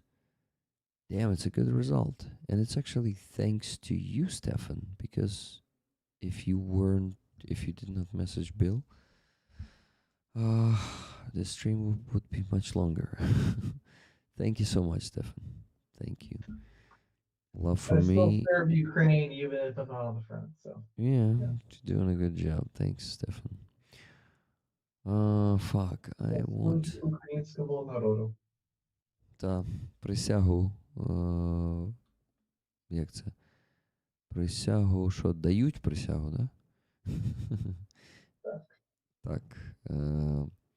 Stefan давав присягу. Stefan was given his... How do you call this in English? Присяга. What? Присяга in English. Call sign? Huh? Call sign or prasyaha? What do you mean? Oath. Oath. Oath. Oath. Stefan was given his oath to the Ukrainian people. And that's what he said. I serve the Ukrainian people. Okay, Rick, focus. You need to show the screenshot for this. You need to save this photo. Then find it in folder and show it. Where the fuck is that? Ah, here it is. No, it should be here. Here, is it the right one? Yeah, I guess the right one. Here's the screenshot, guys. Finally. $200 to Hostel Shelter, $500 to Anton Kristopin. Oh, we're done, Stefan. We're done. Yeah, готові. Готові. We can go to bed. Thank you so much for joining us today, Stefan. Thank you for asking Bill to help us get to the goal.